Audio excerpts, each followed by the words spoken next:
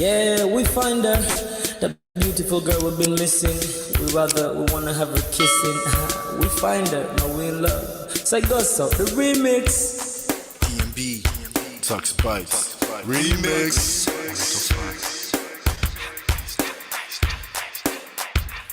Now if I had to lose you like a bad phone connection, I'd change my game to get a better reception. Sit back, let's start this interaction. Don't fight the feelings, just a chain reaction. Your heart won't give it the wrong instructions. Like my GPS, yes, I got the right direction. We gotta merge together like a road intersection. Last stop is gonna be my love and affection. I ain't like the mother dudes, they wanna call you shorty, but I'ma call you a beautiful girl. I took your picture home, my mama saw it, she's a very, very beautiful girl. I wanna put you in my video, cause you're so beautiful. You're a beautiful girl. So when you hear us in your radio, turn up your stereo. It's beautiful girl. Gotta find a shorty, what's worth of a lady. It's nice but maybe doesn't look like 40. It's taking a little time. I wasn't seeing no signs, any traces of my baby. Who's gonna be my baby? But I thought I'm gonna take my time. Within it took a long fine eye. I saw a shorty passing by. She's got this very pretty smile. It was right at the bus station.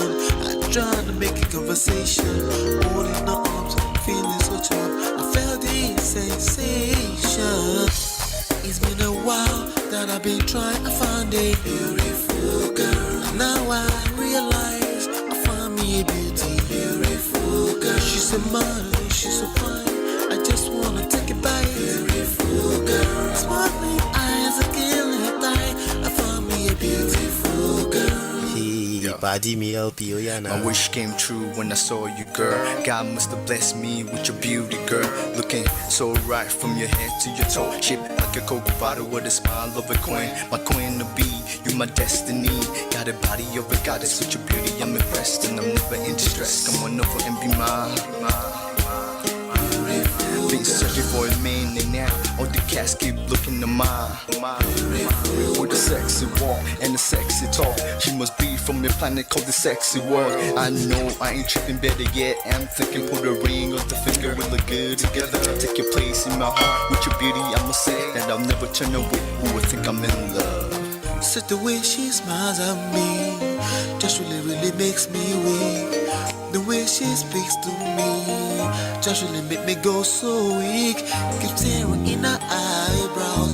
All I kept on saying is wow. Your beauty shines and breeze at night. All I really want in my life. Oh yeah. It's been a while that I've been trying to find a beautiful girl. Fine brown eyes. I found me a beautiful girl. She's my model, she's so fine. I just wanna take it. Beautiful girl, sparkling eyes, killing thigh. I found me a beautiful girl. Yeah, beautiful girl. One beautiful girl, yeah. Beautiful girl. Damn. Money. You seen her? Hot Ice. Have you seen her? LP. Have you seen her? I'ma go over to Tux Bites. I know you've probably seen her. He has a lot of beautiful girls with him. Tux, it's DMB, baby. Look. Beautiful. I look for a while, but I can't seem to find a beautiful girl so I can make her mine. Time after time I've been searching for a while, but every girl I meet never seems worthwhile. What can I do? I pray to God for an answer. I feel pains in my heart like cancer, and when I find her, I'm gonna romance her. Lace her with presents and gifts, call me Santa Claus. I make her heartbeat pause. That's my girl, homeboy, not yours. The girl of my dreams, she's more than I ever thought. Show me Aston Kutcher, I think I'm getting punked. She's what I really want, so I'ma go get her. Since I'm a go getter, you know I'm gon' get her. And I will give her the world, anything for my beautiful girl. Psych. Ooh, it's been a while that I've been trying to find a beautiful girl. Fine brown eyes. I found me a beautiful girl. She's my model, she's so fine. I just wanna take it. Beautiful girl, sparkling eyes, killing thigh.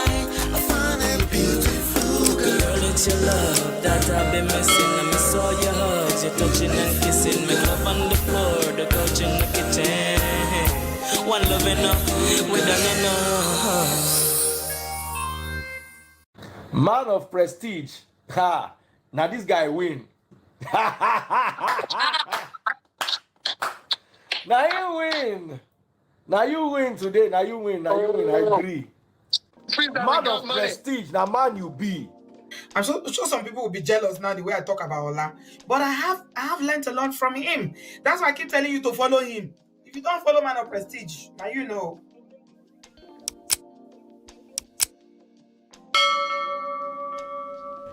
What's going on? Welcome back. Do me a favor, hit that like button, share, subscribe, turn up your notifications.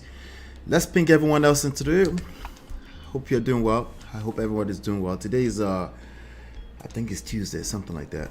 But welcome back. Hit that like button, share, subscribe, turn up your notifications. Shout out to my sponsors, More Fresh, of course, Richie, Life with Natu, Adeswa, Film Girl, Tima, Show Mama, Gores Corner, and of course, D-Love. D-Love, I see you. Welcome. How you there? I hope you're doing fine. And we have somebody left a comment here before we even started this show. It's Sojourner Truth. An interesting comment. Let me come back to that really quickly. Let's do some house rules. Welcome. Like I said, hit that like button, share, subscribe, turn on notifications. We're 18 days away from the launch of the new book. I will be needing all of your support in getting this to rank at different places. The best way we can do that is basically we need to get some reviews out there. We need authentic reviews, okay? And you can download this book right now for free. You can download this for free at loveandprestige.com. And also the other one is launching in 18 days. You can see that on the banner over there. This one, the red flag, number one red flag, is coming out on December 30, 18 days from now. So you can already pre-launch the Kindle if that's what you prefer. But any way you can support, you can download it for free, but honestly we need you to be purchasing it so you can have some reviews as a purchaser, as a buyer on Amazon.com. We would love to have at least 100 reviews on this book. All right, and I know you guys will help me with that. Welcome. Hopefully you guys are doing well. This is Matter of Prestige. Basically what we do here, we talk about relationships, but we use trendy topics to extract relationship lessons from the lives of your biggest influencers out there. All right, so as you can see today, Cardi B is coming to the pulpit, and we're going to be talking about that, plus some other people. All right, so again, I hope you're doing well. Let me see here. Let's see, what else am I missing before we get started? All right, I don't think we're missing anything. Let's just go ahead and get started. Let me see. Okay, yeah, I think, okay, I might drop the link at some point. If you want me to drop the link at some point, I'll do that. All right. Yes, we do have a series of okay, that's what I was trying to remember. We do have some more guests that will be coming up. You know, I had my uncle last night, and unfortunately the internet was acting up, but I'm gonna definitely be bringing it back so we can get the most out of the wisdom he has to share with us from his stories, you know. So we're going to be doing that. Please be on the lookout for that. But as far as the rest of the other guests that are coming to the stage very soon, we have a few people coming up, and I think Brother Ben is next. Let me just go ahead and share my screen. All right, there you go. All right, so we do have Brother Ben on the 16th. Brother Ben is a fellow YouTuber here, who is also part of the Obodo fam. That's my guy.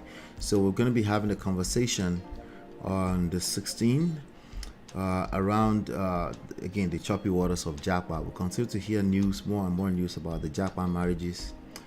All right, shout out to Pastor K and Pastor Shade, who really helped us out the other day. Also, we're gonna have on December 17th, that will be Sunday. So Brother Ben is Saturday. This coming Sunday is Lydia and Kenny, and then we also have Auntie B on December 20, and we have Shion will be here with us on the 23rd. All right, so now with that being said, I just definitely want to just go into today's. We do have a big show today, as always. Not to offer, how you there? How you there? How you there? Make sure I didn't get a chance to go post into the group today. Make sure your notifications are on, okay? Because honestly, I prefer that you're getting notifications and hitting it from the platform as well, okay? All right, let's go ahead and get started with today's show. I will be right back. Beautiful girl, spoiling everything. I find a beautiful girl. Girl, it's your love that I've been missing. I miss all your hugs, your touching and kissing. Make love on the floor, the couch in the kitchen. One love enough, we done enough. All right. We do have a comment here. Natu, I hope you are doing well. She says, I know I had to check YouTube to see you live. Yeah, please keep checking YouTube. Let's keep coming in through YouTube so that we can fire up the algorithms for the platform, okay? There's some majority of our traffic come from there anyway, you know. So all right, we're trying to consolidate our energy here. So Jonah Truth says, I want marriage, but the type of man and marriage I want doesn't exist, because you men are done as far as values and God-fearing goes. I hope you're watching. I hope you get to watch this at some point if you're not watching, because she left that comment on the chat before we got started. I hope you're watching. How you doing, Lady Navora? Good to see you. All right. I'm sorry that this person feels this way, and there are many. The reality is that many people are starting to feel this way. Not just women, men. Newsflash, just in case you don't realize, okay? Not just men, but a lot. Not just women, but a lot of men are starting to feel that way. They've been feeling that way for a while, okay? So, but it's a loaded statement, okay? And with love, I have to address this in a way that you might not necessarily like, okay?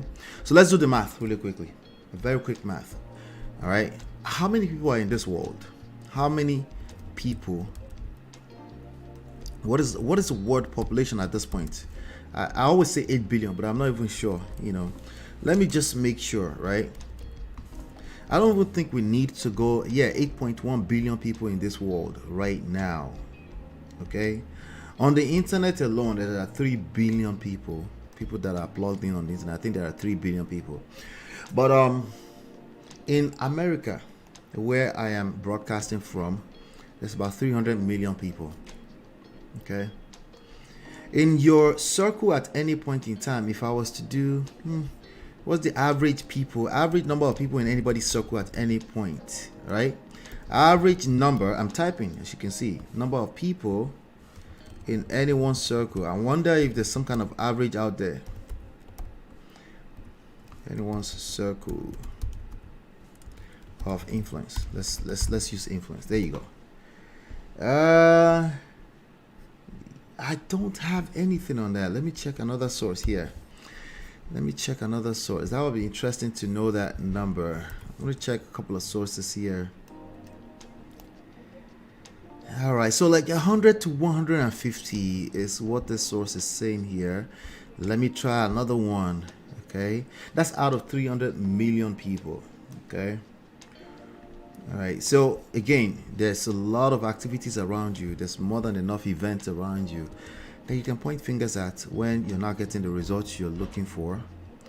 And one of the biggest mistakes you can make ever is to fall for it, okay? All right, there's a social network analysis here. Studies using social media data suggest the average user, that's just social media user, the average user has approximately 300 connections, with the most connected individuals having over 1,000 connections. That's just social media, right? But the point I'm actually making with this is that it's a lot more less when we remove social media. So maybe 20, 40, 50, like people you can call and say, hey, I need help. I need you to link me up with something. Hey, do you know anybody who does this, does that, right? Circle of influence in particular, right? But we're going to jump on the internet, okay?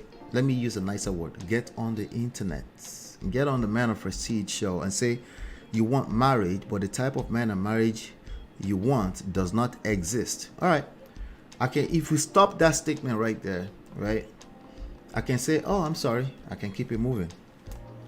But you ended it with because you men, that phrase is how can I describe that phrase? That phrase is more or less like you know, like you black people, like you Africans, you know, that type of thing, you know.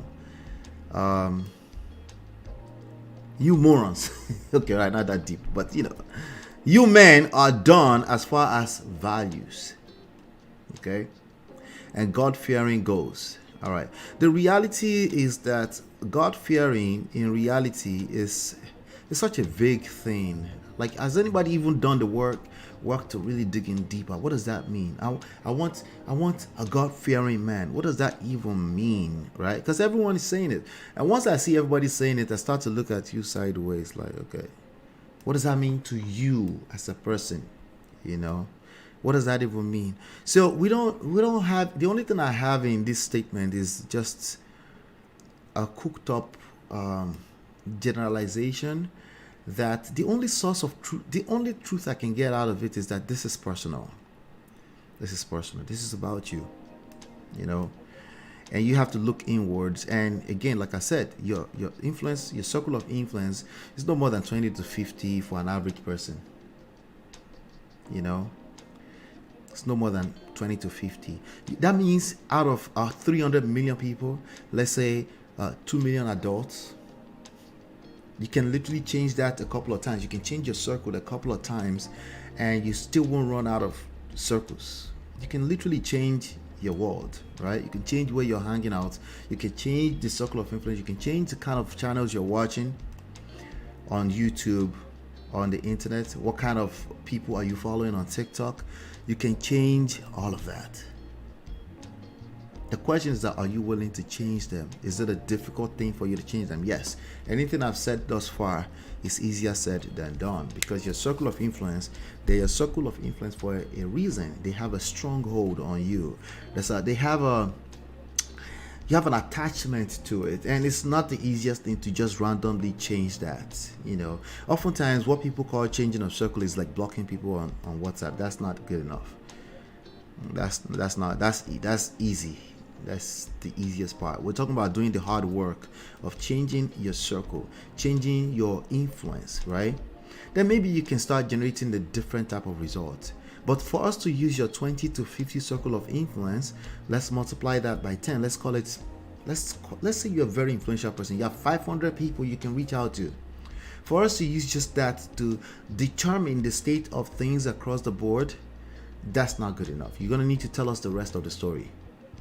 We need the rest of the story. And we have enough of it. Even when we talk about, well, people are going to struggle, people are struggling. Let's be honest. We're talking about the internet. Okay? We're talking about just the internet, right? And that's just not enough. All right? You got to do a better work with your generalization. Generalizations are okay. We all do it. But you got to do a better work. You need to tell us the rest of the story. Why are you creating the results you are creating? Why is it that all the men around you are done with values? Precisely. That is the conversation that we need to have. Okay. Not to say, after getting married and all the gbas, I figured you can create the type of marriage you want. Be it, and you attract that person. Yes. It's all you. It's all your creation. You gotta look inwards. You have to look inwards, okay? You can't look at just me in your circle and say my behavior is the rest of the world. That's not true. That's just a lie, if anything. Why the fuck you lying? Why? All right, a lot of people are lying, not because they want to lie, but just because they are liars by default, okay? All right, so sorry, Sojourner Truth. Come up with something better or tell us the rest of the story, and then we can take it from there. Let's see here. What is going on here? Oh my God. All right. So let's move on to the next story. We do have a couple of other stories to cover today. I'll be right back. Beautiful girl, sparkling eyes, killing thing. I find it beautiful. your love that I've been missing. I miss all your hugs, your touching and kissing. Make love on the floor, the couch in the kitchen. One love enough, we done enough. All right, welcome back. So some few weeks ago, I talked about Babyface, and you know, Babyface is Kevin. Is it Kelvin? It's not Kelvin. Is it Kevin? Kevin Edmonds? I think so, something like that. But his last name is Edmonds. Babyface Edmonds. Let's just say that. Okay. We talk about Babyface Edmonds. Babyface was married to a lady years ago. I think they divorced as far back as maybe even as far back as 2006, a long time ago. All right. She's now been. I thought she was married to DEION Sanders. That's who I thought she was married to, but apparently she was just engaged. This young lady right here. Apparently she was just engaged to DEION Sanders. Okay, so I played a video here not too long ago with Babyface was sitting down with DEION Sanders, and DEION Sanders was like, "Oh man, you know, TRACEY has been a blessing in my life."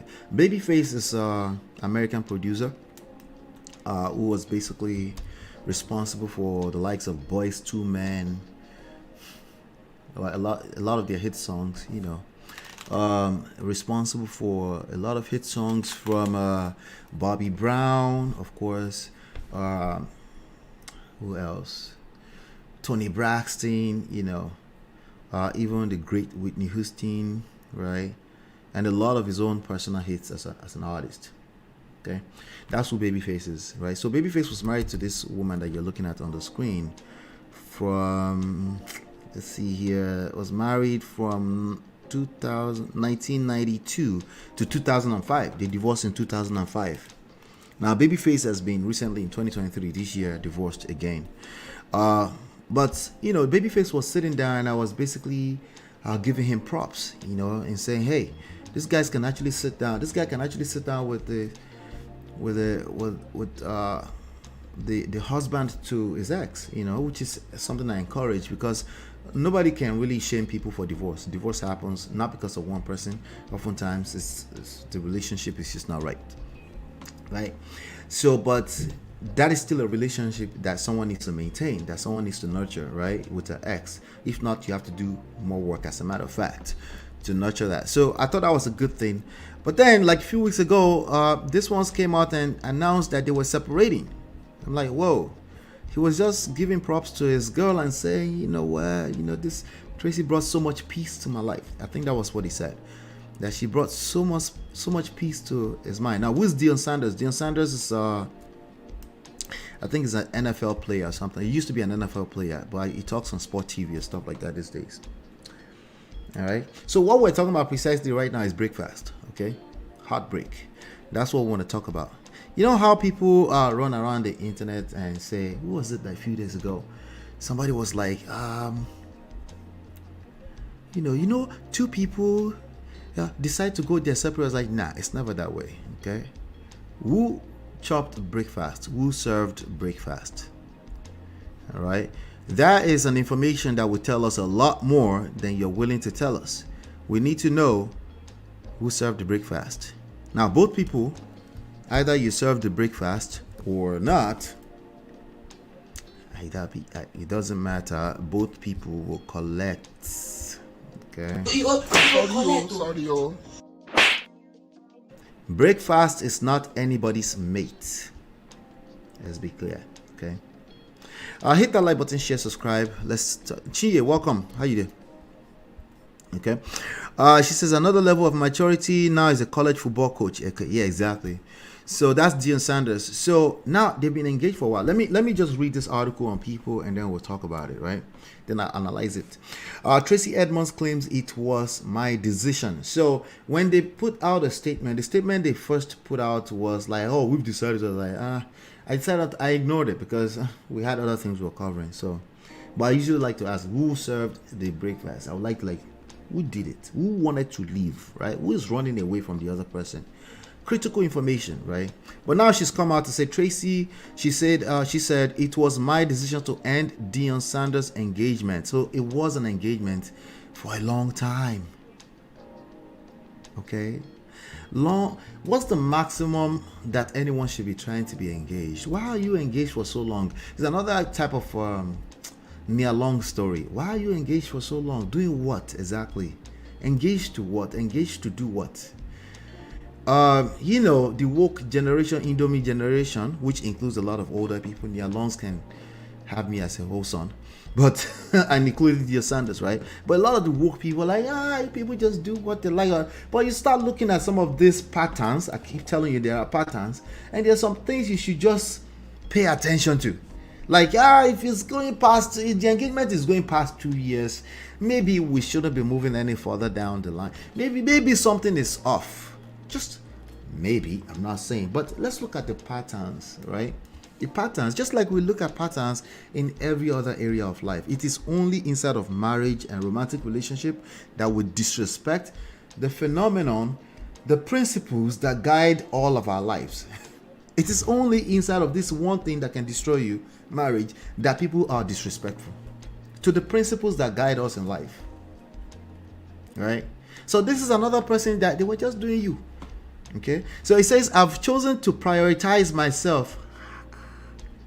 After how many years? Anyway, let's continue. The producer shared a statement on Instagram Sunday saying she wanted to provide clarification given different narratives being presented.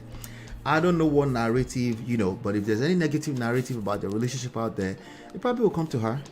It might be something to the effect that I need everybody to know that this man, shout out to Sojourner Truth, has no value, right? Who knows? Anyway, Tracey Edmonds is opening up about her relationship with Deion Sanders ended. The TV, who typed this? Jesus Christ. The TV and film producer, 56 years old. She's now 56. Wow. Babyface is 64 years old. Wow. Anyway, at 56, she's going to start discovering. What did she say? She needs to put herself first. At 56. It's possible. It's an up and down thing, right? So, Sunday, that it was her decision to call off her engagement to the NFL great, also 56. Oh, okay. The pair announced their split last week, more than a decade after they met in 2012. 2012. Long. Why?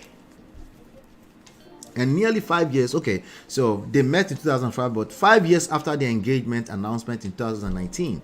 So 5 years, 12 years. No, sorry, 2012, 2019. So they were together for 7 years before somebody decided to ask you for your hands in marriage. It took them 7 years. This was not college years. I understand if it was college years, right, where people were still in school, they've been dating since let's say, for example, they've been dating since junior year or what do you call it, freshman year, right? So 4 years, and then they went off their separate ways, working in different cities for another 1 year. They were still 24, 25 years old. They're by 26, 27, they were like, you know what, let's do life together. That would make sense. But back in 2019, about how long ago is that? 5 years ago? They were 50 years old. What were they waiting for? Why did they wait 7 years before they were engaged? They were trying to be Oprah too, Abby. And Oprah and Stedman, they are not together. Let's do it like that. Anyway. It's interesting how a bunch of people just compare themselves to that one unicorn of a person. Like the same rule applies, right? If you're an average person, don't do this type of stuff. If a person is not engaging you, they're not asking for your hands in marriage, as in like they don't want to make it official, right? You might even be telling yourself like, I just want companionship. That's all. I just want companionship. You might be telling yourself that. Maybe you're lying. Maybe internally you would like that person to want to make it official. Why? Because that's a big part of our brain and our experience as human beings. Yeah, I know it's just paper, but it's a big deal. Okay? Stop deceiving yourselves. All right, so she goes, I want to clarify that it was my decision to end the relationship despite any different narratives being presented, Edmonds claimed in the post. I've chosen to prioritize myself and my family. Deion Sanders is supposed to be family. So anyway, let's continue. Moving forward towards a future where I am valued, treated with honesty. Tell us more without telling us more. Treated with honesty and free to embrace the happiness and respect I deserve. Tell us this person is disrespectful to you without telling us they were disrespectful to you, right? She had it. Edmonds also, now she's still being called by the name of her ex-husband, Babyface Edmonds, right? After how many years? 2005. 2005 is a long time ago. That's 18 years ago. I guess she wanted to keep the name. She's also a big person. Yeah, she has brands and stuff like that. So she probably decided to keep the name. Edmonds also explained her reasoning for making the statement, writing in the post caption, I hate to have to respond to the media, but sometimes it's necessary when the falsehoods get out of control. What falsehood are we talking about? Why is this so hurtful? Why did she feel the need? Why did she feel the need to come and explain? We go explain because no evidence. Why? She's not telling us, but she's telling us at the same time. Okay? I hope you are getting this lesson here, right? The official thing is a big deal.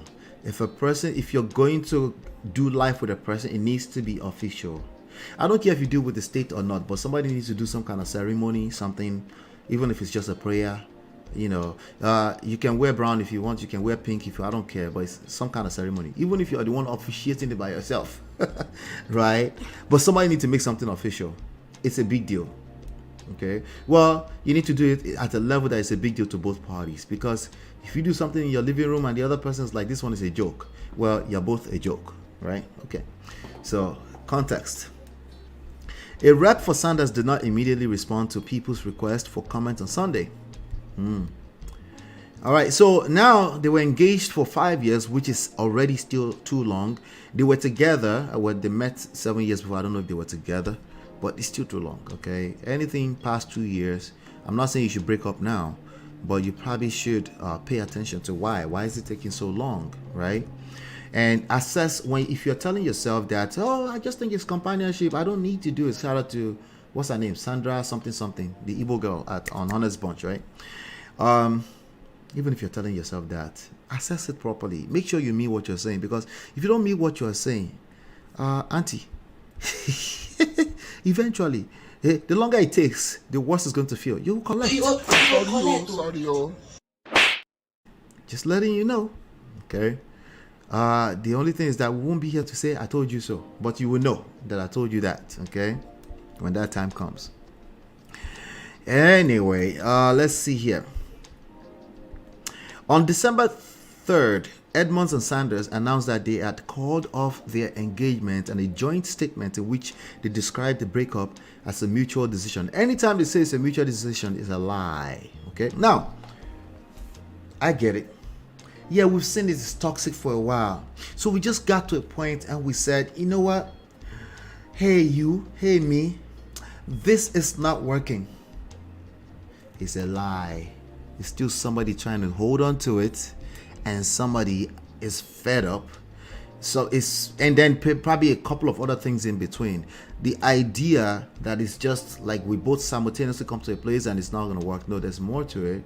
And people, when they say that to themselves, they actually believe it, which means they found it in themselves to not learn anything from what happened, right? They're not going to learn anything. They're going to move on to something else. And you know what's going to happen when they move on to something else, right? You guessed it right. They will collect. Sorry. They will collect now, because they didn't do the work. They lied to themselves. Right? That's the generation we live in too. Let's just tell ourselves some kind of lie that will make us feel better. Why the fuck you lie?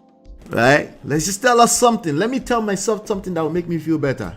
Never mind the reality of the situation. Both men or women are doing it. The former couple explained that they made the decision with love in our hearts. listen, you can still have love in your heart.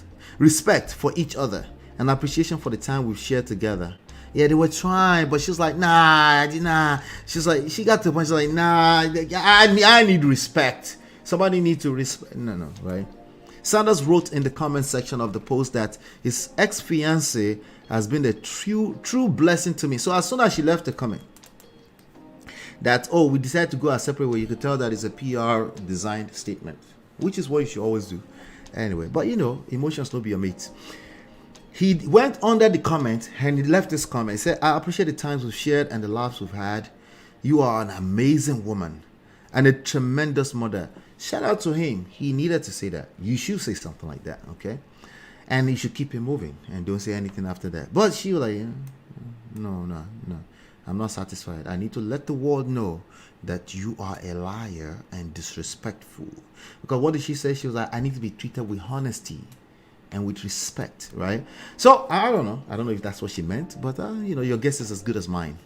He wrote, God bless you with every endeavor and every step you take. You are her. Tracy Mack. Sanders and Edmonds, who met at a movie premiere party, have since been candid with fans on social media following the split announcement, with Edmonds expressing her gratitude via a separate post for the beautiful posts, messages, texts, and calls she's received in response. Your love, support, and kindness refuse me. Sending everyone love, she added. On Sunday, shortly after Edmonds' new breakup clarification on Instagram, Sanders posted a few on uplifting messages of his own. On Twitter, one read, everybody ain't proud of you. They're just surprised that you keep making things happen. Okay. Another post featured the post, the devil couldn't take you out, so he's trying to wear you out. He's telling us more. Don't you dare get tired. Hold on. Because the tide is turning. These are truth, right? Alongside a selfie later shared on X, which featured the Colorado coach smiling for the camera, Sanders wrote that he can't help but smile. Wow, God is good, Coach Prime. Edmonds has two sons, Brandon and Dylan. I think they are all Babyface sons, whom she shares with musician Babyface. These are grown people now. Let me see. Yeah, 31 and 29. These are grown people. Sanders has 5 children of his own and 3 children. Yeah, I think it's cool. It's not bad. It's not bad, you know, that they're going their separate ways. They had no children together. They were never married, you know. But I just wanted to highlight this. You got to pay attention. Make sure that if you're making a PR statement, you're also not lying to yourself. Okay? Make sure you're not lying to yourself. If you say we decide to go our way, that's perfectly fine for a PR statement. Don't say that to yourself. You need to assess what happened in that relationship. Why were you engaged for 5 years? Why? Right? That's not normal. No matter how many times you try to normalize it, it is not normal. Right? It's not normal. Anyway, let me see if you guys had any comments here. Let me come to the chat. Tia said that's a long ass engagement. That's a long time. 2012. You know, I don't know if they were together, but they were definitely engaged 5 years ago. Let's see. They're afraid of something. Yeah, there's somebody. It's not somebody is the bottleneck. Somebody. It's usually one person, by the way. It's a bottleneck and they can't move forward. And time is probably gonna make things worse. Probably will make things worse, you know. Babyface looks amazing. His name is Babyface. What do you expect? The narrative was that she was beside him through his ups and downs, and they refused to wife her. Oh, that's the narrative. So he refused to wife her up. Is that what's going on? He refused to, and she was beside him through his ups and downs, but he would not. So maybe he's afraid of marriage. So you have a lot of men running around the internet afraid of marriage. They will say, "I'm not going to do marriage. Men don't benefit nothing from marriage." Well, if you have a good woman in your life, somebody you would describe as her, yeah, of course, it's a marketplace. If you can't claim her, other people will claim her. Okay. And that's fair. Wouldn't you say that's fair? That's kind of fair, right? Yeah, that's fair, of course, right? Chia says, it's not paper anything. No, it's not. Marriage, the reason why you're arguing on the internet night and day about marriage is because it's a big deal. That's why. Okay. All right. So, quick question for you. How long for you is too long for engagement? Right? I know there's no one size fits all, blah, blah. But for you, that's why I asked you, for you in person, right? How long is too long for being engaged to a person with the goal being marriage? I would like to know what you think about that. I'll be right back. Let's move on to the next story.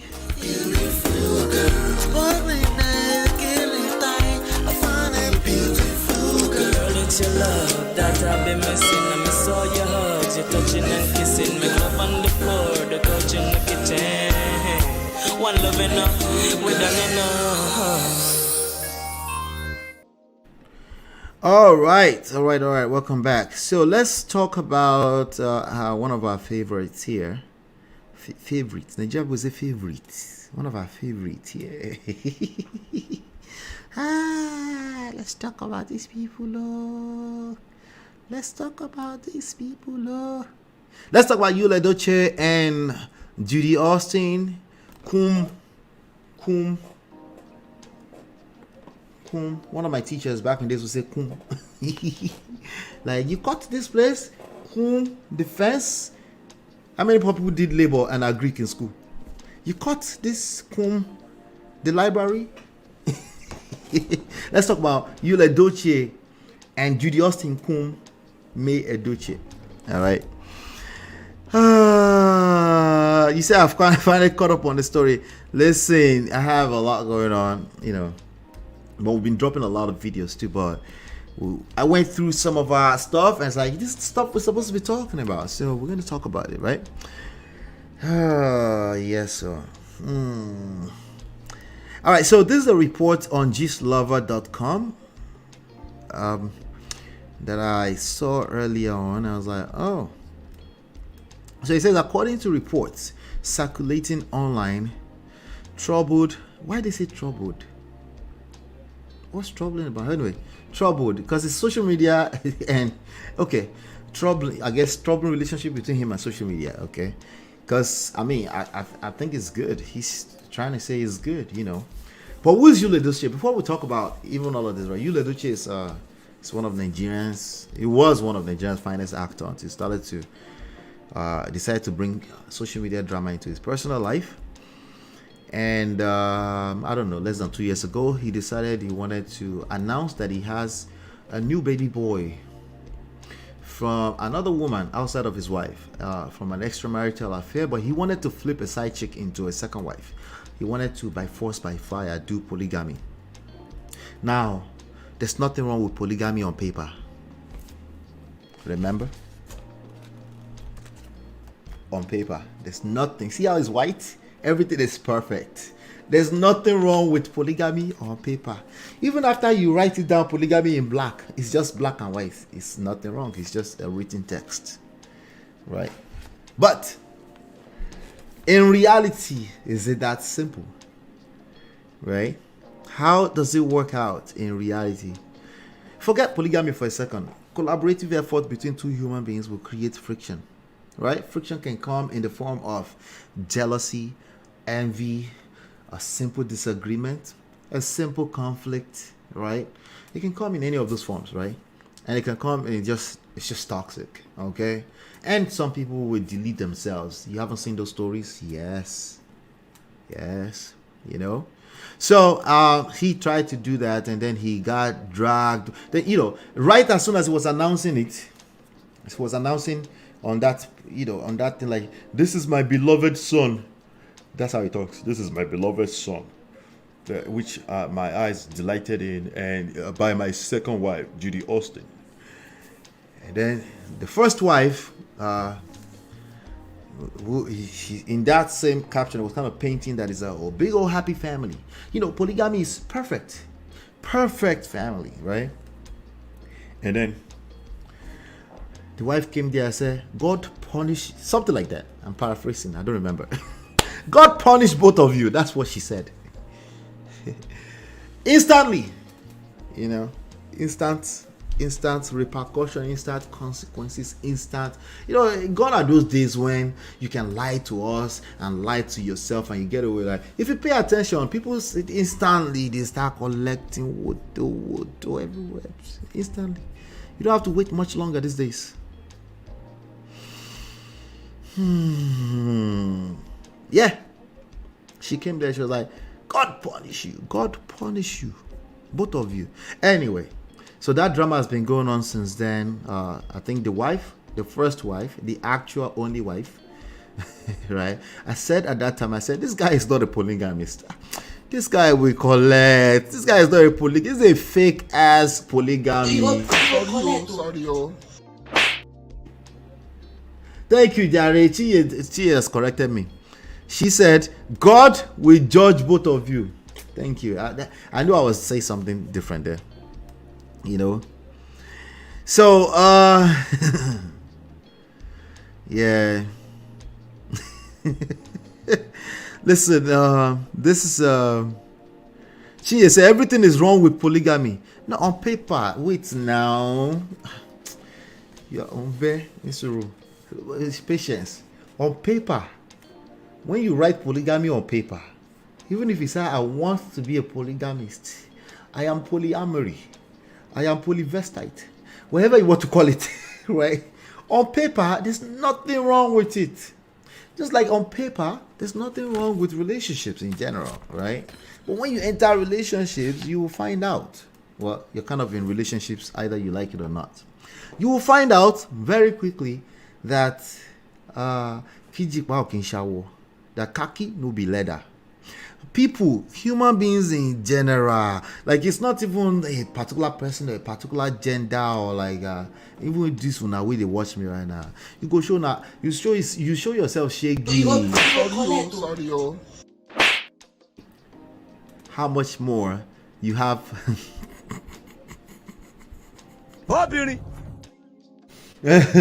How much more you have women sharing space, right? Right, like, and if in order to do that, anything remotely close to harmony, it needs to be backed by a solid value system. Some of them is religion. You might have people say, as a Muslim, this is what we believe in. If it's backed with that, there will still be conflict, but at least you have some kind of foundation. But this guy just woke up out of nowhere, right? I just say, hey, I'm a polygamist, right? And before that night was over, the wife came there and said, God will judge both of you. Is that a compliment? I know God will punish you, it's not a compliment, but God will judge you. Is that a compliment? Maybe my Yoruba English is not proper anymore. Is that a compliment? It's not, right? Anyway, that's what happened. So this guy he's been dragging himself. At one point, he started doing skits on the internet to try to make it seem like, oh, it's all a happy family. But you know, all that time it was just obvious that he didn't know what he was doing. Like majority of the people out there, right? So that's why we're talking about this story. So at that time, I predicted this guy does not know what he's doing. So the wife, the actual wife, she filed for divorce and she's asking for some 100 million naira in damages, something like that, something like that. Anyway, so this report on Gist Lover, this was published on November 24th. Yeah, so I'm getting to it late. According to reports circulating online, troubled Nollywood star EDOCHIE denied ever being married to his lover Judy Austin. Really? He denied it completely? Like, he just denied the woman that's been standing gidigba. What was the word? The egungun, the ajele, right? He denied the whole thing, right?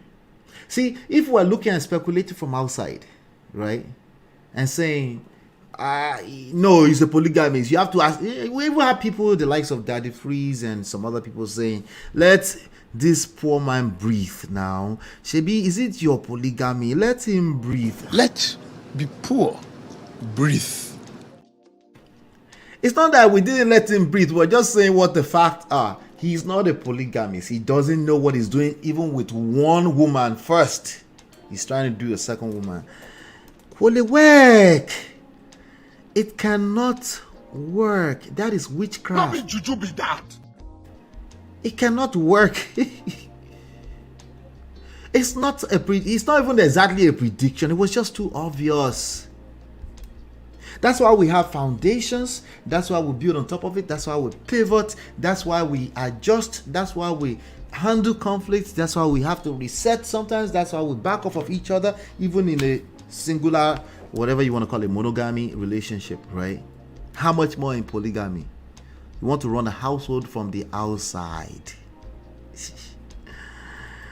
Yeah, anyway, let me continue. Denied ever being married to his lover, Judy Austin. Well, is that a denial? They were never married. I bet they will come and say it's not a big deal. It's just that they're saying they're not married on paper. No, but he literally came and said that for my second wife, that's literally the statement he made on the internet that started all of this. Right? So I get it. They were never really married on paper. But let's continue here. At his divorce court hearing with estranged wife, May Edochie. All right.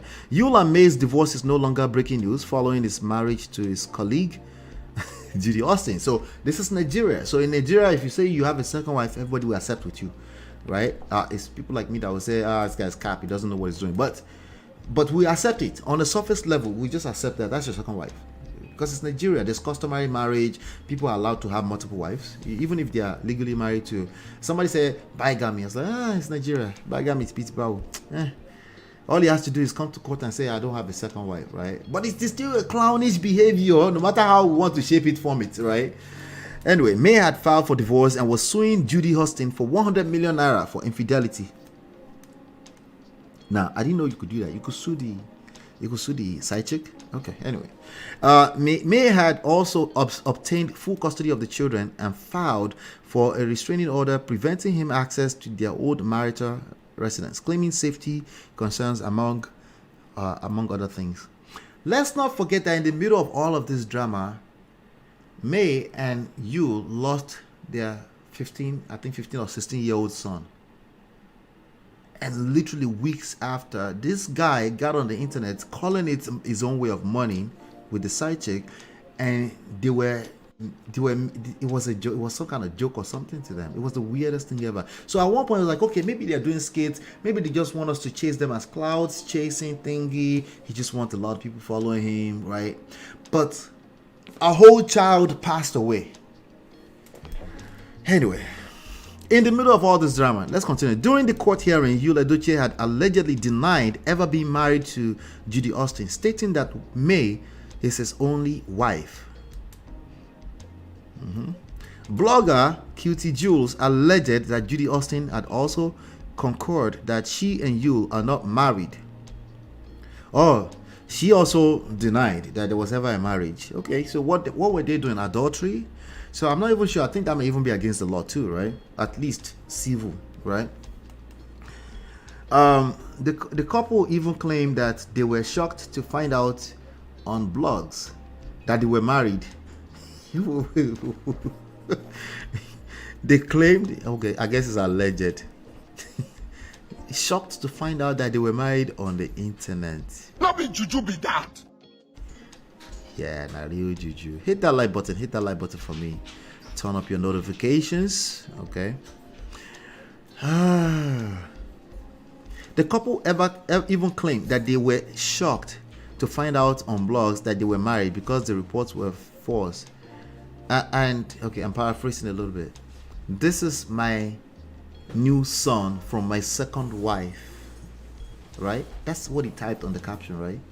Anyway, I don't remember, it doesn't matter. Anyway, reacting to it, netizens tagged the couple clowns as they noted how they are afraid of paying 100 million naira. Let's see here. Please learn this lesson now. As a well-informed Igbo man, a red cap chief that I am, let me advise you about traditions. Even Igbo tradition or custom now is elective. It is permissive rather than prohibitive.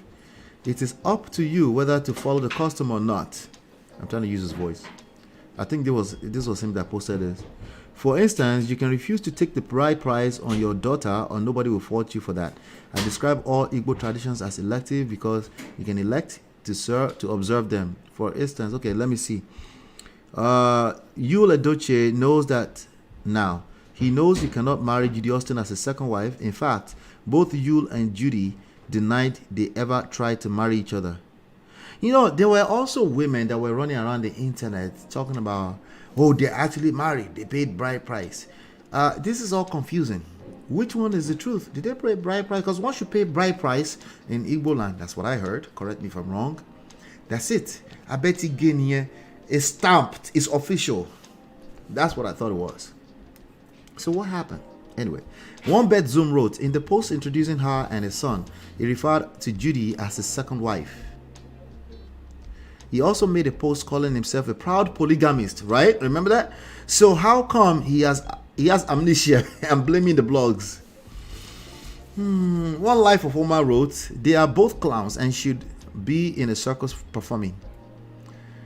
Wanda Mola wrote, so why did she now put EDOCHIE as surname? She put EDOCHIE as surname. What was this? Just a troll? You monitoring spirits? Was that what it was? Anyway, one Obo's Promise wrote, we're in a fear court case. No matter how you run, hand go still meet you. Somebody said, this guy is a clown. Grade 1. Shake my head. They must pay that 100 million naira. Omo, that's why you deleted the post that he posted saying he married Judy as second wife. Is it deleted now? I bet it is. Yeah. The fear of truth is the fear of truth. How they say it is the beginning of wisdom, right? You know how people say truth in a moment. The truth is that I'm just a polygamist. I paid the bride price. Like, no, wait now. Wait, relax. Let's wait. Let's time pass, and then we figure out if you're actually telling the truth or not. The result will tell us the truth. All right. In fact, we don't have to wait for the result too long. If this is the Prestige Family platform, you tell on yourself if you keep talking, you know. Anyway, but Evidence Day, we have all the screenshots. Another link that says they're flocking together, birds of the same feather. Thank God for May's God-given wisdom. She hasn't said anything yet, except that God will judge both of you, right? And it's sad, especially that she lost her son in the middle of all the drama, right? EDOCHIE is not a very bright young man. It's not young, man. It's 40 plus. That's 40 plus. Okay, if you're acting like this at 40, you cannot escape it. You collect. Sorry, yo.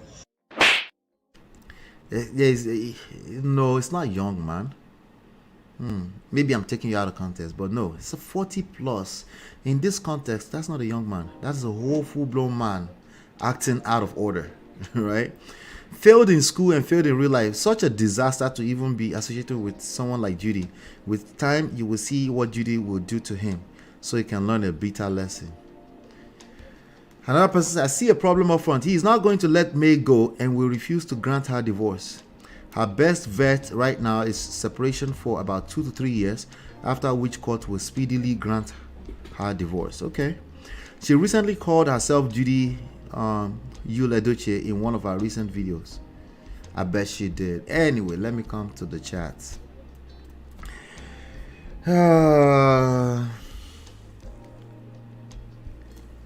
Wahala. Shout out to Much Better. How you doing?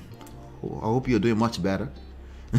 Yes, 1 year of dating and learning the family norms, then maximum 1 year to okay, she's talking about the previous topic. Okay, we'll get back to that later on. My stupid emoji. Okay, I missed that. Okay, all right. Humans are so complicated. Yep. Neni Alpha, how you doing?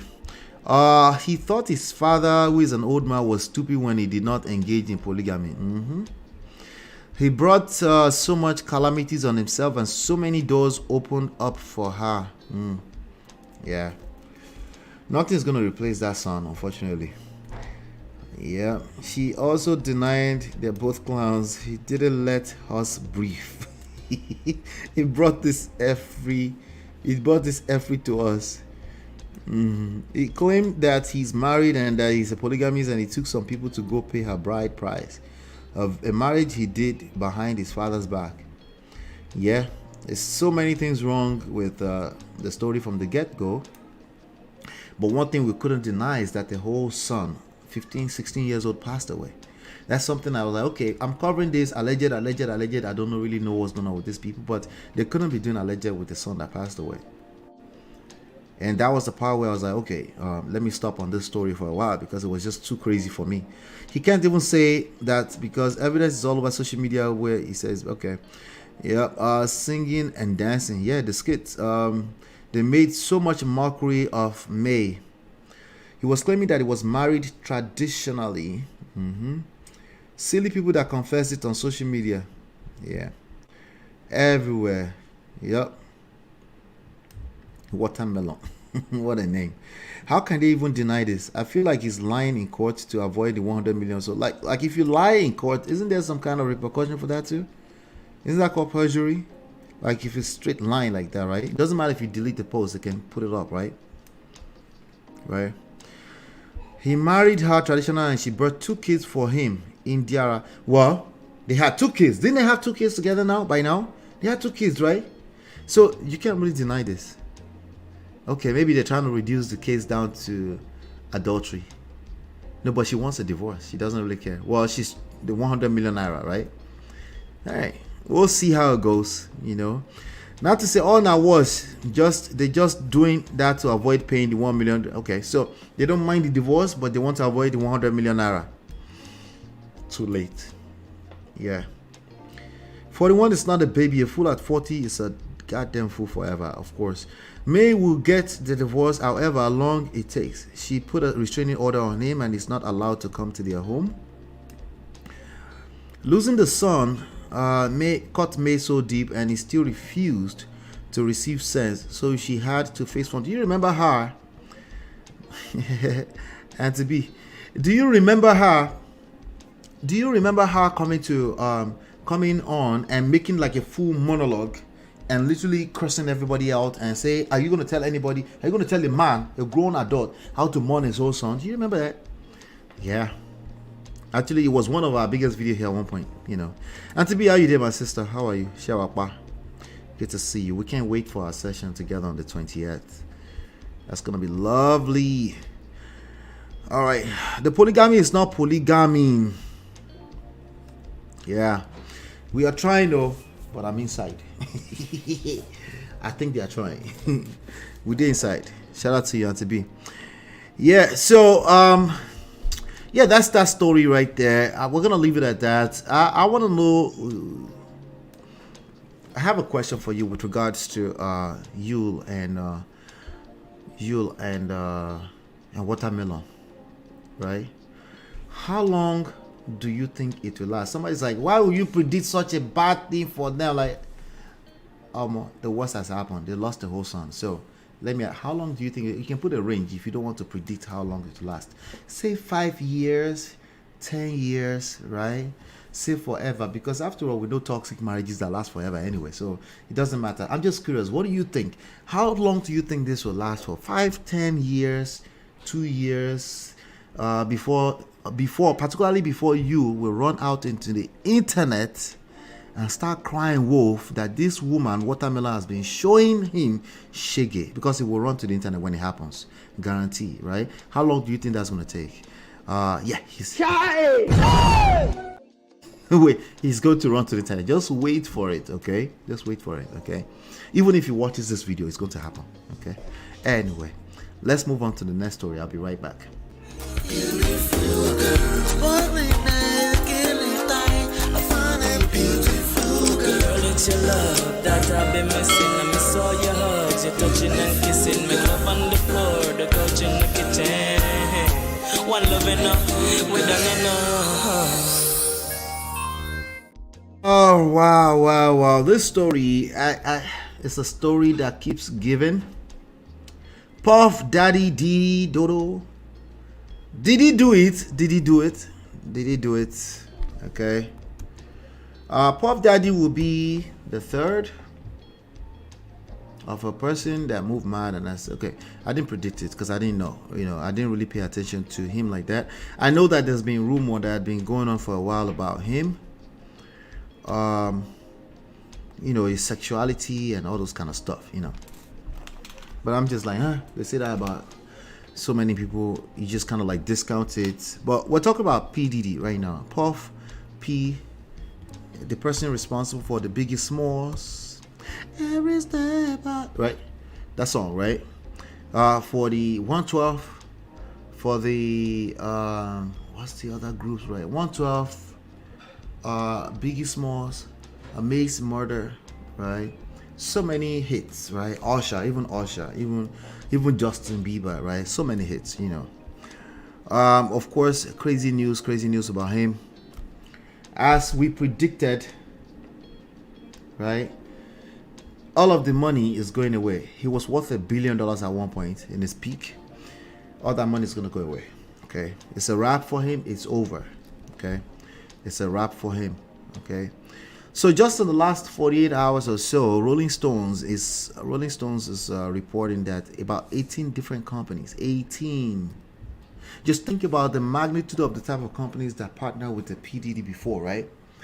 18 of them have now decided to sever the relationship. What happened? Well, Cassie is, another long engagement, right? Cassie was with P. Diddy for the longest time, since she was 19 all the way till I think she's 30 something now, and she came out and filed some lawsuit claiming sexual assault and all type of craziness, freak offs, asking her to sleep with other men while he was jerking off, watching everything, and also a lot of physical assault, right? Within 24 hours, he settled. Some people claim he settled for $100 million. Some people say he settled for $30 million. Some people say less, but she was asking for $30 million in the lawsuit. And this was due to some kind of law that was created in New York that allowed people to file a lawsuit against people that might have gone past the statute of limitation, So she took advantage of that. Since then, I think about at least 2 or 3 other people have come out to file other lawsuits. But that's the least of PD's issue. He settled. I don't know if you can say he settled too soon or settled too much. It was just bad, So that's the story that we're covering here right now. I just wanted to bring you guys up to speed with this. And on Rolling Stone is reporting this. Where was this? They reported this on December 10th, 2 days ago. Okay, it says 18 companies flee Sean Combs' latest business as allegations mount. And I quote, "We felt a moral imperative to end our relationship." One company said of Moguls Empower Global in light of physical and sexual abuse allegations. All right. As Sean Combs faces a growing list of sexual abuse, lawsuits and steps, it's just so much going on with him. Let me see. There are many other people reporting on this. Let's see. It's going crazy. I think also The Hill is reporting this as well. Okay, TheHill.com. Say 18 companies shared. Let me see. So Empower Global, founded by Combs in 2021, is an immersive e-commerce digital marketplace offering products from black-owned businesses around the world. Some people might claim like, oh, you know what? It's just so they can protect the brand and he will still make money from them. Lori Raw. Okay. Lori Raw. It's going to get worse even for him. Let's keep that at the back of your mind. That's a lie, okay? It doesn't matter. Like, when you say people are worth $1 billion, it's based off of a bunch of partnerships. It's not liquid, right? It's based off of partnerships, based off of association. Of course, their brand, but also all these different products that are being sold because they associate with him, right? All those people would exist without him. All right, and they probably were looking for a way to replace him already anyway. Okay, but he's worth $1 billion. Who doesn't want to be associated with a PDD up to a couple of months ago, right? So anybody will take that offer. Like, what? We get to partner together? What does that mean exactly? He puts his name on stuff, like all of that is going away. But let's reverse that. In terms of what it's worth, in terms of him being able to command a certain amount of fees for associating with his name, that's over. So it, at the end of the day, it turns out to be the same thing. Okay. The platform is set to elevate the black economy by creating opportunities for black entrepreneurs to build and scale successful businesses for consumers. Luxury bag, eyewear, apparel company House of Takura founder Annette Njahu, that sounds like an African name, told the magazine that she cut ties with Empower Global after learning of Cassandra Ventura's, better known as R&B singer Cassie, lawsuit against Combs. We take the allegation against Mr. Combs very seriously and find such behavior abhorrent and intolerable. Njahu told the magazine, we believe in victims' rights and support victims in speaking their truth, even against the most powerful people. Fulaba, what? Is that a person's name? What? Different from Bala Blue. Blue. Bulaba. I actually literally tried to play Bulaba. Different from Bala. And then it went blank on me. Different from Bala Blue. Anyway, hit that like button, share, subscribe. I beg. Let's wake it up. Anyway, Fulaba is all. I couldn't help myself. Fulaba is all about empowering women and girls. Fulaba founder Habi Bari said in a statement on his departure from Empower Global, according to Rolling Stone, we will not associate with anything or anyone that is counter to our values. In contrast, one company founder who asked Rolling Stone to remain anonymous said its business is sticking with the Combs created e-commerce marketplace. Oh, you see, somebody is deciding to stick with them, but they want to remain anonymous, noting that many brands had invested considerable time and capital into. Yeah. Anyway, 18 companies is a lot of companies. In a complaint filed in the Manhattan Federal Court, an unnamed plaintiff alleged that Combs, a former Bad Boy executive and a third unidentified man, allegedly trafficked and gang raped her inside the Music Mogul's recording studio in Manhattan in 2003. Also alleging she was given copious amounts of drugs and alcohol, and that the three men began to hit on her at Combs Studios.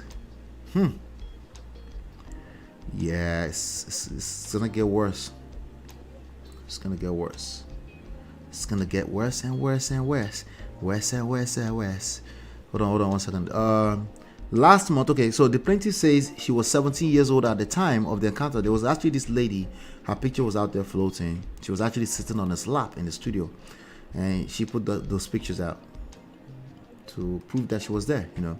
Last month, Ventura filed, okay, so we already know that story. Combs also been hit with 2 other lawsuits, including one filed under, that's the new act I was talking about, the New York Adult Survivors Act, in which plaintiff Joy Dickerson Neal alleges that Combs drugged, sexually assaulted, and abused her, as well as distributed revenge porn. Right? You know, like if you see anything, I have the pictures. I'll send your pictures out there, and you have to deal with that for the rest of your life. And there's a lot of them suffering from that today. Some of those porn sites are populated by a lot of images from revenge porn victims. Combs, 54, recently stepped down from his position as the CEO of Revolt. Enough is enough, Combs said in his statement. For the last couple of weeks, I have sat silently. Okay, so he made a statement. I sat silently and watched people try to assassinate my character, destroy my reputation and my legacy. Sickening allegations have been made against me by individuals looking for a quick payday. This is a statement. Let me be absolutely clear. I did not do any of the awful things being alleged I will fight for my name, my family, and for the truth. The heel has reached out to Combs. Do you believe Diddy? Did he do it? That's my question for you now. Did he do it? What y'all think? Did he do it? He just made a statement. Did he do it? Did he do it? Did he do it? Ola is a disaster. Even if they break up, they will be hiding it from social media. All right, we're talking about the old stuff. Maybe he will eventually bring it again. P. Diddy's legacy is a Donizo at this point. Yeah, everyone is coming out of the woodworks. 18 companies. These are probably massive operations, right? Yep. She did 6 baby deletions. Wow, that's crazy. 10 years of her life, she was engaged to this man. Another long engagement. Shout out to Covenant Worship. I wonder if there's a conspiracy against all these young black American celebs or just mere carelessness on their part. I wonder too. What do you think? Did he do it? Did he do it? All right. There's some things that just make, I hate using the phrase common sense. If you know how the music industry operated in the 90s, there's some things that are not far-fetched, right? But there's the other side. You know, when people start making claims, some people will make claims. You can assume that, you know. But just conspiracy against black Americans in this particular one right here we're talking about, let me ask you, did he do it? On one of them, Diddy was enraged, stating that he would fight. Stating that it's a lie and they're trying to destroy his legacy. Or more, your legacy is already done. PD would not have settled if he was not guilty. No, there are settlements that happen when people are not guilty, but within 24 hours. Usually settlements that happen when you're not guilty happens much longer than 24 hours. You know, so we don't know. You know, we don't know. Did he do it? I'm asking. Just last month, or not even up to months ago. One day, those sex workers might come out. Yeah. A lot of these people in this lifestyle, including some of the victims, are troubled people too. There's no doubt about that. Okay. But don't they have to prove? They have to prove, right? So if they don't have any proof or evidence, right, he could have fought, right? At least a little bit longer before he realized, okay, it's not worth my time. Let me settle. But 24 hours, he did not fight at all. Yeah. Is it because she knows something that we don't know? I'm asking. Did he do it? Okay. They shouldn't have done that girl like that if it actually happened, which I believe it did. However, she gave me the vibe of these fast-ass teenagers that take all kinds of risk and regret later. Most of those girls are exactly that. That does not exonerate the people who participated in whatever they did in those studios in the 90s. Okay, you everyone thought it was just R. Kelly, right? Yeah, no. Stop the cap. She said yes, he did. I'm asking, yes, did he do it? Did he do it? I don't think it's a conspiracy against them. They need to start taking accountability. Unfortunately, some of the things you did when you were ignorant is not an excuse. Okay, some things you did when there was no Me Too movement. Yeah, sad. Yeah, it's gonna catch up. I believe Cassie, because some of these people are power drunk. Power is a real thing. We all get power drunk, especially if you're worth $1 billion. Nobody could tell you nothing. Remember Kanye West? Yeah, 18 days after Kanye West started moving mad, I predicted 18 days later he lost all of it. Because they don't, you don't think everything. The higher you go to the top, the faster it can crumble and be destroyed. That's why humility is part of what we talk about here a lot.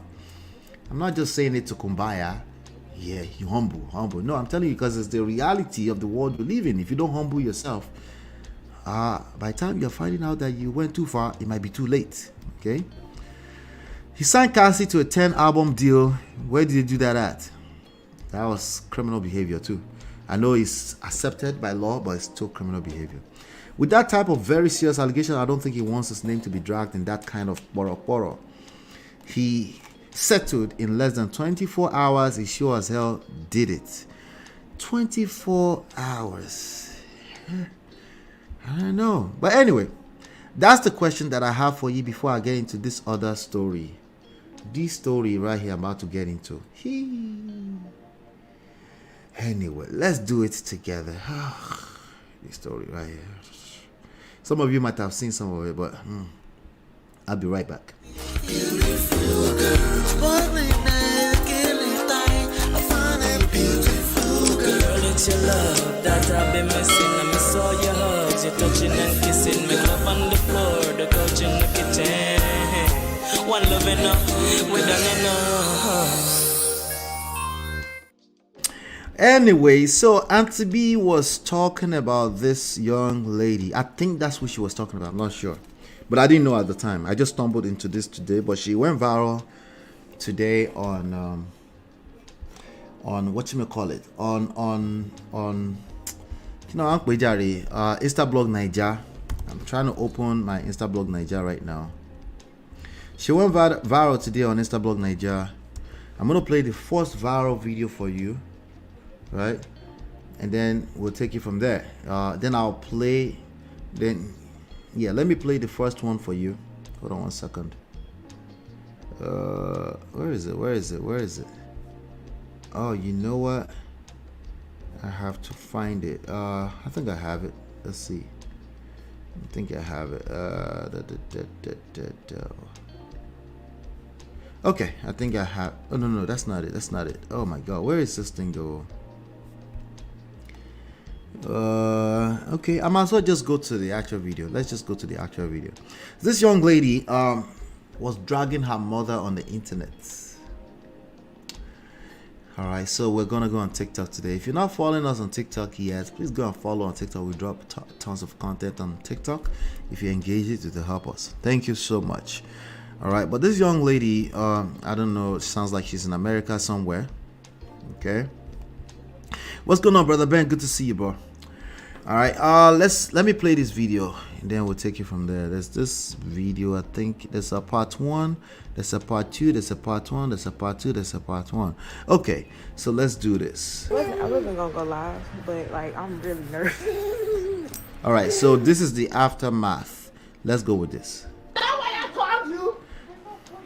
Go and get me pussy. Excuse me. You are not going anywhere. Girl.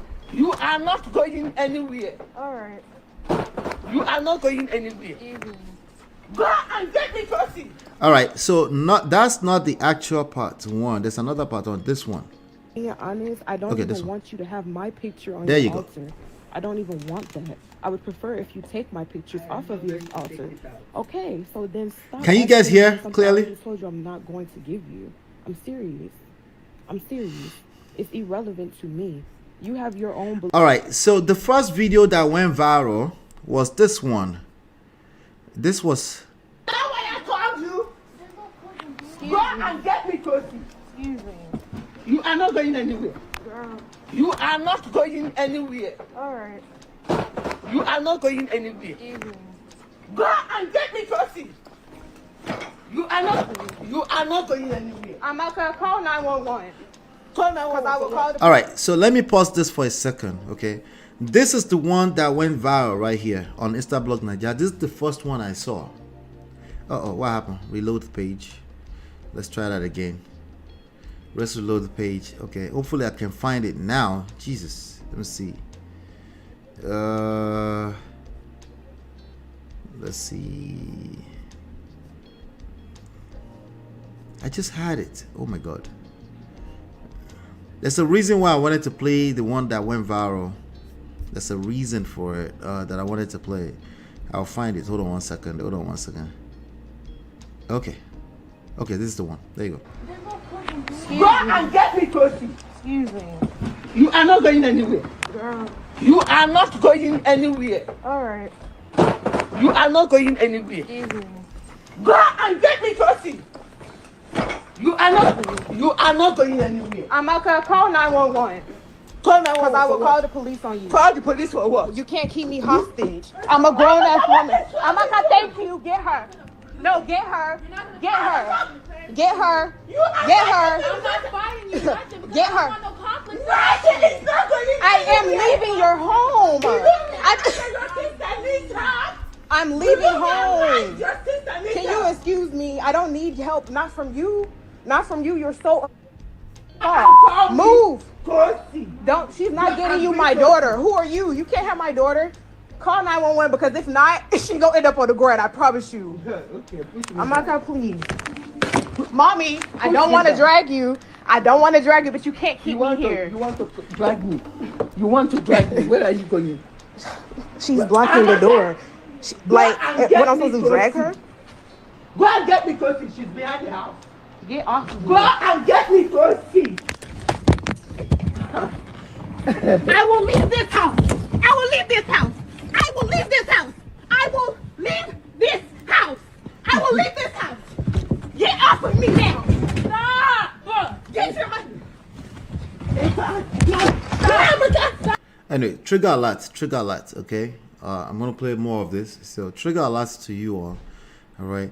I remember I was in and out on a TV show. I don't know if it was the last one or so, it was some few days ago, and she mentioned some women, you know, some people.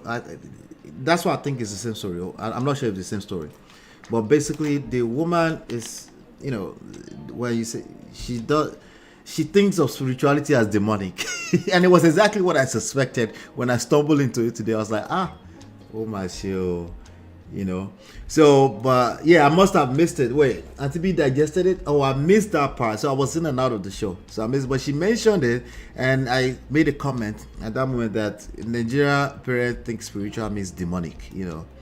And ignorance is not an excuse, you know, because also if you don't listen a little bit longer to what is being said and what is behind it, what's the motive, what's the context, you might just overreact. Now, I'm not judging yet, okay? I just find this all interesting. Obviously, if you look at my comment here, I said when your parenting skill kicks in way too late, right? She said, bring my baby. She has a whole baby. That is a person you should kick out and not blocking them from going outside. That's a person you should be like, yeah, please leave. You know, you pray for them. Okay, it's too late at that point in time. It's too late to be trying to do parenting to a 25-year-old person. It's too late now. Come on. You see, I can't, even though I said here parenting skill kicks in way too late, it doesn't matter. Today is what we have. Like the crisis you are presented with today, what do you do with it? Today, today you have a 25-year-old who is spiritual, and to you that means demonic. How do you, as a grown adult in 2023, I don't care if you're 70 or 60, did you take the time to really understand what's going on? Abi, you want to use shaming tactics. On the flip side, the Indomie generation, of course, they're not just calling men or their romantic partners narcissists. They call everyone narcissist. They call their parent narcissist. This is an example of, what did she say? My narcissistic and abusive mother holds me hostage while I try to move out. Let's continue. Stop touching me! Mommy, stop, please. Don't touch me. I'm not gonna get my phone. Give me my phone. Here. Get off of me. I'm leaving your house. I'm leaving. Stop touching me! I'm leaving your house. Move. I don't want anything. I'm leaving your house. No. Oh my God. If you touch me again, So if you touch me again, there was a tussle between the two of them, hard trying to leave. You notice that both of them are now yielding to you put your hands on me. That's how it works. Once you tussle back and forth, both people start claiming you lay your hands on me. At least one person is going to claim they lay their hands on. Forget that there was an argument going on in the first place, that this was a tussle. People are liars. They are liars. Okay? They will only tell the side of the story that works with the side of their brain that works. Okay? They're not necessarily lying intentionally. Okay? This is just how it works. You know, but you need to be aware so that you can protect yourself against yourself. Let me continue here. Where is this? Alright, I guess I'll have to call the police. Mommy, the more this keeps going on, the more. So this is what I saw. I'm gonna leave Instablog Nigeria and go to our actual page. All right, but I left a comment here. When your parenting skills kicks in way too late, if she's 25, she's guilty too. Not as a child. She is not a child.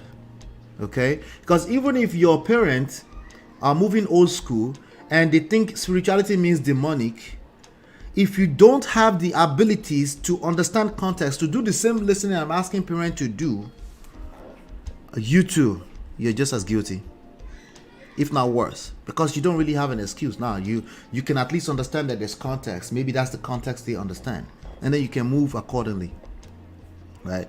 But let's go back to the original video, okay, so we can watch it. The police on you. Call the police for what? You can't keep me hostage. That was the one we were watching. This is the original. You're honest, I don't even want maybe not the original, I'm not sure, but no, this is definitely the original. you to have This is the beginning of the conversation before they call the police. Being honest, I don't even want you to have my picture on your altar. I don't even want that. I would prefer if you take my pictures off of your altar. Okay, so then stop. She must be Catholic. She said there's a picture on an altar somewhere. They have altar in their houses. It's Catholic Igbo people, they have altar in their houses, right? I think so. Give me for something I already told you I'm not going to give you. I'm serious. I'm serious. It's irrelevant to me. You have your own beliefs and things that you think are attacking you and not me, or them and not me. I'm not under attack. What is this thing? It's none of your business. Is this my business? It's not your business. This is my business. So she's pointed to candles, some kind of candles. I just saw that. There's a caption on the screen just now. She said, points to my Palo Santo candles and crystals. The artist like, what is this? What is this? It's none of your business. Is this my business? It's not your business. This is my business. I don't You're come. my child. It's And not your whatever business. affects you, indirectly No, affects it's not your business. What is that? It's not your business. What is it about? It's not your business. What kind of religion is that? I'm not religious. She said, what kind of religion is that? Your point of view, your narcissistic mother thinks spirituality is demonic. But I Ben so may God, okay, it's D-Lord, may God help you. Putting your mother online like this, what the hell? If we can put anybody online, we can put anybody online. That's it. The excuse she gave is that she needed evidence. The same excuse everyone is giving. Right? We're going to keep the same energy. If it's okay to put husband, wife, it's okay to put any type of relationship online. I don't agree with it, obviously, right? But she's at the point where, quote unquote, she doesn't feel safe with that narcissistic mother, so she feels the need to put her online so she can have evidence against her own mother in the court of. It's too late. Let's continue.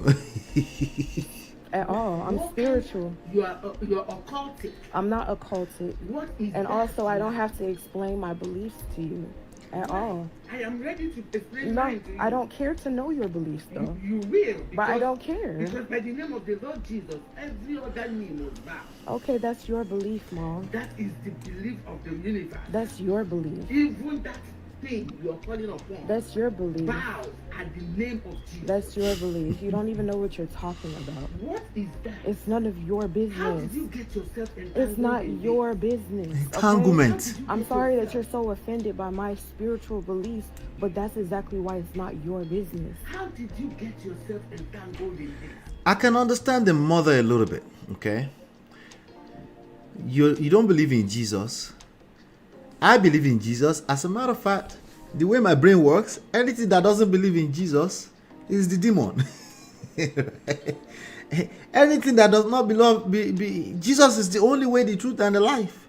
And if you don't believe in Jesus, and then on top of that, you are yelling, you're all over the place with candles in the house, and you're talking about, like, what have you been entangling with? I understand this, mama. But this girl does not understand her own mother.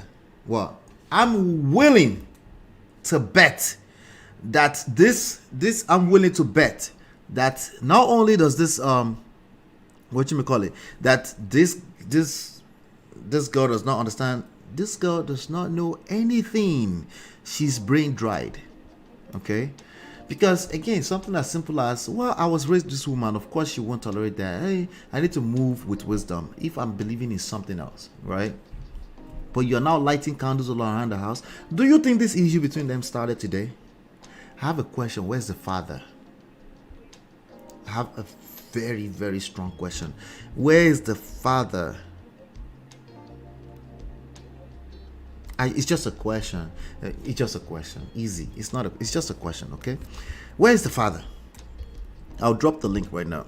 Okay, because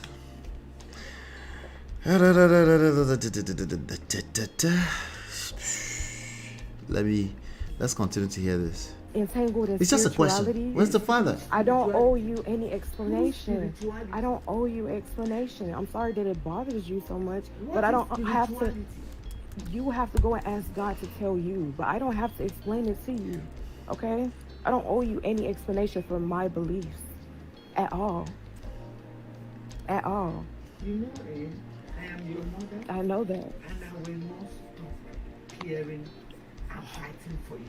She says she's a mother. She will not stop. Every word you open your mouth and say confirms to me that you don't even know what you're doing. You don't know what I'm doing. That's why I have to keep praying to God. Okay. To have mercy on you. Okay. And to forgive you. Because whatever you're doing, you don't know what you're doing. No, you don't know what you're doing.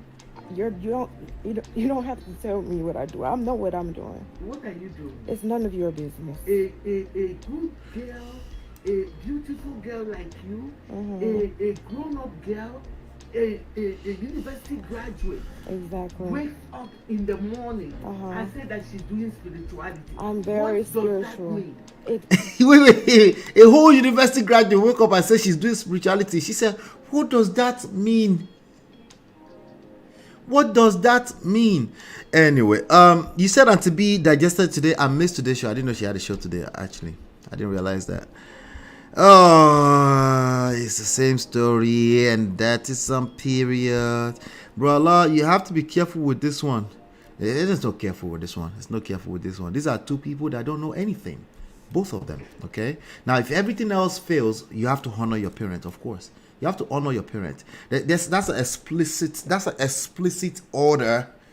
You have to treat it exactly accordingly, right? If she doesn't understand spirituality, the way you're presenting it with candles in the house and demonic and all this kind of stuff, if you're going to live in the house, that is your responsibility as an adult, not because you're not a child. That is your responsibility to be patient with getting her to understand or move out peacefully, right? When she's blocking, you can't move out. I have a feeling that she's like, I'm your mother. I gave birth to you. I spitted you out. You must stay here and receive the Holy Ghost in Jesus' name. Remember, she was doing the Jesus name. But obviously, there's more to that. There's more to what is going on here. Did she fall out of the skies and start behaving this way? No. Where's the father? Where's the father? There's more to it. There's more to it. You know, I have Natu here with me. Natu, how far are you there? Let's see here. I only saw the spirituality video, so I may be missing some info, but she shouldn't have her mom on video like that. Exactly, D-Love. When I saw that, I had my own natural instinct is, you're an adult, okay? You're putting your mom out there like that. That's not this. She has no excuse. But as a mother, she didn't really do anything. She didn't put this video out there like this, right? But when it goes back to understanding, you cannot be 65, 70-year-old running around town talking about my child decided to do another religion and this is how you react. You have to fix that. It tells me a lot about the way you've parented up to 10 years ago. Because she's an adult. She's 25. So even if you want that quote-unquote baby to have Jesus, is this how to go about it? What does that tell you about that person's temperament? Anyway, Natu, you did here. Talk to me.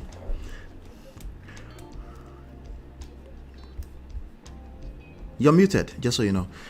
Someone that doesn't want your help can't be forced. Exactly. Oh, I'm here. You're there? Come closer to the mic. Oh, I hear echo. Yeah. Can you hear me now? Yes, I can hear you. How you doing? I'm good. And you? I was at work today, so I couldn't join the show. I wanted to join like so bad, but I was really? at work. I didn't know she discussed this today at all. I missed it completely. Yeah. I would have loved to be listening to her. Like, really well. People were disagreeing with her. What was our main take? Auntie B was here earlier. What was our main take? Oh, you're skipping out. Make sure your connection is good. I can't hear you anymore right now. Wait. Yeah. Okay. No, it's skipping in and out. In and out. Make sure you have strong How connection. about now? Okay, I can hear you now. Yeah, I do.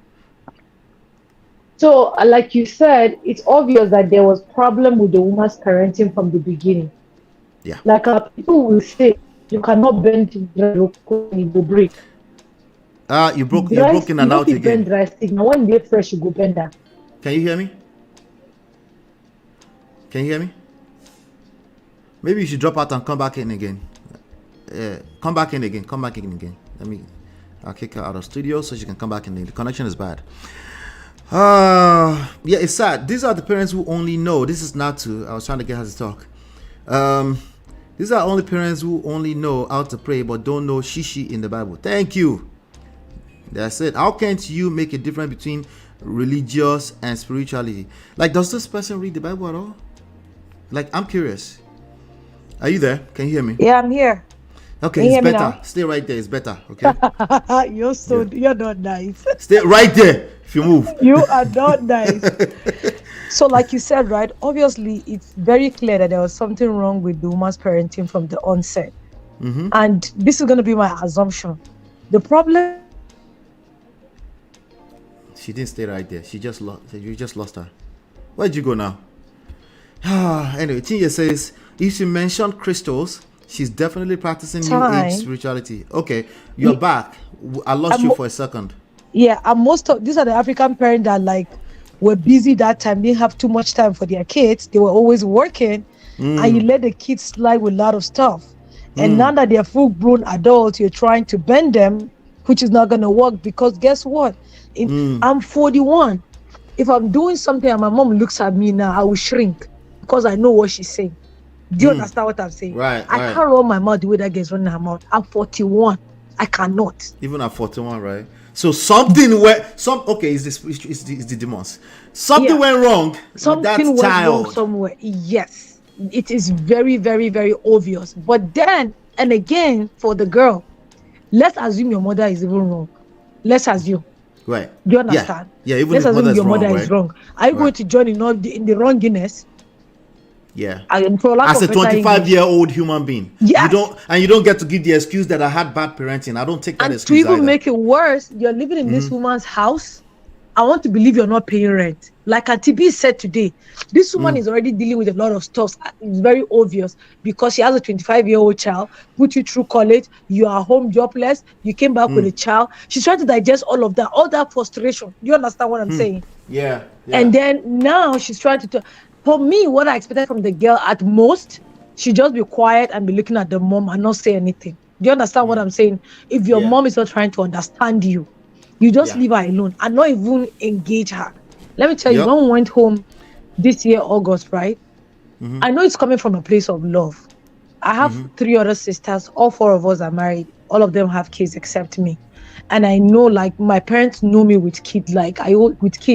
And I always say, like, I'm born to be a mom. You can't tell me anything.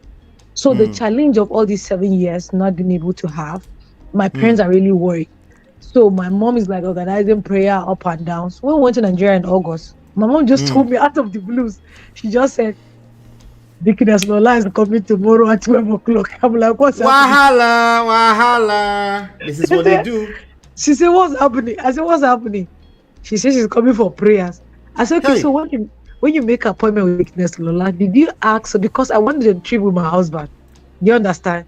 So probably have plans too. So I said, did you ask me if we have plans?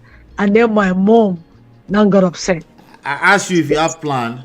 You're a child at 41. Exactly. As far as she's concerned. So when I realized she was upset, I didn't drag her.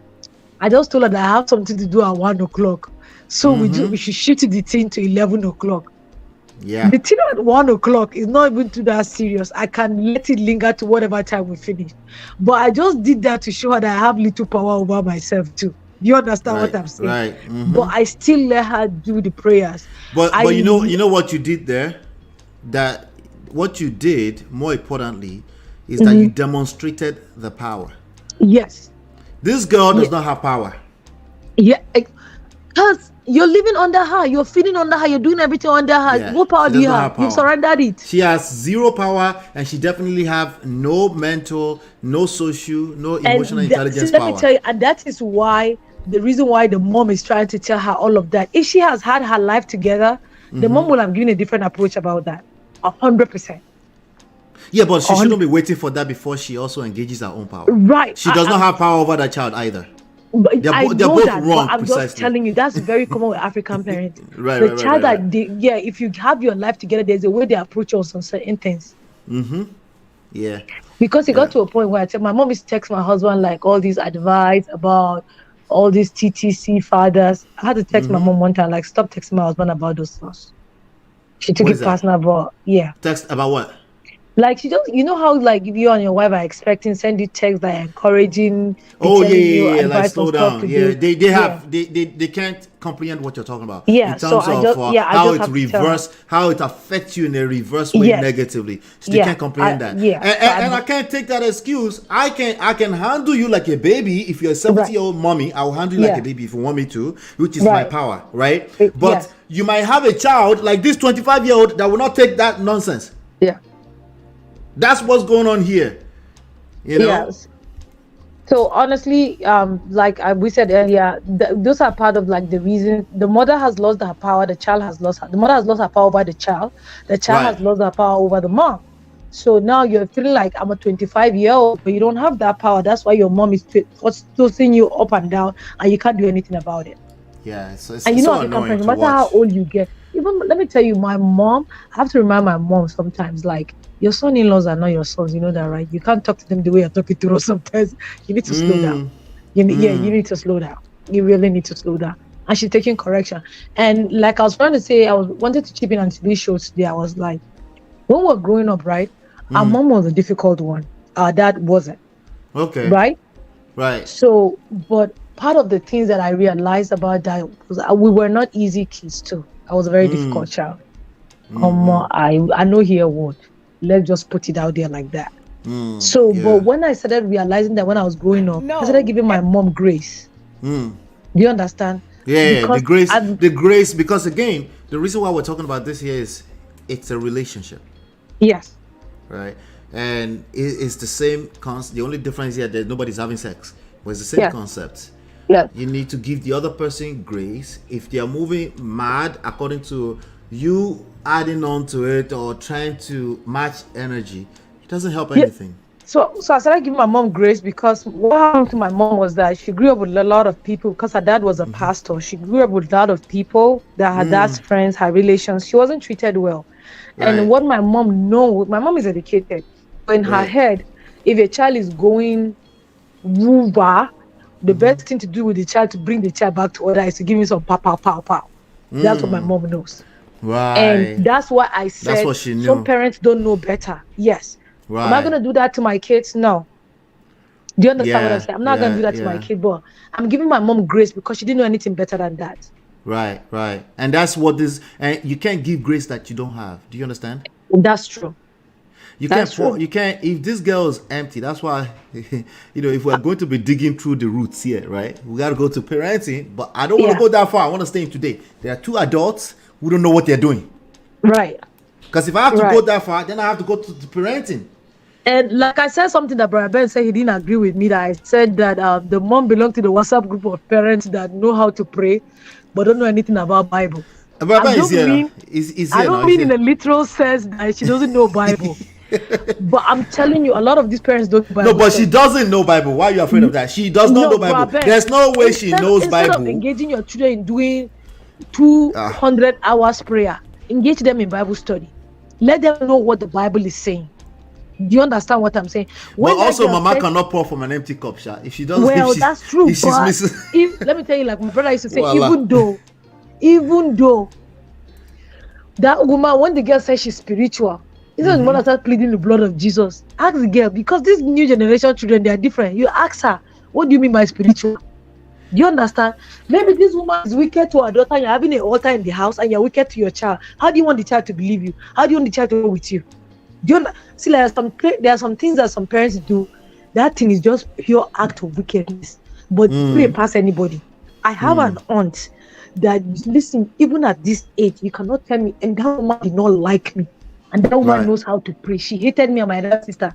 Like that one does not want to see us. But now she tries to act look at this this comment. I guess this person was this person talking to Brother Ben?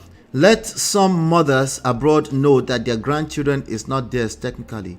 That woman really thought that not just her daughter, but the daughter's daughter is a property.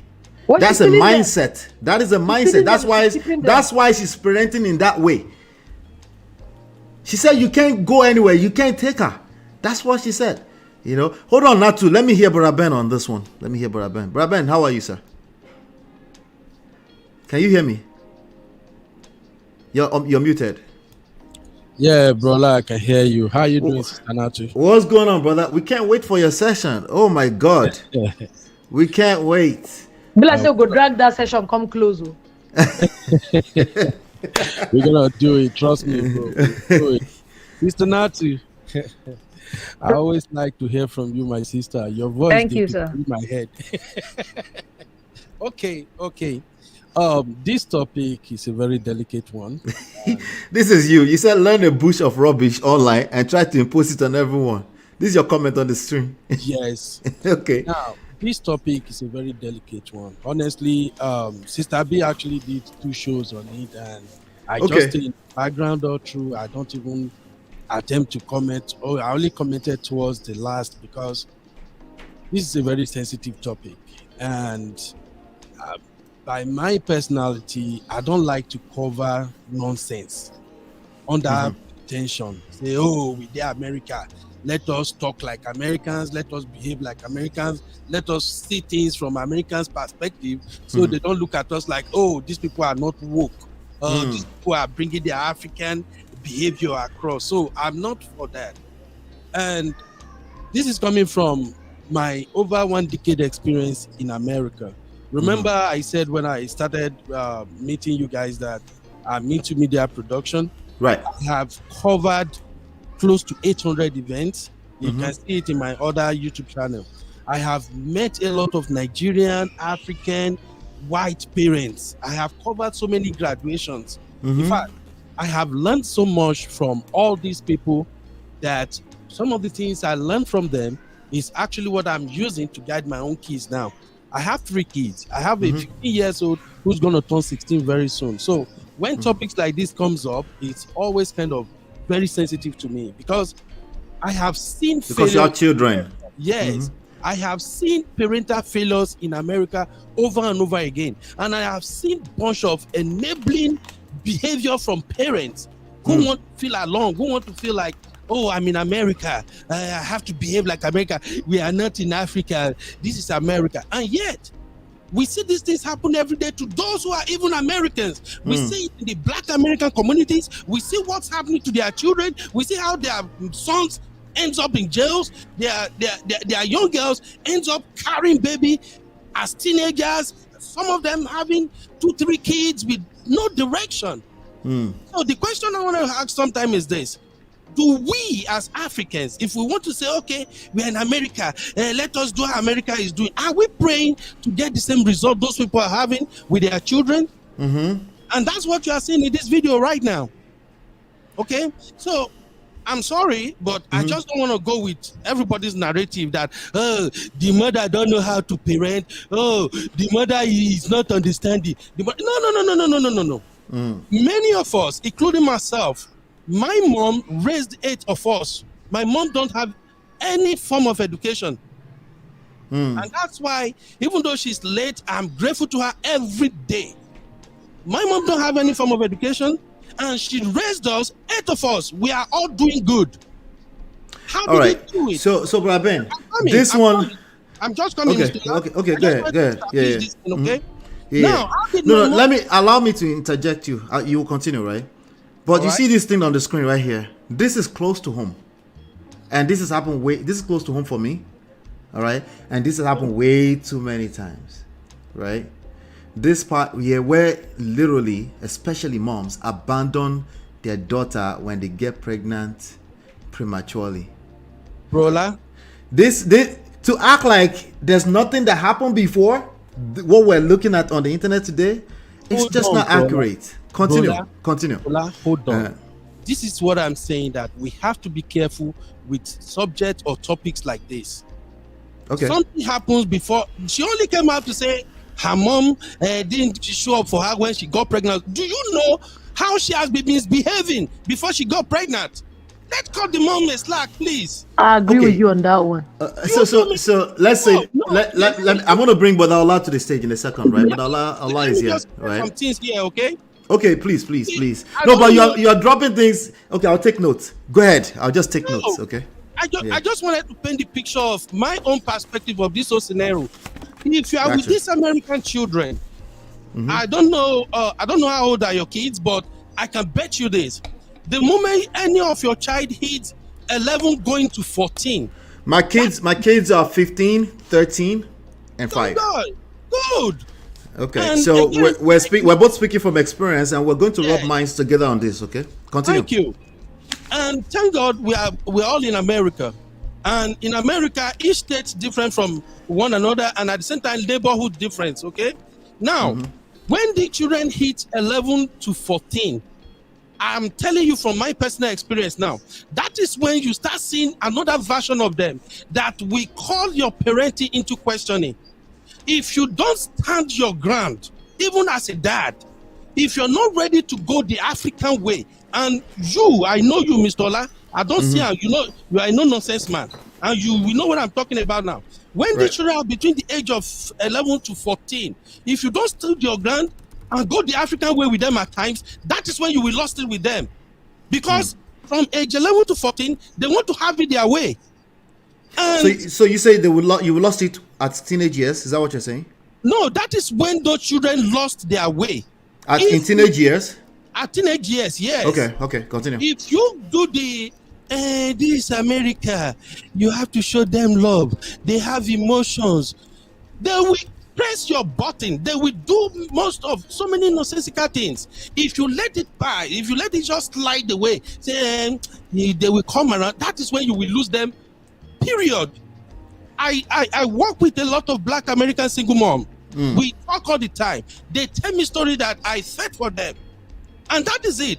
If all the Nigerian parents that I know now, that their children are doctors, pharmacists, nurse practitioners, everything. When I ask them, because once they all like me, they know, Ben. So I ask them questions. For instance, I have one who I took the mom like my own elderly sister here in Austin. In fact, no matter the problem I have, if the thing won't choke me, Nasha, they go me. Her daughter is a pharmacist. She is one of the best girls I've ever seen in the US. So one time I asked her and her husband, how did you do it that you raised this girl so nice that everybody is admiring her? Auntie told me one day, Auntie said, Ben, Aburu Eni, sorry for those who don't understand Yoruba. Auntie told me, Ben, now your younger sister, ask her, make she show you her shoulder. You will see a mark on her shoulder. Her daddy inflicted that mark on her. I am not condoning that kind of treatment, but I just so why if you're not condoning it? No, let me land. Okay. They were just telling me what happened. That he was going wayward, super wayward, and the dad had to lose it completely with her. Are you feeling me now? But today, she and her dad, they are like 5 and 6. We are all proud of her. She's been married now for how many years? 6? No issue. So what I'm saying is this: we don't know what's going on between. That doesn't work for all kids, though, Brother Ben. That does not work for all kids. No, I understand, my sister Natu. For instance, me personally, I'm not a fan of spanking or anything, but I'm the kind of dad that I will take everything away from you. If you are doing what is wrong and I'm trying to set you straight, your phone, your every garden thing is. In fact, I won't even tolerate it because I know when you leave my house at age 18, if I don't set you straight, by the time you run into trouble, as African dad, I can't let you go. It's going to come back and become my problem. So what I'm saying is this: in this case of IFEANYI and her mom, that girl, Mr. Ola, please do what I used to do as a podcaster. Right. And when I want to post any video, I will go to whoever is concerned page. I will scroll through, search every content on their page, just to have a perspective of what's going on. I watch more than almost all the video that guy has on her TikTok. I've gone through everything. I've gone through some. and I have a good context of where she's coming from. That gay issue. That is the type of guy that no matter how you try to raise that, she's not going to like this is America. She's the type that will tell you this is America. I'm on my own. I can do my thing. So and now look at the mom. Let me just say this about the mom. I am defending African mom, those who are not educated. And why? What do you want a mom to do? A mom can only raise her kid the best way she knows. It is we that we can read, we go to school, we have all these advanced tools that we can now apply that knows that, okay, if this guy is acting this way, let me go like this. This mother, for God's sake, she's only doing the best thing she knows how to do. All she knows how to what does that mean, Brother Ben? What does that, when you say she's only doing what she knows how to do, she spitted out a 25-year-old human being. I don't know what you want me to do with that. If you have a baby, if you have a child, if you have a grown adult, you have to show up as a responsible human being. If you don't, we have to call it out as what it is. We have to say it. We have to say, we can't say. How many of our parents back home you understand this the way they talk? Do you think all the parents that left Nigeria and come over to US, all of them came to US and they... So when they don't understand it, we have to point it out. That's my point. We're not saying that they are guilty. We're not saying that they are going to jail for not knowing it. We have to educate them. We have to point out what they don't know. I agree, you have to. Right? One of the things they don't know is what we're talking about right now. You mentioned something in very quick passing. Anybody putting any kind of mark on their babies in the name of African dad is wrong on every ground. Rolla, all the people that are fighting in their relationship, do you think they wake up one day and say they are going to put their hands on their wife, or wife say they are going to put their hands on their husband? No, I don't think so. And you say that because? So spare the story I told you. I'm just letting you know that people, when you are dealing with these teenagers here in America, if you are not the type that you have all these tools, that you know how to go around them in order to set them straight, they will push your button. Maybe you are living in a very good area. I think is in New Jersey, or where are you, Mr. La? Maybe I'm in New Jersey, but here's the thing. Maybe you are living in all these. Let me address some of the points you made. Area that your kids, they don't go to school with all these black kids that can teach them some of this nonsensical ways. I have too many examples of people that went to school in the hood and they turn out okay, and all of that can be alluded back to parenting. Exactly, that's what I'm saying. My point is this: parents do parenting their own way. It's okay if we disagree with them. No. But Ben, this is the Prestige family. Their own way is a curse word here. There are things that work. There are principles that work across the board, and we need to start talking about them. Let's not. I know this is your page. You have to keep. No, it's not even about that. But we should talk. We should talk about this. It is. Everybody's style is different. No, it's not. The fact that you say everybody's style is different is a principle. There are principles that work across the board. Mr. Ola, no two kids are the same. Even your children in your home right now. That is a principle that goes into a book. We need to talk about there are principles that work across the board. What you just said is accurate. Every children is different. How you treat one child is different from one child to the other because you are listening to that particular child. That is a principle that goes into the book of life when it comes to parenting. We can't turn around and now say everybody's style is different. No, that fights each other, and this is why we're having these issues. You see what I'm saying? So I'm not listen. If you say you said 50% half. If you say there is a principle or method that we can across the board, we won't be having children problem, my brother. They were talking now. Shebi, we're improving everything else as we move in human experience, right? So let's talk about it, right? Let's talk about it. Since we're talking, in everything else, it's our relationships where we're struggling. In everything else, we understand there are principles that you follow, and part of those principles is that is case by case. Every case is different. That's part of the principles.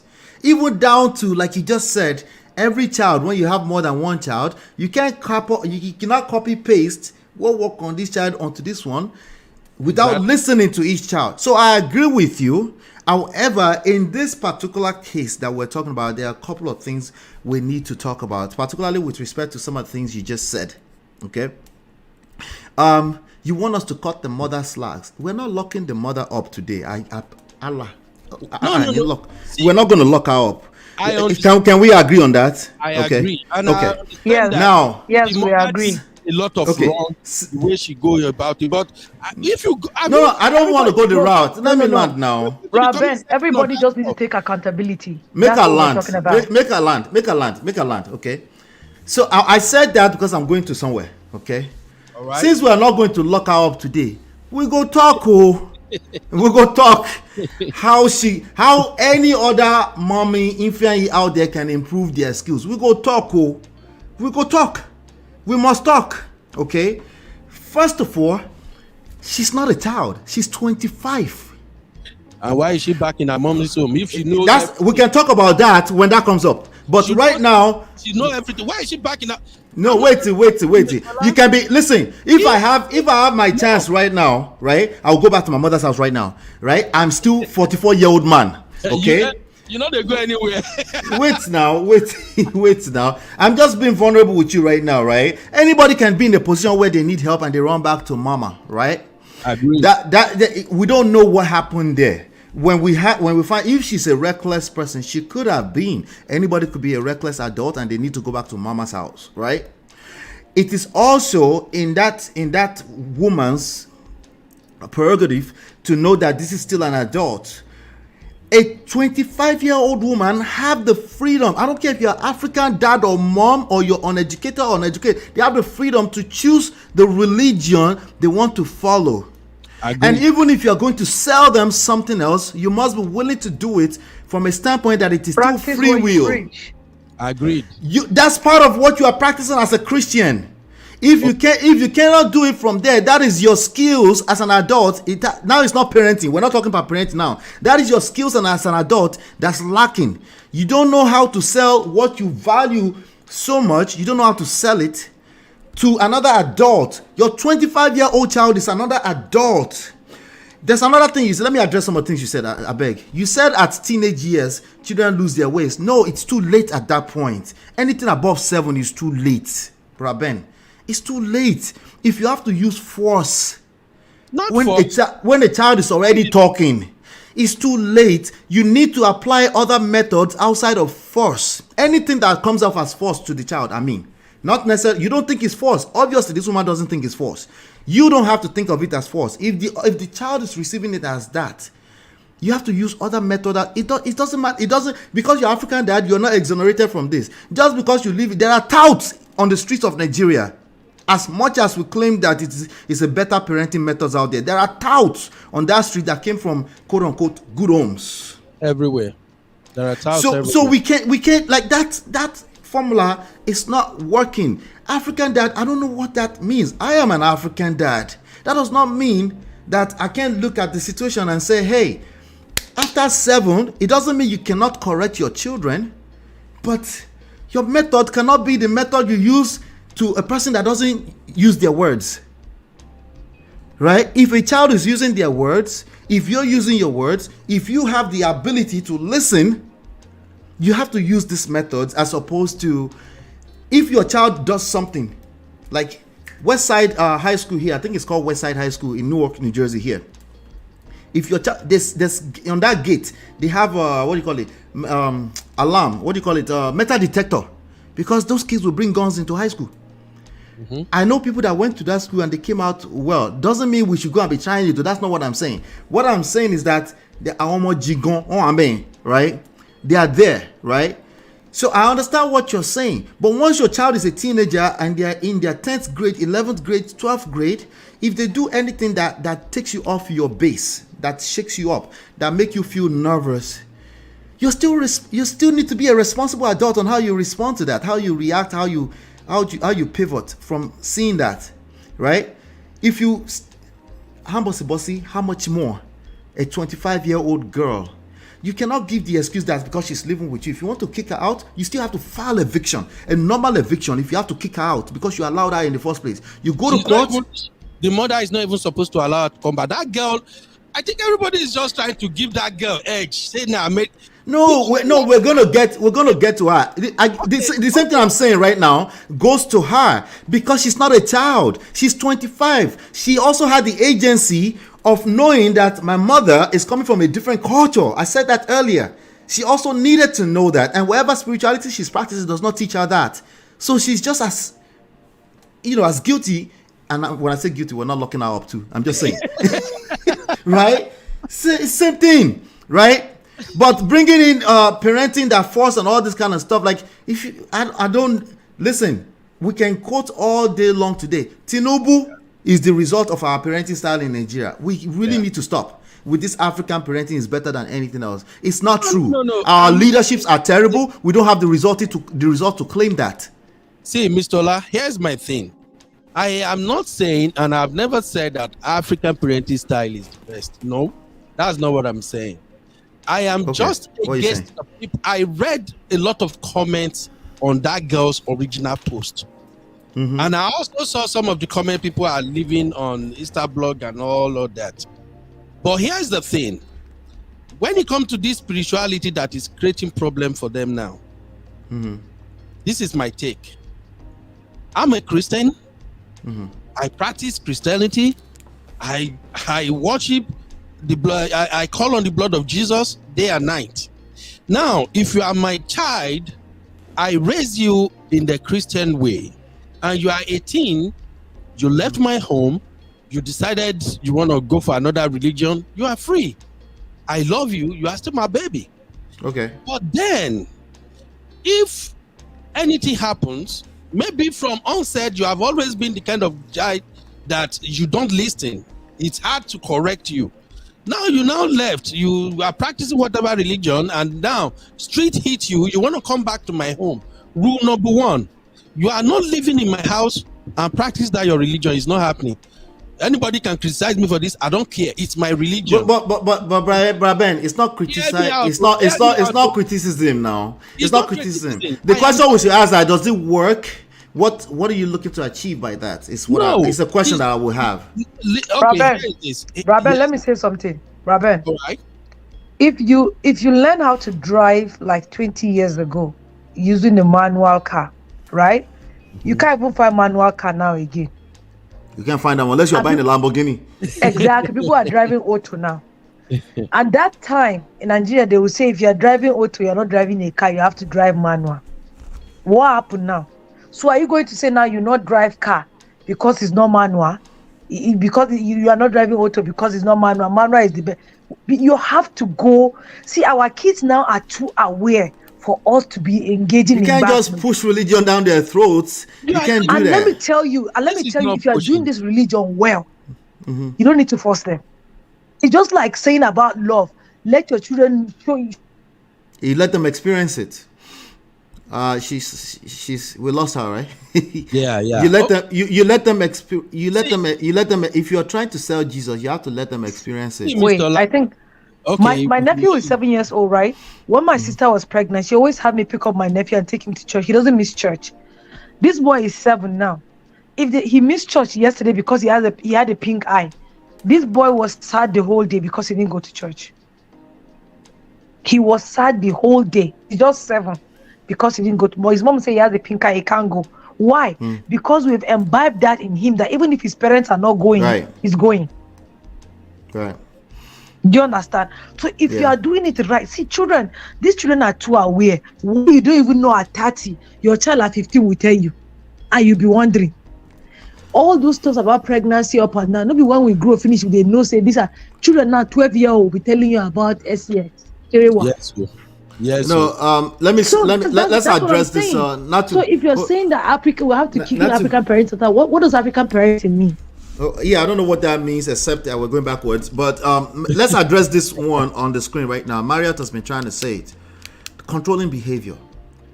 Can you see it in this? I lost Brother Kidola. I think he's back. Is he back? Brother Kidola is here. Controlling behavior. Can we see that in this? Abi, we should just pretend like it's not part of it. It's Oyibo thing. Brother Kidola, are you there? Just talk to me. Yeah. How are you, sir? Good. Nice program. Yeah. Tell me your take. Just tell me your thoughts on this. Where is the father of that girl? That's that question. That's that question. Yeah, if the father is no longer a house where there's a man, the situation is totally different. You see, you nurture this. Men are straightforward. They don't take no nonsense. They would, they will bring you up in a way whereby continue reinforcing where you're coming from. Forget about Christianity now. Christianity is not. These are not doing Christianity. I have a daughter. The other brother is right. If you're not careful, these children, by the time they become 14, they start pressing your buttons, saying things because now they have influence. This new modern age, whereby Instagram is just in their pocket. God bless you, my brother. Just in their pocket. They will be before you know, they start testing breakups. They start testing things almost like their mother. That's when you start reinforcing more about, look, where we're coming from, this is not allowed. But what I've noticed about Nigeria is when Nigerians get to abroad or Europe or England, America, they immediately want to lost their culture. Imagine. And this culture of a thing. Have you ever seen where an Indian, let's just imagine an Indian person will see retain her culture or their accent. But the moment Nigerians bust out of that African shore, they want to start speaking now like an American or like the British. And sometimes if you go to London, my brother, you will see that most Nigerians are single mothers there. The children are wayward. This I help you of a thing that this British government is helping of this social of a thing. I pay you money, let the man goes and everything. So that affect these children. It's not that girl is totally lost. Maybe the father was already gone a long time. She might be missing something. And that girl have a daughter. She's 25. To comb her will take a lot of job. She have to find maybe a good guy. She needs therapy. Yeah, she might be a good guy who might be willing to stay and patient with her. Try to see what happens. Look, there's a guest like this that you will meet actually. Look, I'll be honest to you, man, that you have to be very patient. Apart from saying she's Nigerian, you can meet also a Western girl like this also, who is also kind of like confused. But sometimes, due to our Nigerian guys of movement now, maybe they're looking for Bali, they must, okay, what can I do with this girl now? Okay, let me try mentoring her. Before you know, they will change this girl within a year. You understand me? But I say, no, you don't have to do this. But with patience, the mother just talking about God does not work. This time God is already sleeping. You understand me? That's just the truth. This African way of God, it's not working. You need father. No, father and daughter sort of are born together. You will sit with them. Joke you make it with them, but you indirectly telling them, don't do this, don't do that. Before they become 5, they will know what is your boundary, your eyes. In Western world, you cannot start, that African style doesn't work Western, but the way you will squeeze your eyes, your vein in public, you squeeze your mouth, like, oh, don't do that. Don't go there, don't go there. Your vein that will come out of the throat, they will say, oh, whoa, this African dad is mad now to behave. Yeah. There's a way you portray things that reinforce some stupid things that they, but by the time the man is gone, or that woman says, oh, I don't want you anymore, she's now become the man and the woman. Girls normally, when they start getting older, they start rebelling against their mother. Because sometimes they want to size them up. But when the man is there, they shake, they get panic because that man voice alone, when they smell the guy is coming from far, they will say, God damn, these guys, they become scared, not like scared of, but at least you reinforce that African culture in them. I know it's difficult to say, but sometimes we lose our culture by the time we start integrating into this Western culture. Exactly. Thank you, my brother. If the husband is not in that house, this Western culture will just fail nearly all the children. It have happened with Nigerian guys who have children with white women, and these white women think, okay, I'm white now, go. I don't need it. These children, either because they can't really talk too much, they start having this feeling. Sometimes some of them turn to the other side, the alternative side. Sometimes, some of them become. My brother, if you look, I came here as a young man, as a very, very young boy. I've seen our children sometimes. I'm not talking about typical Nigeria. Sometimes Nigerian children with white women. Sometimes some of them become really nasty, far away. Things they do when the light is on after the party. My brother, when you ask them, my dad is Nigerian. Why are you doing this? They tell you, I miss him. My father never asked for me. He left. Well, they start doing things nastily. And these our Niger to Niger children, they are not far also for these children. If the man is not there, my brother, you see that pregnancy will come in. The mother will say, "Oh, let me how do it alone." Yeah. It's not going to work. It needs a lot of men. But Allah, you said one thing in particular that I really want to shed light on. Patience. You said that like 3 minutes ago. Patience. When it comes to parenting, especially with this kind of issues we're talking about, because we're not talking about now, because that's a 25-year-old woman at the end of the day. She's responsible for her behavior. I don't care what kind of child trauma she had or anything like that. She is responsible for her behavior and her relationships with her mother in particular. She needs to go seek help if she needs. She's going to need to manage relationship with that woman for the rest of her life. She's not going to change a 57-year-old woman. That's not going to happen. What she's going to need to know is appreciate that woman as her mother and learn how to manage that relationship. That's the only way for that. And nobody's mother is going to be her mother. That's her mother. That's the bottom line when it comes to our own side. But since we're taking this back to kind of parenting, what could have, what should have.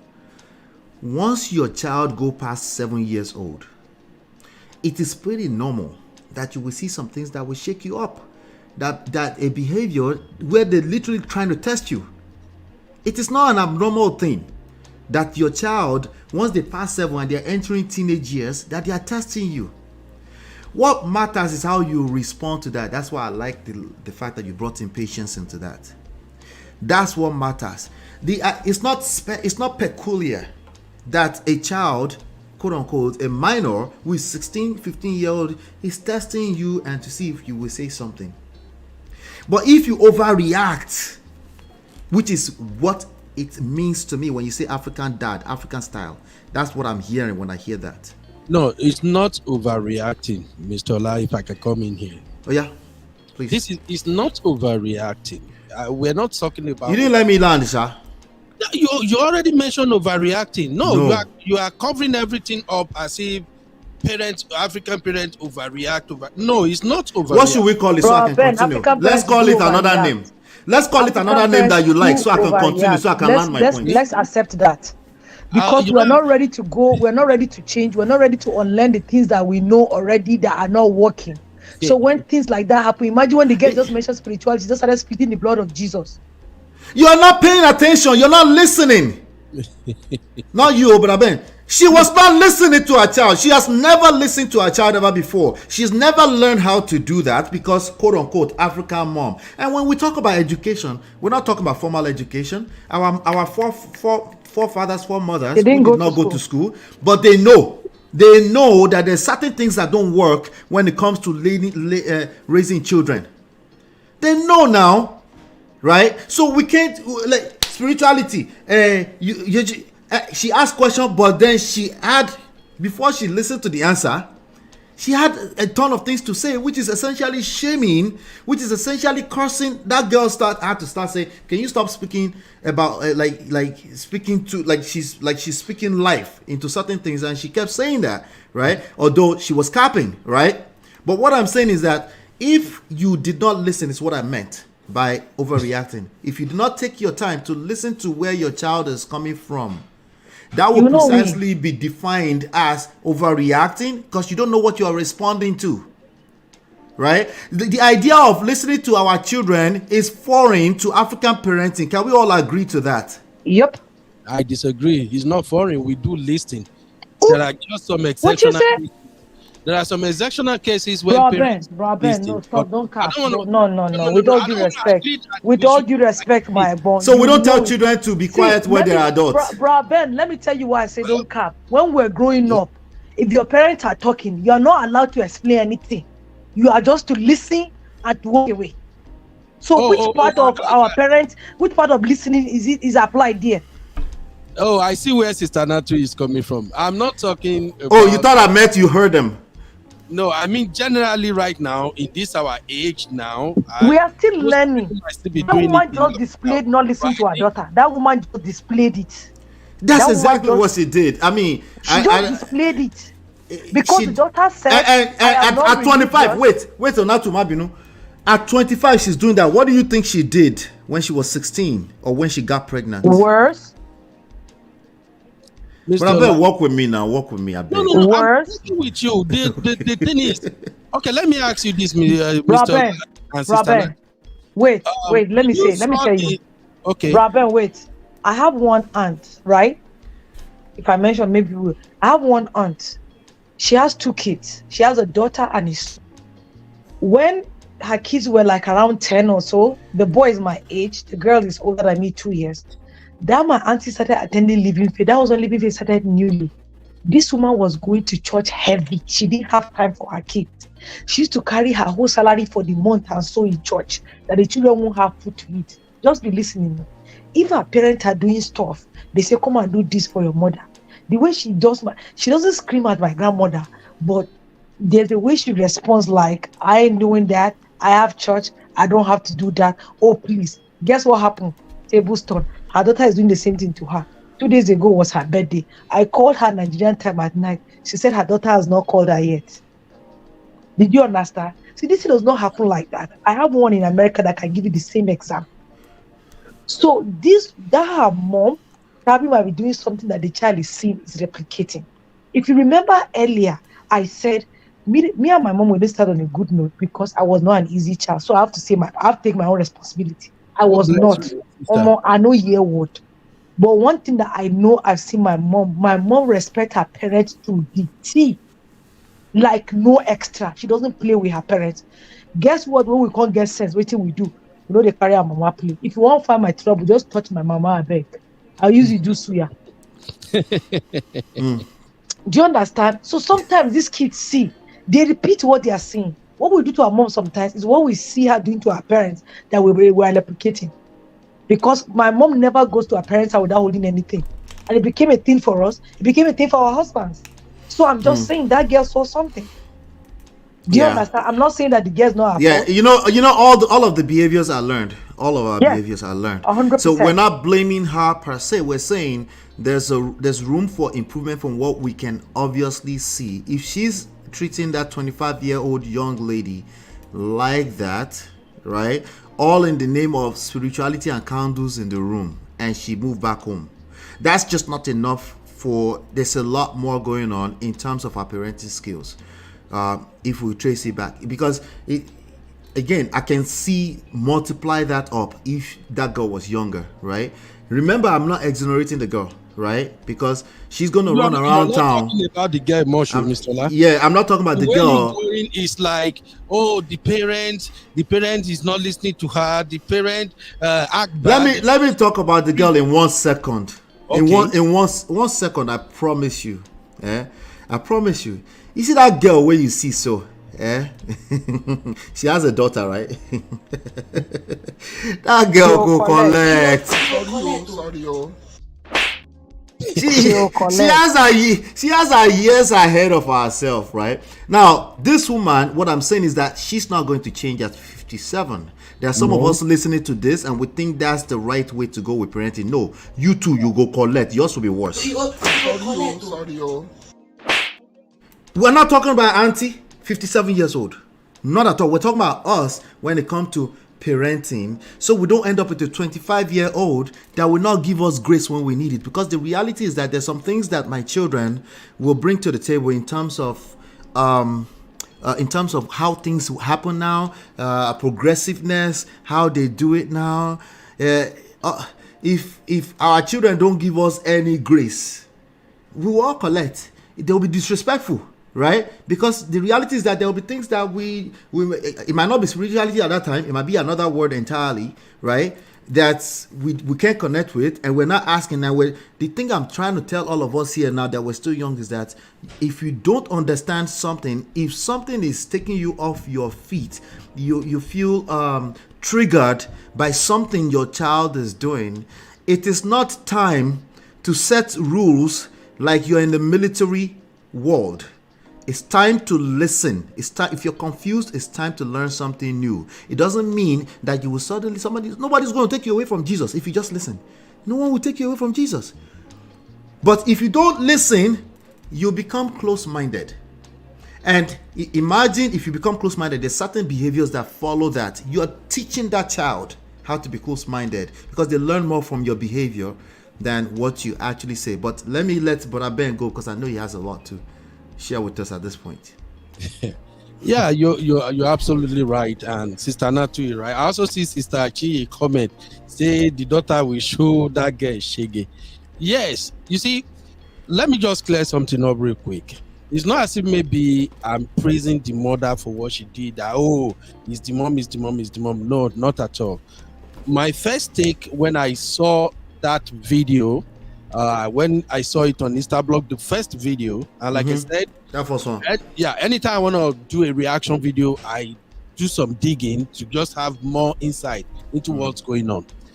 Do you, Mr. La and Sister Natu, did you know that girl's baby daddy? Have you seen the baby daddy?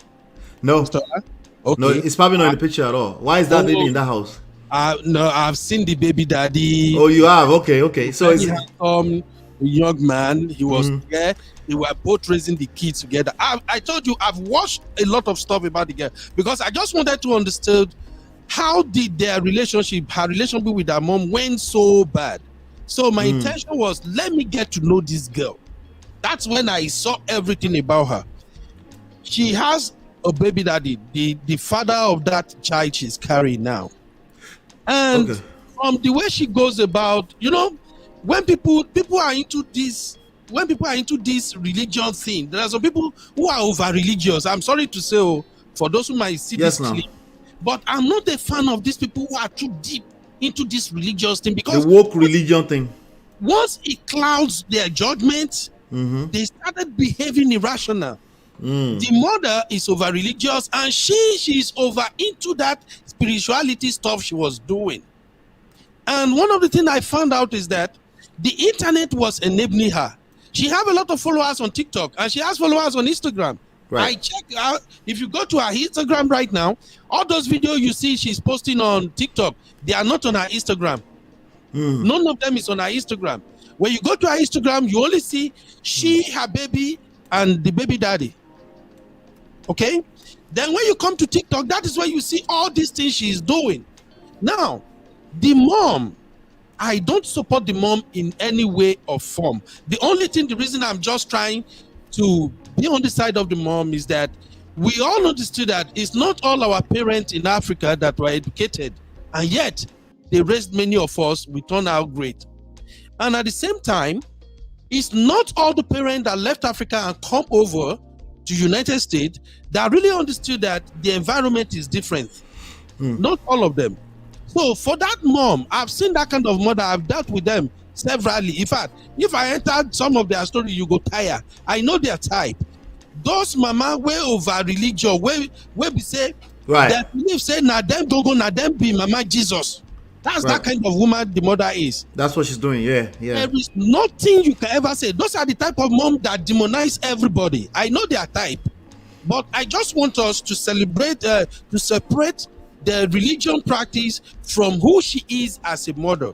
There is a video, if you still go to her TikTok, you will see a video where the mother came into this same IFEANYI room and she was trying to make amends with her. Oh, really? Oh, Mr. La, go back, go watch her video well. That's why it pains me. It's on the screen now. Can you see it? Are you able to tell from the screen? Is this her TikTok? Yeah, this is her TikTok. You have to go way down. They have their issue. It dead down. The video will be dark or something, unless if she just remove it. The mother went into the room and was talking to her. If I'm married to an Igbo, and I know when an Igbo mama begin talk in a way that they want you to see where they're coming from. The mama was talking to her, mixing Igbo and everything. We are not supposed to be like this. All I wanted to do is to help you. Oh, really? You are an educated girl. You are a graduate. You are sound. Your life is not supposed to turn out like this. Talk to me. But the girl was so deep into that religion that immediately the mother started talking. She switched to religion. She's like, Mom. She started talking about spirituality. Yeah, I'm telling you honestly. Right, because on her page, she says she's a spiritual black mama life coach. I'm telling you, I watched a lot of her videos. I don't just talk. I know they chase If you look at my YouTube channel, I don't have a lot of subscribers on my podcast. But all the one I have there, they are organic and it's growing every day. My thing is, let me do my research and just state my point of view the way I see it in a fair manner. I respect her page, both Instagram and TikTok. This guy know the listing. She take that religiosity so high. And one thing about her, I don't even think she has a friend, which is common these days. Most of these people who are into all these social media, especially this Gen Z, they don't really have close friends. Their friends are on the internet. People who are not real. And these people are the one urging her on. Don't take that shit. You're a grown woman. How can you talk like that? Right? I'm like, what? And she keeps feeding into that. She kept feeding into that. That's why I felt so sorry for the mother. Now, as for the mother, knowing very well all this type of moms, if you know them from Nigeria, all this mama will carry religion for head. Oh Lord Jesus! If you don't agree with them, you are a demon. You are a demon. Yeah. Satan don't enter your body with that. I know them. The mama is that. Oh, okay. So Chinye is saying. Chinye said. Hold on, no. Chinye said it's the same video that I played earlier. Okay, so it's basically part of this the conflict that they had then, because there's like 4 videos or so. Yeah. Listen, Brother Ben. At the end of the day, I want to give you guys your last opportunities to talk. But Allah disappeared. I guess my StreamYard is acting up because I see a delay. You know. The thing is that at the end of the day, where did Natu go again? Sister Natu is in and out. She's back. I don't show. Waiting, Brother Ben talk. Might give her answer. Lord. Nene says 10 pounds MOP, always giving nuggets. Yes, thank you. I appreciate you. Thank you. But for some reason I'm drained with this story more than I thought. Really? It's a real like I said, I didn't show up on Auntie B show, and today I love Auntie B today. She break this whole thing down. Oh, no, but both of you still didn't tell me what Auntie B's main point was. But no, I have to go and watch. Auntie B's main point, right? You said we shouldn't tell you, or you want to go and watch. No, I'll go and watch, but tell me now. Auntie B's main point is about parents' blessing. Do you understand? Giving parents grace, parental blessing. Absolutely. Yeah, she was like, sometimes our parents don't know better, but still. Yeah, absolutely. In fact, always as a fact of life, your parents will know a lot of things better, because obviously you're coming into a new generation. Yes. That's why she does not get exonerated by me. Because that's why I'm not giving the girl grace. No, the girl supposed to understand that her parents don't know better. Yes. At 25, if you don't know that, or at least be open to having a conversation with your mom without the need that I must agree at all times, then that's on you too. You're a grown adult. Like other people say, avoid the need to be right. Mr. La and Sister Natu. Yes. If I could just tell you guys something about the mom. Even the moment I saw that first video where they were fighting, I knew the mom will not have a husband. God forgive me. What if the man was dead? But the way that child is talking, if it was a situation where the dad passed away, yeah, most likely not. It's possible. That would be an exception, but I doubt it. See, Sister Natu, the reason I say that is because I've seen many of this type of mama, them plenty, we carry Christianity for head like this, very deep. She might even say, "Oh, she might even say, well, she's Igbo. She might even be coming from that angle where she doesn't want to end up being ashamed in public. She might be tapping into her child's religion as part of her religion. Again, it's possible that your children may not want to practice the religion you practice. You have to be prepared. You didn't give them any this thing. Yeah, you have to be prepared to handle that if that comes to you. What if the worst thing, your worst nightmare, fear, your child comes and say, "This is who I am"? Oh, could they work with African parents? It will work. The African parent will not work. Bra Ben, if you're saying this African parent thing, right, you're making it clear that you're not ready to unlearn some things. Oh, you see, sister Natu, here's the thing. It's not a matter of learning or unlearn. There are some basic principles people live with. I'm not going to lie to you. For me, honestly speaking, there are some things I will not condone. I will not derail anybody from doing whatever they want. I'm just going to make my point clear. But you can only condone it if you initiate that from the beginning. Exactly. You can't. It's not relevant. Initiate it it's now not, and say you will not condone. It's actually. Do you know how long it takes Nigeria to stop collecting bribe? Because it's in everybody's system already. Thank you, Sister Natu. But as a basic principle, you're not supposed to collect bribe, at least not at a general level. But yet we're doing it. It's become part of life. We call it different names now. Honestly, that's what I'm just saying. For me, you raise those kids from childhood till they grow up. I think one day I was in the WhatsApp group, the Anti-B WhatsApp group, and the subject like this came up, and we talk about a 10-year-old boy or something, and this same issue brother I raised now were discussed, and somebody say, "Oh, if the child at 10 say this is his sexuality, the parents should just try." No, it's not should just. Please wait. The angle where you go is already wrong. You don't have any rights, Mr. Laweto. When the person said that, and for me, I'm the type that if I'm in a place, if I don't agree, I will say I don't agree with my quarrel, and that is just it. That's just my own. And I said, for me, a 10 years old, what does that 10 years old knew? Oh, 10 years now, that's different. A 10 years, what does that? He doesn't know nothing. That's where I agree with the doing. That's why I disagree with doing Wade, right? That's a child. That's a child. That's just my point. You have to raise them. Then we have all these ideas. But when they come up with the idea, you shut it down immediately and you explain to them. Not with fight. No, you just show them. No, we have to rewind a little bit, brother. We have to rewind a little bit. Remember, no matter how hard you try and you fear say, they're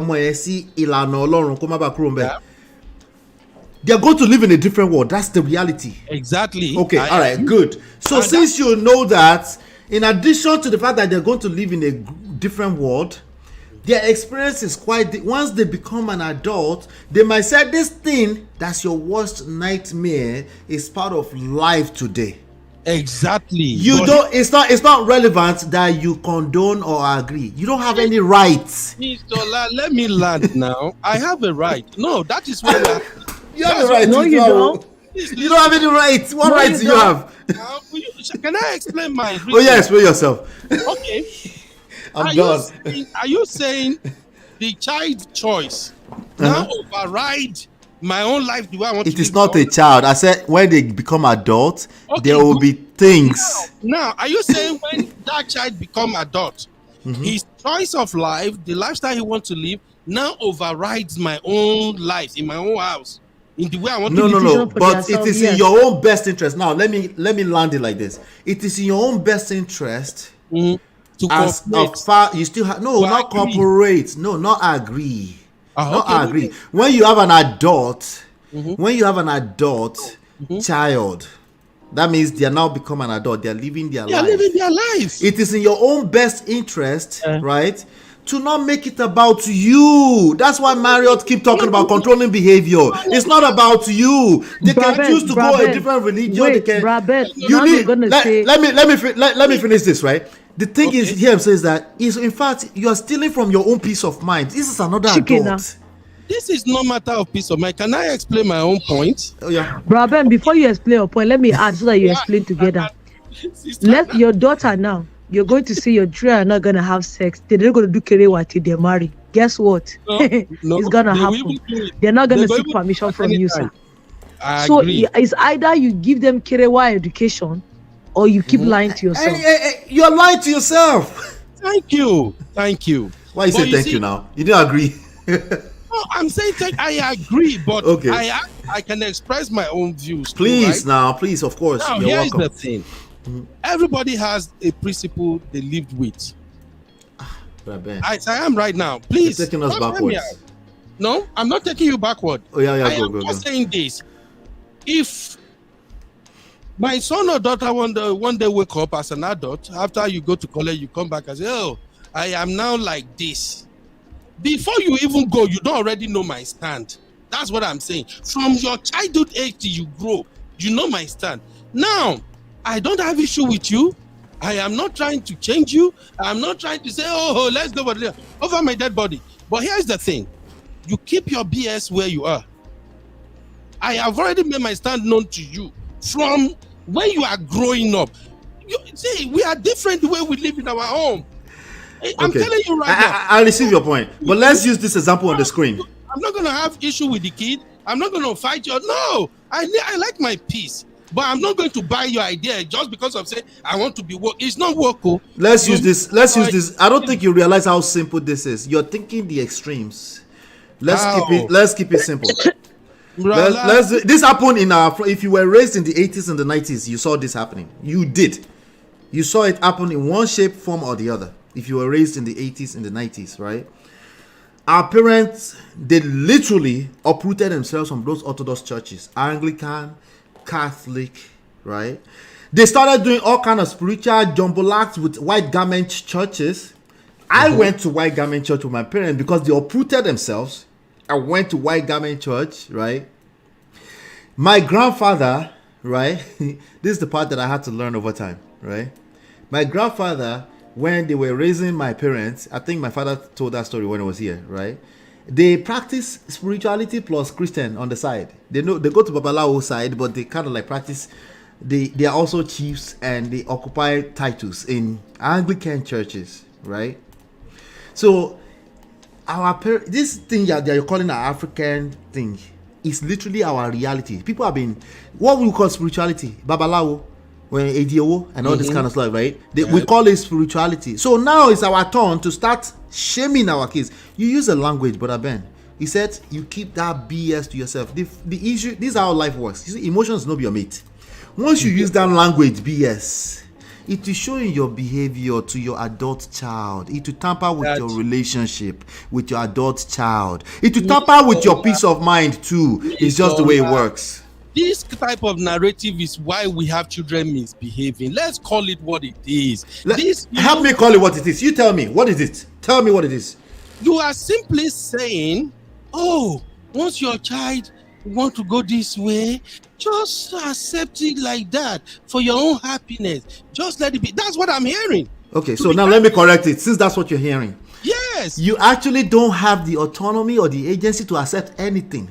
That is an adult child, is gone, a lost, gone. The only thing you have left with them, which you should nurture, is your relationship with them. That's all you've got left with them. Nothing else. Define the relationship. The relationship is that you have another human being in your network. You have another human being in your network. She was just in your custody. That's all it was. That's the reality of it. You don't own them.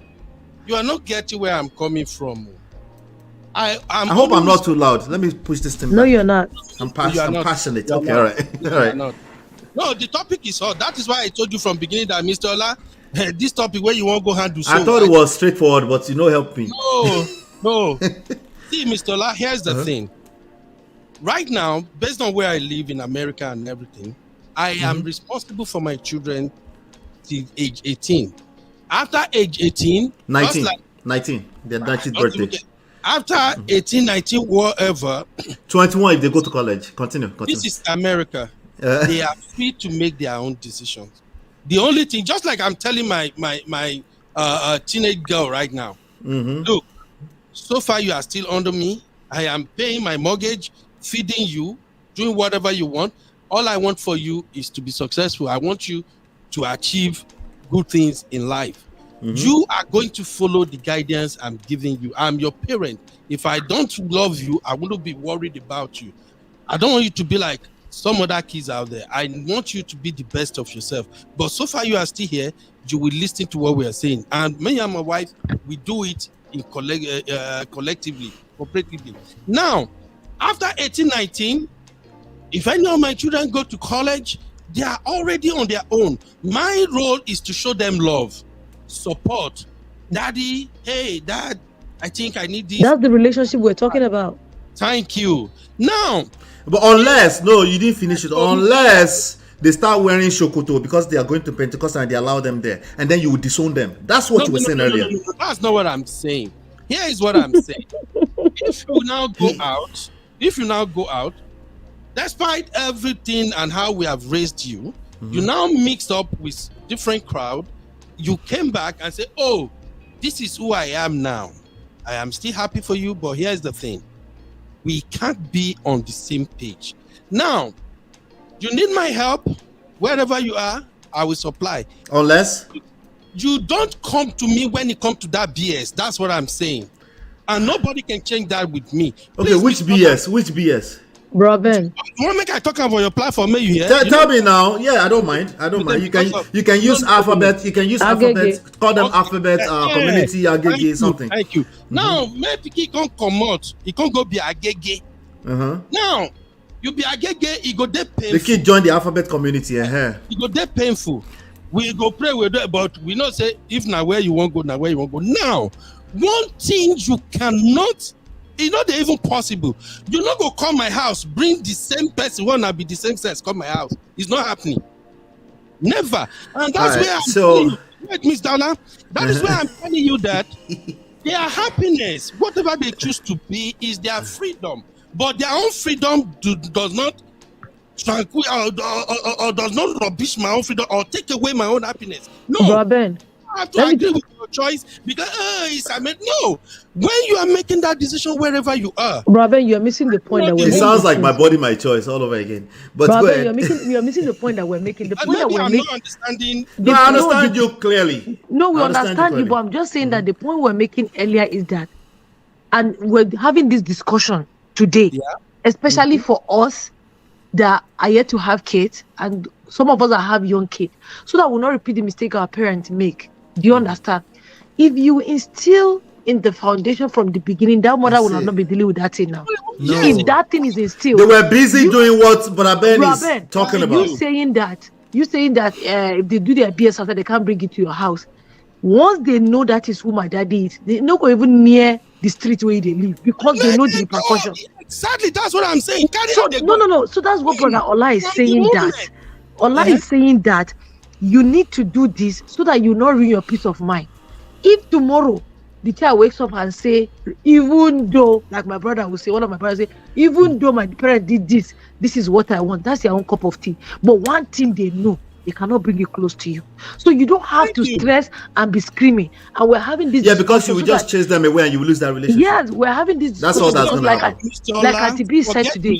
Like Auntie B said today, we should not chase our children away by trying to enforce, or we're saying we're instilling discipline and whatnot. There are plenty ways. Let me tell you, when we're growing up, me, until I hear con for my head before I reset, my twin sister, you just need to scream one scream. She don't reset. Yeah, kids are different. They're still lucky because Concon they reset you. Some kids Concon does not reset them. No, it didn't reset me. So the point I'm making is that even these musicians that we have today, Davido them, Whiskey them, Papa no be man. You didn't say Papa like when the boy started to do musician. He didn't like it. He didn't like it. He called it BS. He literally, most of them call it BS. That is different from what we are. You think that Adeleke no one made the video finish inheriting own company? He wants that. But the boy wants his own way. No. The video's case is Magic Johnson. They're asking you a question, Brother Ben. They ask you a question. All the Ageges in Nigeria were born where? God bless you. Let me go to sleep. They fell out of the skies, out of nowhere. We're deceiving ourselves. See, brother. Okay, brother. Let me ask you this question. I know what question's gonna happen, but let me just give me grace. Ask me. What if your child is? Go ahead. Hey, You're not. This is the question I was going to ask. The way my thing is this: the way you raise your children, right, determines the path they will follow. That's just my thing. If you raise them right, they will turn right. But that doesn't mean that if you are going to raise them let's right, dig in deeper. What is right? Bro Ben, pick a side. Pick a side, bro Ben. Let's dig in deeper. What is right? Raising them right. What is right?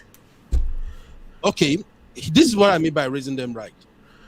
You are a Christian. We have Chinye is gracing us with, how do you say that? With our presence today. I tell you, say, you go start today in a hot topic, Mr. Ola. I tell you, say, a hot topic. Sister Chinye, don't they fly, they drive, fire, men come join seat. Man, leave the floor for her. Oh Lord. Oh yeah, Chinye. Come closer. Make sure you're not using Bluetooth though. Come closer to your microphone. Yeah, guys, I can hear all kind of. I can barely hear your voice, but I know you're trying to talk. Yeah, I'm on the train. Just one more stop, and then I'll get off. Okay, we're here. You know, I'm not in a rush there. We're here. All right. Let Brother Ben go, and then let me know when you're ready. Just talk. Brother Ben, go for what you were trying. You were trying to ask me a question. Yeah. It's not just a big deal. I'm just saying that as you are right now, the way you're raising your children, are you not raising them to go to the church you are going for now? Yes. You go to church every Sunday. You take them along to the church every Sunday. You're assuming I'll go to church every Sunday, but go ahead. No, yes. I'm not saying, if you are a Christian, some of the things we do. Right. And right. You are raising them to be like you. Not in career, but at least to turn out a great man just like yourself. So the answer is already no. I'm not raising them to be like me. I'm raising them to be ready for the society that we live in. This is a very, very dangerous world. And if I raise them to be like me, collect. It's gonna be bad. They're not gonna live in the world I live in. But there's some principles, as you were saying earlier, some basic guiding principles that guide this world. This is why I talk about power here. That's timeless. Okay, part of it is social intelligence, as I always talk about, right? We need to be aware of our surrounding. We need to be aware that human beings will always progress, and that means they're going to, like my son, like he wants to do this hairstyle right now that the hair goes back like this. we had an uncle in our church back then, that time, that's always on my case about my hairstyle. See, those people, they don't understand what parenting is. Their hair is not correct. That's the reality, right? The reality is that when these kids enter, they have the things that their friends, there's some pushback you push, right? There's some things that you just allow them. There's some, even my own father never policed me like that. These people will go to church, they won't let me rest in peace because of my hairstyle.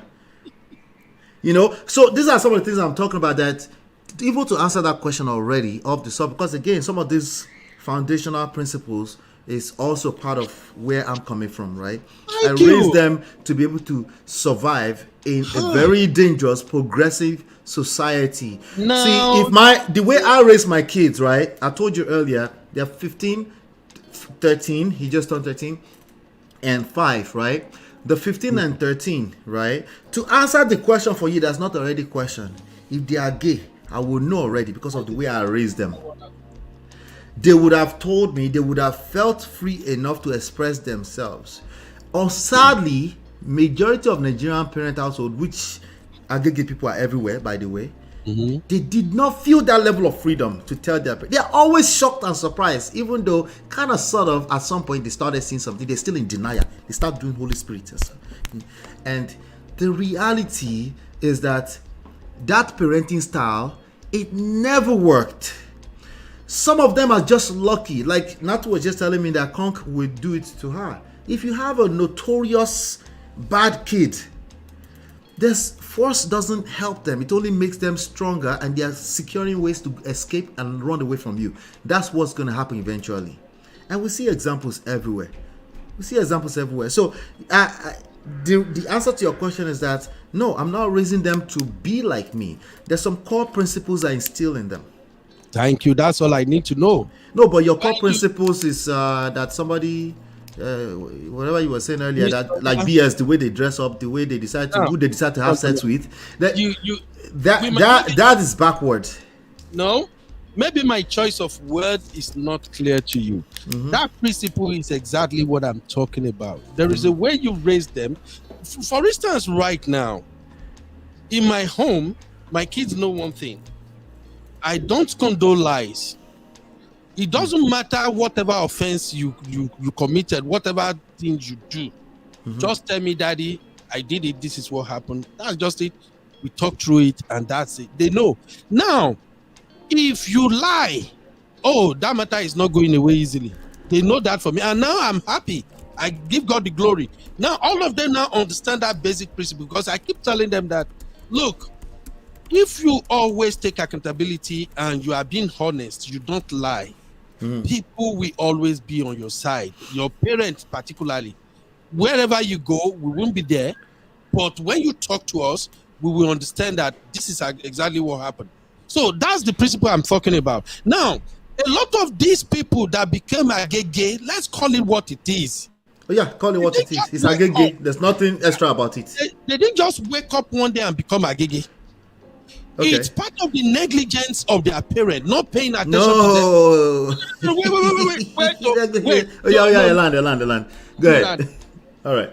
So, look, somebody can become agege at 30, 40 years old. That's their choice. You believe people become agege at 30, 40 years old? Brother, pick a side. I don't really know when they become, but what I'm saying is this. If, for instance, you have a guy, a child, who's beginning to display agege behavior at the age of 10, and your parent, you say you don't notice it, and start talking about it. If you know it's something you're not going to tolerate, then you start teaching. Can you give us an example of such behaviors that you're talking about? Brola, let's say you have a boy, and not you particular, I'm just making general example. No, that's fine. Yeah. Let's say there is a boy, a 10-year-old boy, that decided to start wear his sister's skirts, started to apply his sister's makeup. Right. Started to say, you take him to the store. He wanted to buy baby doll. I don't know if you get what I'm saying. I get it. So how would you respond to that? If you encounter that kind of situation, how would you respond to that? Thank you. Now, the moment you notice that, you look at the situation. Is this a boy that is surrounded by girls? Maybe because that's what, this is America. A lot of time, our kids don't have the opportunity to go and play with their peers outside. They are always locked in with their get inside. So now, if you notice that, it's because this guy is surrounded with girls, maybe 3 girls, 1 boy or something, then you can get where that is coming from. Probably he likes the way the ladies are being pampered, the way they are being, so you feel like, let me do like that. Then you as the father, that's when you start to step up like, okay, let me start to change this boy's perspective by allowing him to do more of masculine things. If you have to look for your fellow friends who have male child, you create time, you can take him there, so he starts mixing up with the boys. There are so many things you can do to change his perspective. You know what I'm saying? Don't look at that, Mr. Ola. I'm with you. Yeah, because this is, saying, it's just what they want to be. That is how we have all this shit going on. I'll give you an example of Nigeria now. Okay, before you continue. Wait, let me just land this real quick. All right. When Boriski started that nonsense in Nigeria. Boriski, yes. Everybody say, when he see this guy, he dressed like a woman, like play. Now, I agree with what Sister Natu said. That agege BS has been in Nigeria for a long time. I remember 6 years old. I caught somebody doing that shit at 6 years old, way back. What did they do? Especially, they dress up or they had sex? Man, I entered room, see them. 6 years old. I still have that image in my head till date. As a grown man, when I went to Nigeria the other time, I saw that same man that did that BS. When we saw, he knew I knew. He saw me, I was, you are not a grown boy. He's about 60-something years old now. I just looked at him and I was so irritated. Hey, you're a grown up. How are you? He wants to shoot my hand. I just bullshit him and walk off. Why? Because that is me. I don't condone the rubbish. That's just it. No, It's funny. It's funny. But you can't tell I me. find it funny. No. I always find it funny. It's just me. See that how that's you. I always find it funny. Yeah, that's just me. Me. Okay, all right. We work right now. We work right now with all these people everywhere. I always make my stance. No, I respect. But they had to force you. It sounds like they had to force you to work with them. If it was up to you, you wouldn't work with them.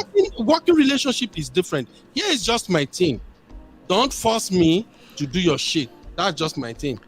Do you? I do me. We laugh, we smile, we play, we share. I don't have anything against anybody. All right, so don't expect me to.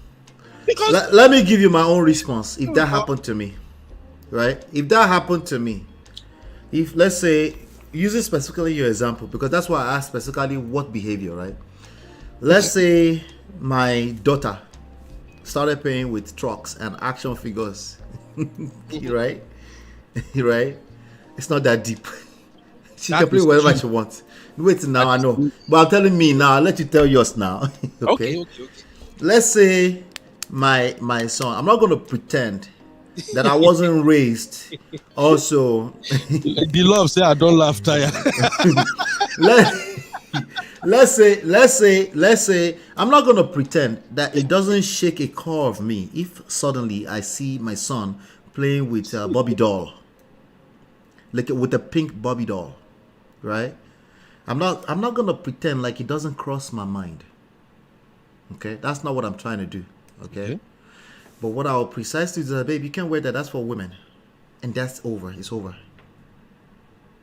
It's as simple as that. If I have to do the shalaye you just did with no evidence, but I Ben, hey. Play, because no evidence. Baba, whatever is inside that child, is inside that child, though. Agreed. Because again, I don't think they wake up into. Personally, I don't think it's normal that people wake up and become agege. I don't think that. I don't think they just. I don't think they just wake up and become that. That's saying somebody enjoy somebody calling their lifestyle BS. I don't think they enjoy their lifestyle being called BS. I don't think that's the case.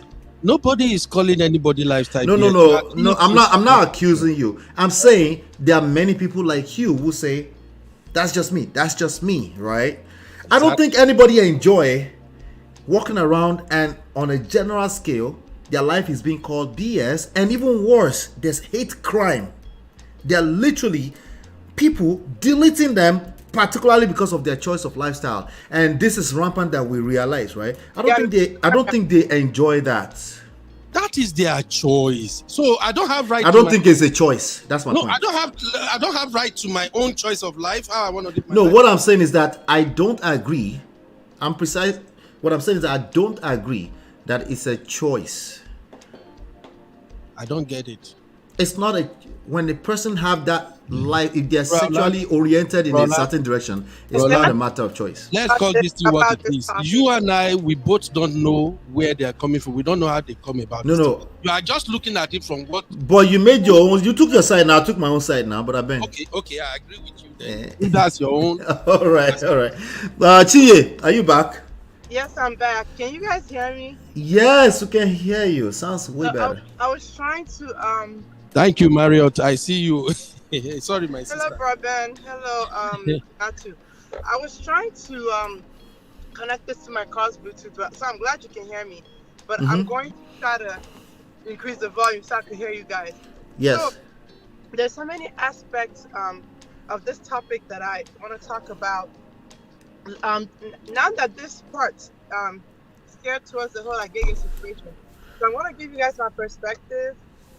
So, to be honest with you, just like Broadband and any other typical Nigerian parent, that whole gigging situation scares me in terms of my children. But it scares all of us because we're raised that way. That's why. So but I have to be honest. When I was in college, I went to college here. I went to high school from 10th grade, and then I went to college here. When I went to college in my first year, I was actually really curious about that whole community and what happens, how people become it, and my eyes got open to different things, right? So my English 101 research paper, I actually did a research on that. And I found out a lot of information. So there's situations whereby someone and after evaluating after mentioning all the things that I found out, I'll tell you my own perspective based on my beliefs, okay? So these are things that I found out. Number one, there was a scenario where is this young man, when he was born, he was really struggling with his identity. Like it hurt him so bad that, people would make fun of him. He didn't like that. He wanted to be normal just like everybody else. He just didn't know what was wrong with him. People would call him sissy. He would play with girls, and he just wanted so bad to be normal like the other kids, right? So even to how when we're all kids, 5, 6, we used to have little crushes on like our teacher or with some of the other people in class. So it would be private in our heart. He noticed that he was having crushes like with the male teachers instead. So that was like he didn't understand it. So he kept struggling with this, and then when he it got to a point when he became an adult, he decided to just accept himself or whatever, and he told his mom what was going on. His mom did not ostracize him or chase him out. His mom, took him in. So that's one scenario. Then there's this other scenario whereby there's some individuals when they were young, there were SA when they were kids. With their Yes, those are sister. Yeah. Like the little boys were SA'd by their uncle, and it became a struggle.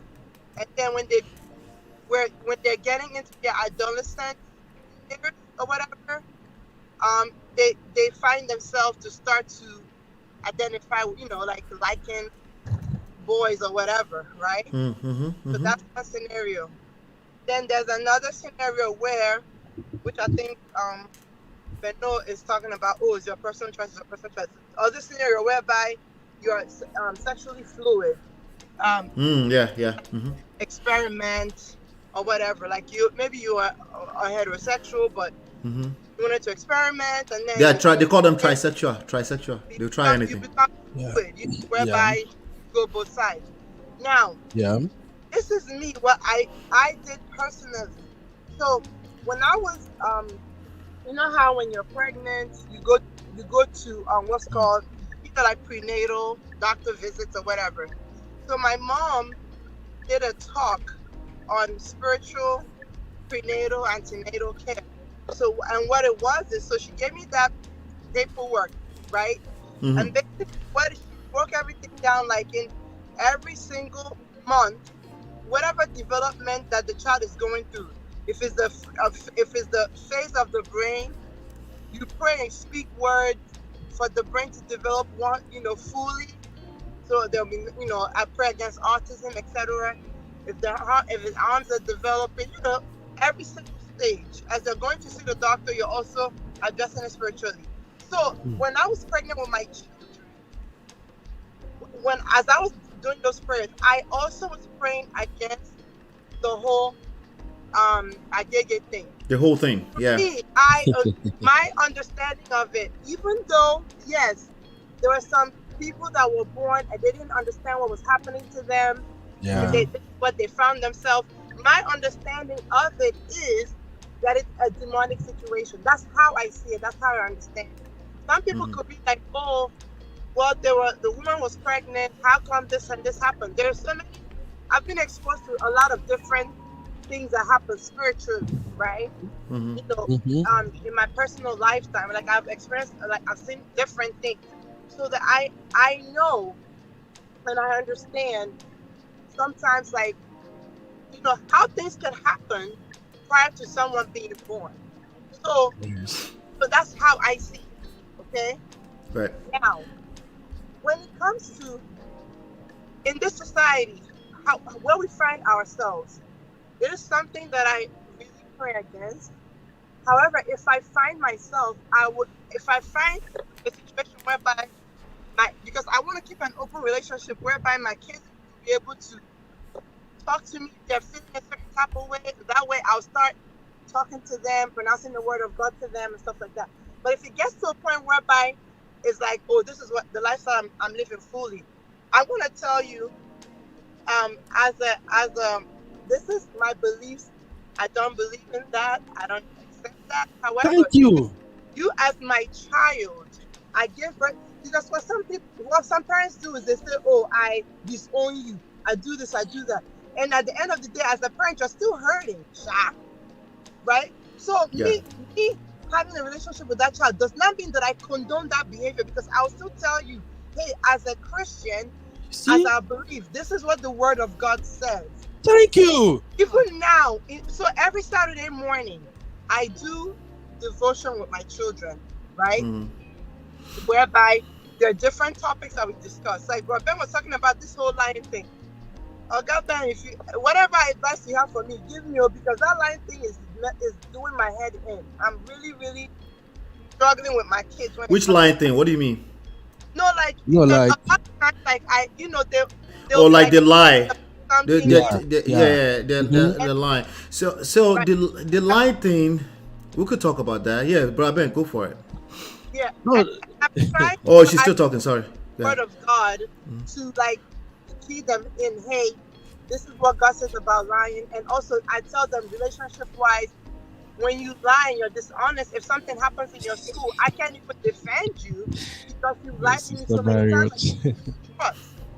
So I'm continuing to work with them on that. Like, when you lie, you get in more trouble than the main issue at hand, because now you're creating a whole monster altogether. So that's what that one by the side. Now, looking at you, right? As a mother, right? Also, I'll be nervous if my child comes with a spirituality say I'm not familiar with, that is away from, what I taught them, what I brought them up to be, right? Now, the way she's approaching is not the best way. Me, I ask my children questions because I want them to tell me their mind. So when it comes to that whole crystal thing, there's a lot of information that I found out about that the whole New Age spirituality is a thing. The whole New Age spirituality, the whole yoga thing. On that TV's platform the other day, the yoga came up, and with some people were saying that it was demonic, which I'm of that notion, because there are a lot of videos out on YouTube that actually, because it's from the Hindu religion, and a lot of their poses is what they're using to channel spirits. So that whole New Age with crystals, etc., the way it happens is very, very tricky. You'll be coming in small, and the person who's trying to get into it, honestly, just wants to get a higher, deeper spiritual connection, right? That's how it starts. Some of them, might start running away from church because some of the churches they're going to, the way they're approaching things with fear, if you do this, you'll go to hell. If you do this, so some of them are saying that, okay, so XYZ has happened in my life, and this God that you guys are preaching to me in Christianity have not shown up in my life. So let me seek something higher that, where I would gain more power and do this and do that. However, if you have a deeper talk with this child and understand what they're coming from, or some traumas that they've been through, or some things in the church that are pushing them away, you might be able to reel them back in. They can still seek that higher power that they're seeking through Christianity. You can at least talk to them, explain those things to them, and then you've done your best as a parent. And then on the side, you'll be praying for them as well. But thank you. Calling her a demon, yelling at her, my kids are now 9, 12, and 5. There's some things they'll still push back. Talk less of a whole mama magic, a whole mama. Not true. You are right, my sister. Yeah.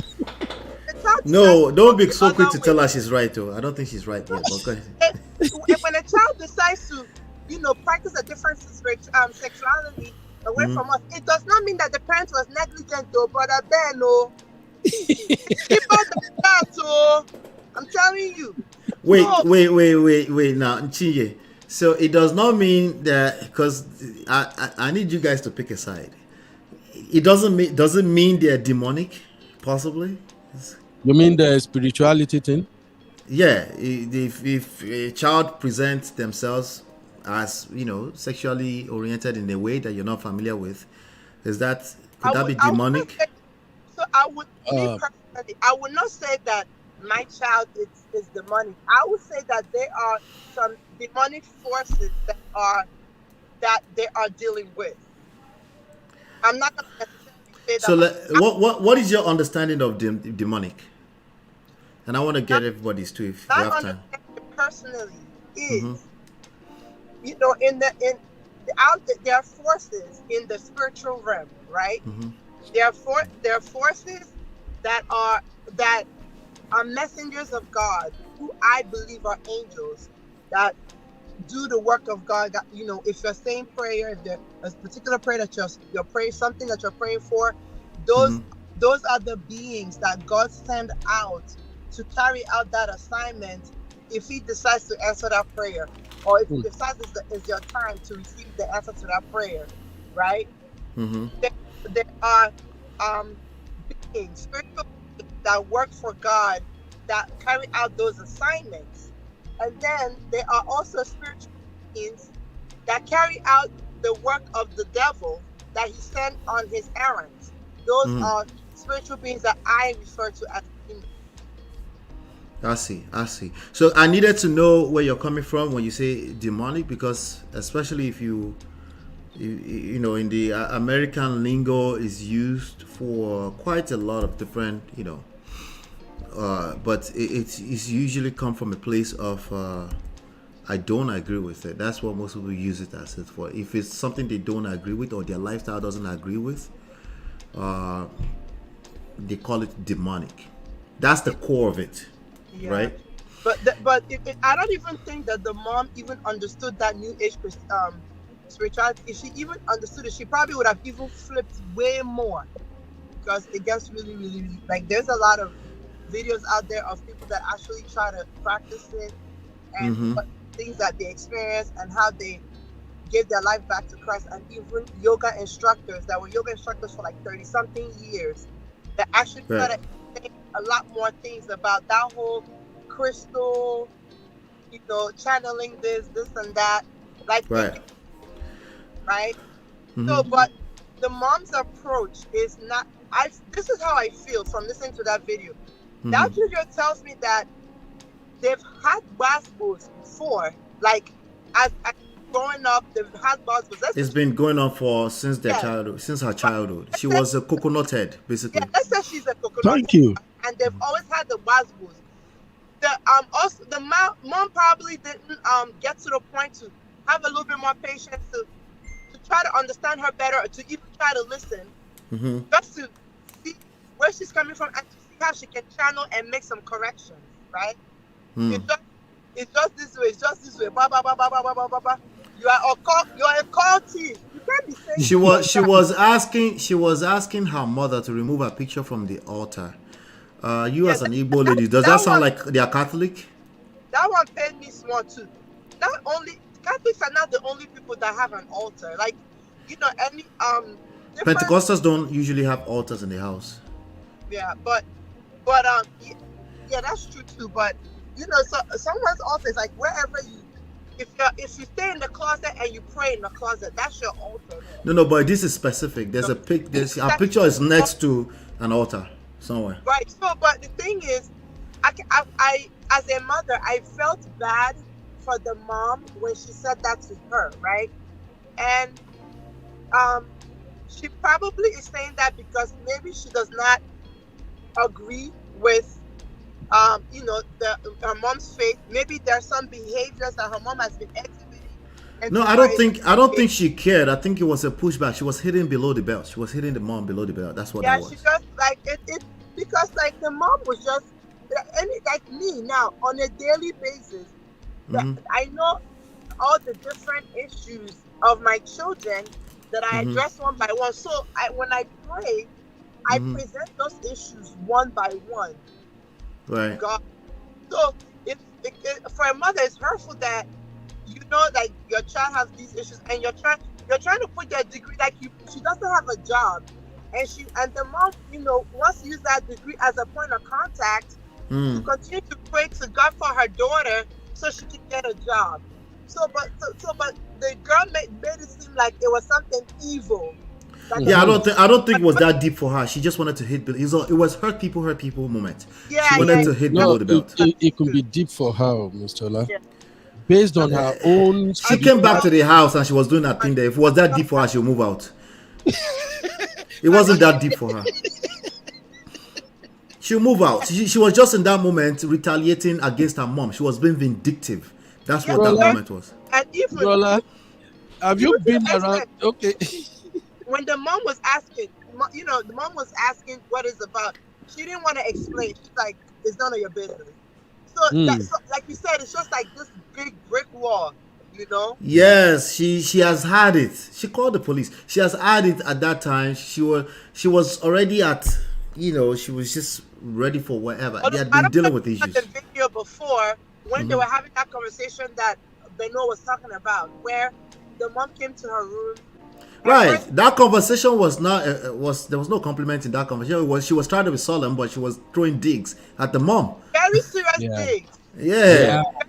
That was just that at most. That was a few hours before the police was called. At most, that's the same day. That was a different day.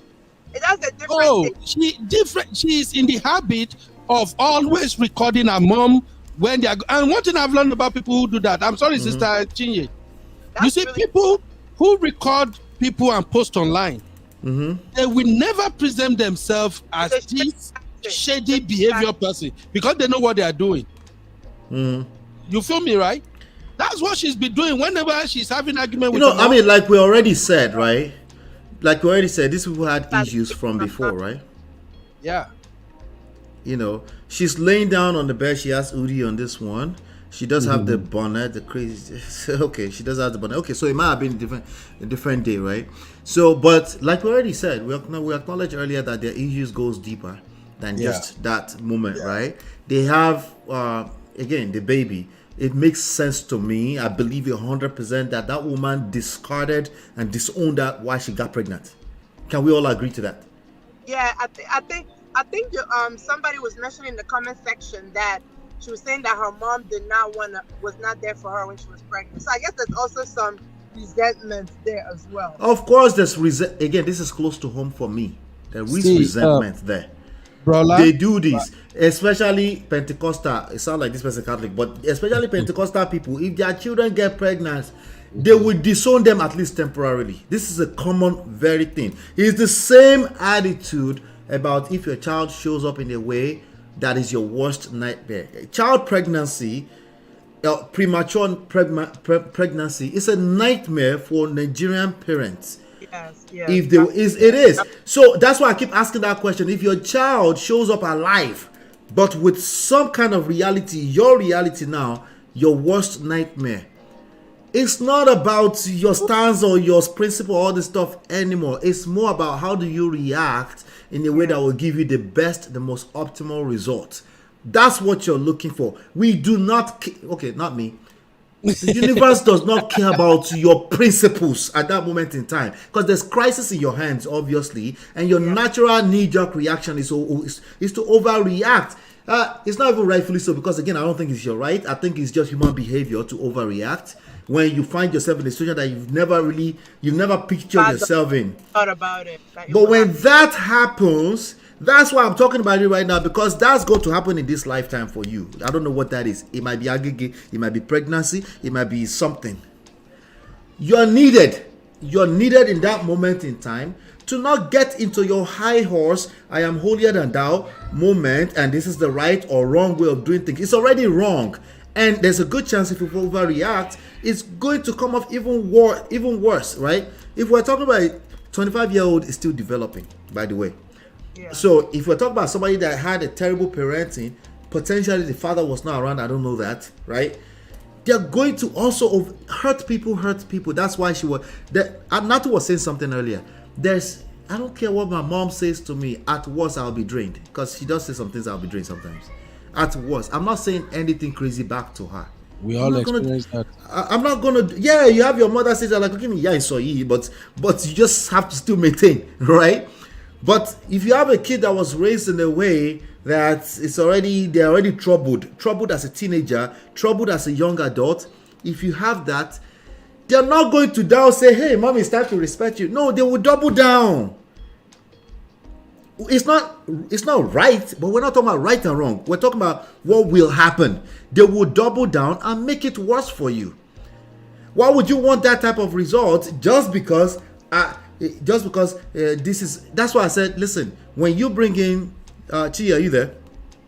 I see blank. I'm not sure if you can hear us. Yeah, but the thing is that once a Nigerian person in general, once they mention demonic, I respectfully bow out, because spirituality is personal. Yeah. You know, because they have the right to believe what they believe. It's spiritual realm anyway, right? Yes. But when we're talking about parenting, relationships, there are guiding principles that you need to know in addition to you being a prayerful person. Yes. That you need, because the Bible also talks about faith without work. So when you're praying, you need to back it up with certain working principles.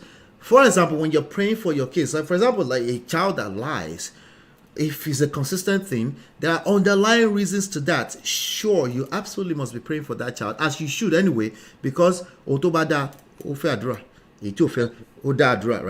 So you should be doing that anyway, because the Bible also talks about praying without ceasing, right? That should have been a given.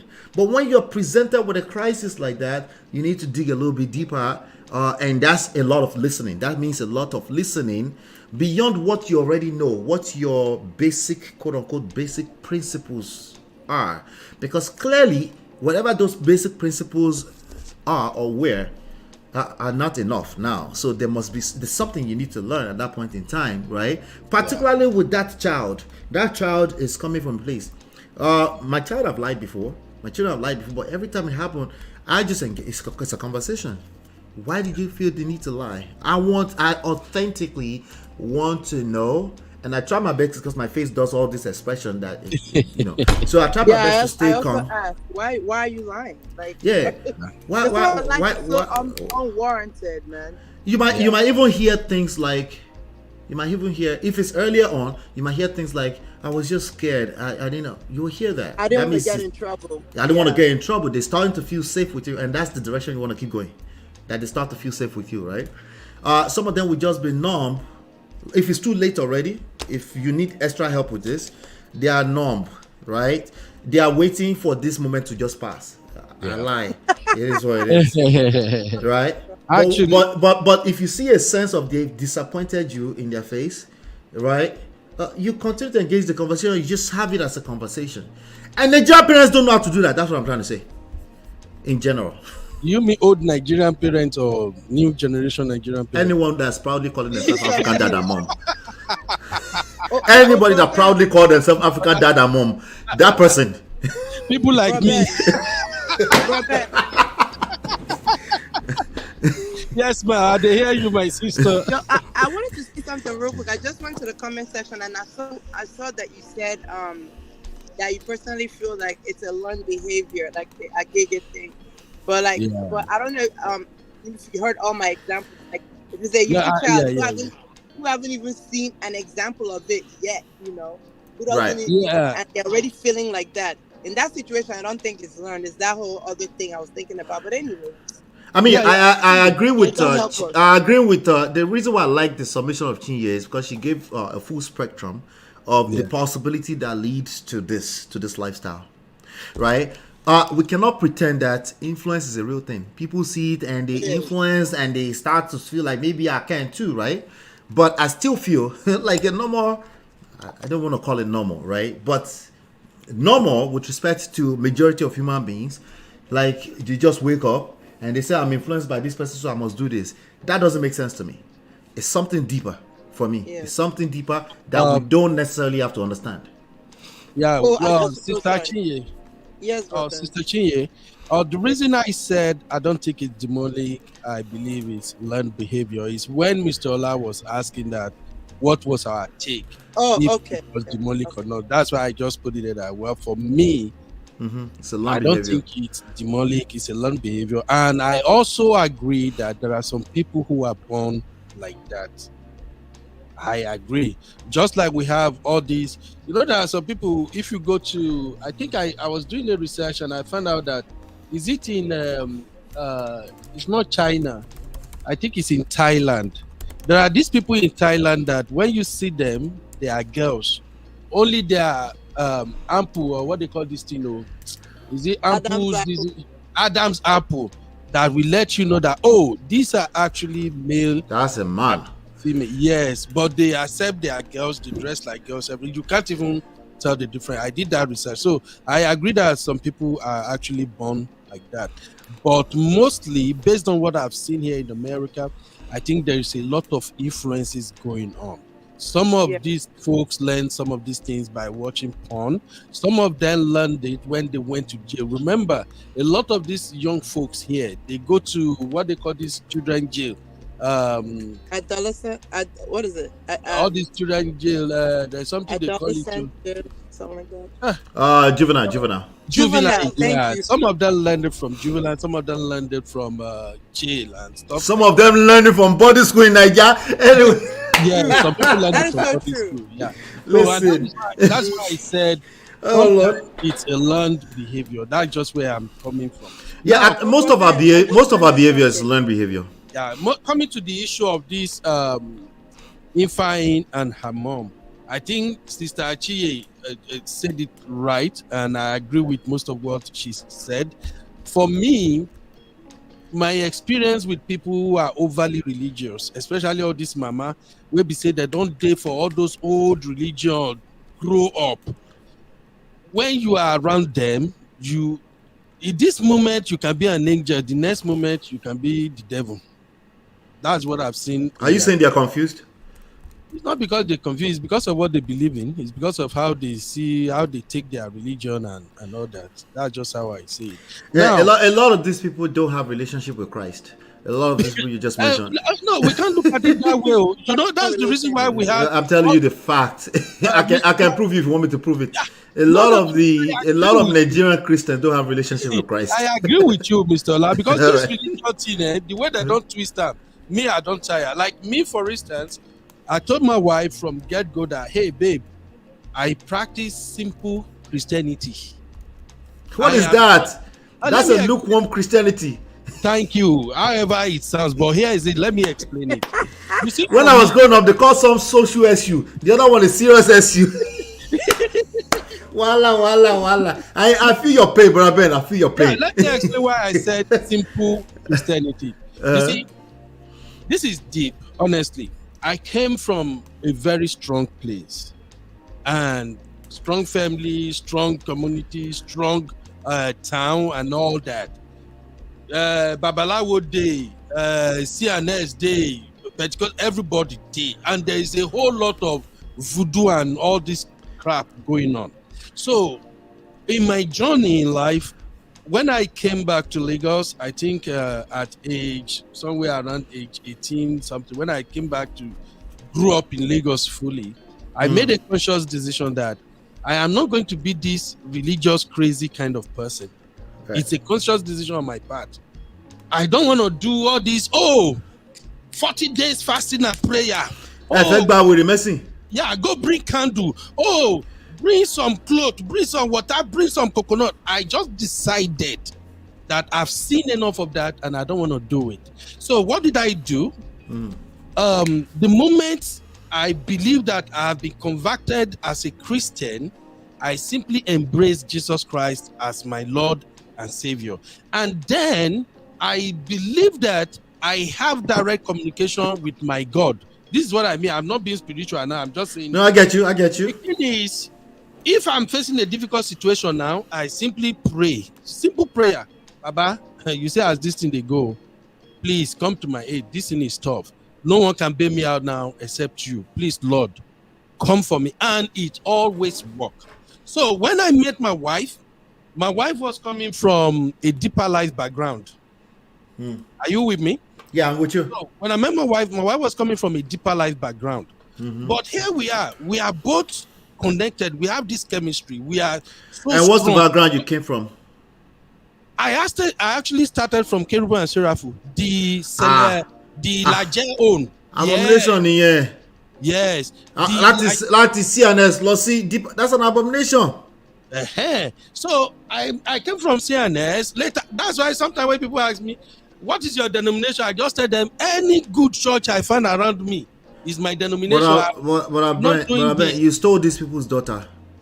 I know the deeper life people. There's no way they did not feel like you stole their daughter. So now you fool me. So I understand what is going on with these people to some extent. You get it. So when I met my wife, I told my wife, babe, my wife is a very prayerful person. I love her to death. She's so good at that. She pray for me, pray for the children, everything. But I told my wife, babe, any prayer we don't the past 10-15 minutes, my mind no dey there again. No. We fought like almost 2 years on this one. No. I'm being sincere. And then later, I started telling her how I get things done. And she's seen the result. We've been 20 years plus. She never seen me go carry one oil or carry one thing. I don't do it. If I want to fast, I fast till 12 a.m. Or 12 noon. Now where my power carry reach with that. But when I'm doing that fasting, I'm doing my prayer. So what I'm saying in essence is this. People practice religion in their own way, how they understand it. And I respect everybody's own. So now let me come back to this issue of this girl and her mom. Right, because remember we're talking about it because of parenting. Yes. And the reality is that there's some type of religion or certain style of practicing spirituality. Not all of them tamper with parenting in one way, shape, or form. Now, let me quickly point something out with this this girl and her mom, and with this other thing. IFEANYI, your mother. Now, I'll give you an example. Till date, my auntie, my mom, because she's the one who raised me, she is still a celestial person. Okay. When she came to US to babysit, the moment before she come, I told my auntie, please. I know that celestials, when they pray, sometimes they like to sprinkle water around the house. I don't know if you are aware of that. Yes. They will pray in water, they will sprinkle. I told water, candles. I don't know if they do candles, but they do. I think they do candles. I told my auntie, please, when you come, and you have to pray. I will take you to church. Her church was in Houston. I live in Austin. 2 hours, 30 minutes drive. I will drive her to Houston, to her celestial church. But I told my auntie, please, when you pray, don't sprinkle water around the house.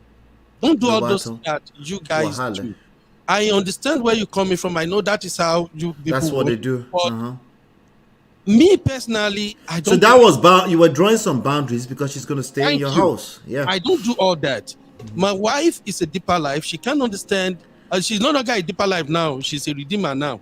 But she can't understand what you're doing. So please, for the 6 months you're going to be with us, don't do this. Now, how is this connected to the situation of this mama and daughter now? Right. That mama seems like a Catholic. Right. A Catholic has a section in their home where they worship, where they pray. You know? Now, you that you are practicing spirituality, whatever that is. I tell you on the street, no help, nothing. You came back to your mother's house. Do you think your mom, who is a deep Catholic let's just assume, do you think she's going to tolerate your religion practice? Because people just bash that mama anyhow. Now that mama has her own issue, but she's praising God the way she understood. Whatever the girl is doing to that mama, she raised a disrespectful young lady. Sorry. That is just it. Mama cannot escape it too. She raised a disrespectful young lady. There are some of these kids, no matter I said in the chat, I have a question for everybody. Let's end with this. Okay. Do you remember when that woman was shouting at the tops of her lungs? When she was literally tussling back and forth, and she was trying to block the girl from leaving the house. Do you remember that? Oh, say that again. Can you hear me? I can hear you now.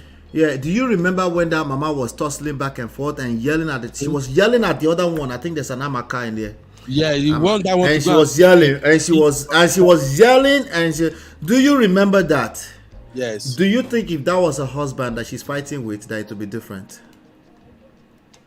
Like she's not going to yell?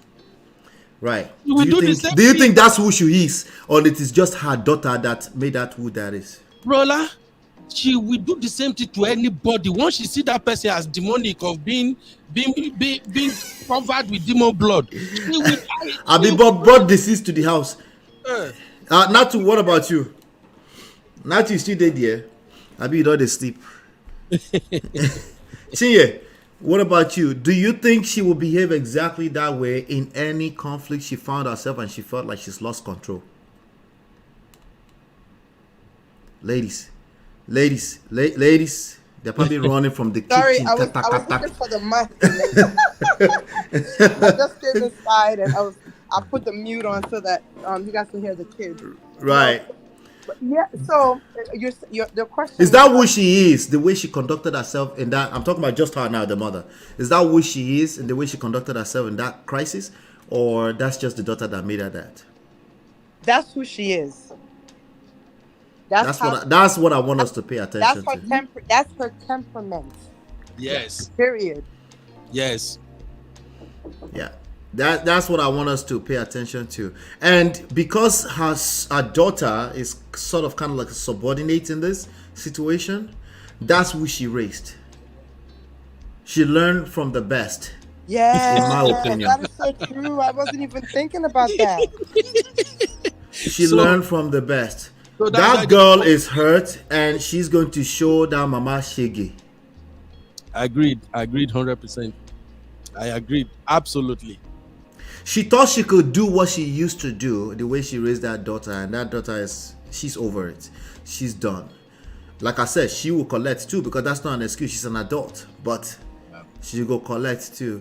Unfortunately, we heard her voice. I don't like addressing people that didn't put themselves out there, but her daughter put her out there. The person she raised put her out there. And some people might say, hey, is it absolute? So it's the fault of the mother. What about if we make fault irrelevant? What if we can just learn how to improve ourselves? Let's not worry about whose fault is it, right? Just have to pay a little bit more attention. And the way she was yelling, the way both of us are yelling, because they found themselves in crisis. Yeah. That's when we learn the most about ourselves, not when everything is rosy. Oh, my children are perfect. They never do that. Good for you. Actually, you deserve some accolades and candy for that. Yeah. But it's more how you behave when they show you a little bit of shaggy. They lie small. They brought the wrong shirt home. They brought somebody else's stuff home. How do you react in that moment? Right? There's a way you react that you are indirectly or directly training those kids on how to react when there's crisis. Yep. And that's some of the things that African parenthood has never paid attention to. What we know is lashes. That's all. I wasn't lashed, but my household was different. It wasn't the normal. But all my friends, they collect every single one of them. And I've seen it. I've seen woes, bass, as in like out of nowhere, the father would just slap a friend. I was like, whoa, imagine if I, even as, let me not talk too much, even as I became top teenage years, which I spent here, I seen the African parenting. It doesn't work. It only makes them, it doesn't work. That's my declaration on that. It doesn't work. What works is the same thing that works in every relationship, which is active listening. Communication. Treat it like a relationship. When the child is not talking yet, 2, 3, 4 years old, a little spank in the butt to communicate that was wrong. I'm okay with that. Once the child starts talking, then you need to exercise patience and have conversations with them. And listen while you're doing it. You need to listen while you're at it and be patient. And yes, it's going to require patience, because they will do something. They will draw stuff on your wall. They will do things that will get you angry. Get started with drawing things on the wall, Ola. Don't take me there. Mr. Ola, don't go that route where you won't go. I know, because I've experienced it, and I didn't like, and I caught myself that day, and I realized that that's something I could not repeat ever again. But thank you, ladies and gentlemen. I appreciate you all for coming up and hanging out with me tonight to make the conversation even that much better. We didn't finish it. We have questions. All these questions, if you're listening to this in the chat, please answer us in the chat later on. But thank you. Any last words before we end the session? Because me, I'm exhausted though. That's IFEANYI, it's dreamy.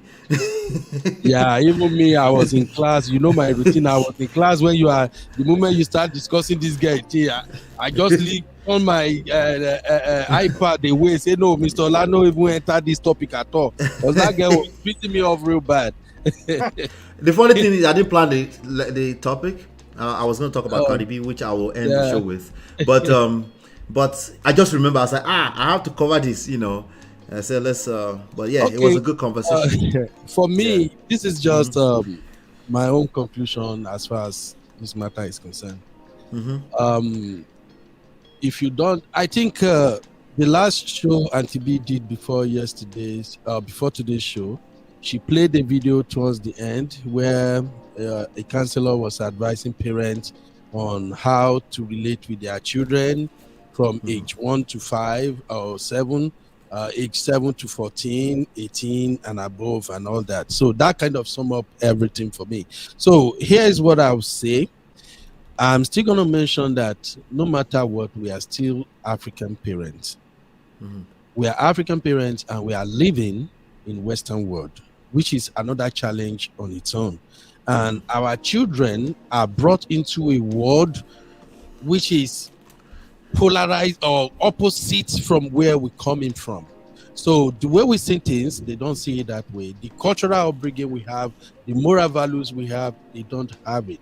And we also see the results of raising children in America without the African factor. And if you choose to raise your children strictly on the American style, expect some surprises at the end of the day. If you choose to raise your kids only in the traditional African way, also expect surprises. Whichever way you go about it, there's going to be some consequences at the end of the day. So I would recommend blended parenting. It's still principles in them. It's still some morals in them. Don't argue, don't fight them, but make your stance known. That's my recommendation. Stand for something. Yes. Let them know that this is what my dad, my mom stands for. When you play into this, we are woke, this is America, they are going I agree. We have to be careful with that. Yeah, they are going to do some stuff that you will not be proud of at the end of the day. But when you let them understand that though you are American kids, but you are still from African lineage, that's just what I'm going to recommend. I don't want to take your time, but these are just like what I do in my home and how I'm raising my kid. And if you and your husband can be on the same page, you and your wife can agree on how to parent the kids. Mr. Ola, it goes a long way. If you are both on that the is same a big part of it. That is a big part of the formula. Page, the kids, American kids are very smart. They will know that, if mommy say no to this, definitely daddy will say no. For instance, in my house, no sleepover. It's not happening. Nobody. African parent. Listen, Mr. Ola, I have my reasons. Okay. Whenever the first and second time my kids tried, my girls have one chance. The first time my daughter did it, she brought her friends over. I have to make sure all the cameras in my house are on 24/7. Me, myself personally, I came back from work. My wife already told me before I came back, I agreed to it that they can come and do sleepover. The moment I came back from work, now inside our master bedroom, disrespectful. That part I agree with you. Like even in church, going on the stage and just anyhow, because the American kids, I don't condone that. I think these are some of the things that we bring from Africa that's valuable that American kids don't have, Yeah, so I go into my room, eat my dinner, I stayed there till daybreak. Then the next day, even my wife was surprised. I explained to my wife, I said, this is America. You have Oyinbo children, about 4 of them in my house.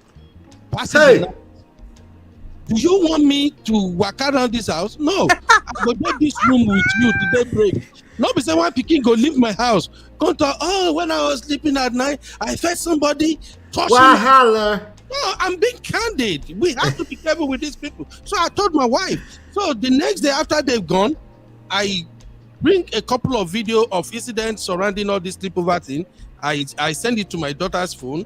I ask her, did you watch those videos? She said, yes, daddy. Do you know why I sent you those videos? Like, hey, daddy, I don't really understand. Then I explained to her, things like this happens when children sleep over. And that is why I don't even want you to sleep over in your friend's house. So she said, well, now that they've slept in my place, I said, you have only one chance. And after that, that was about 4 or 5 years ago.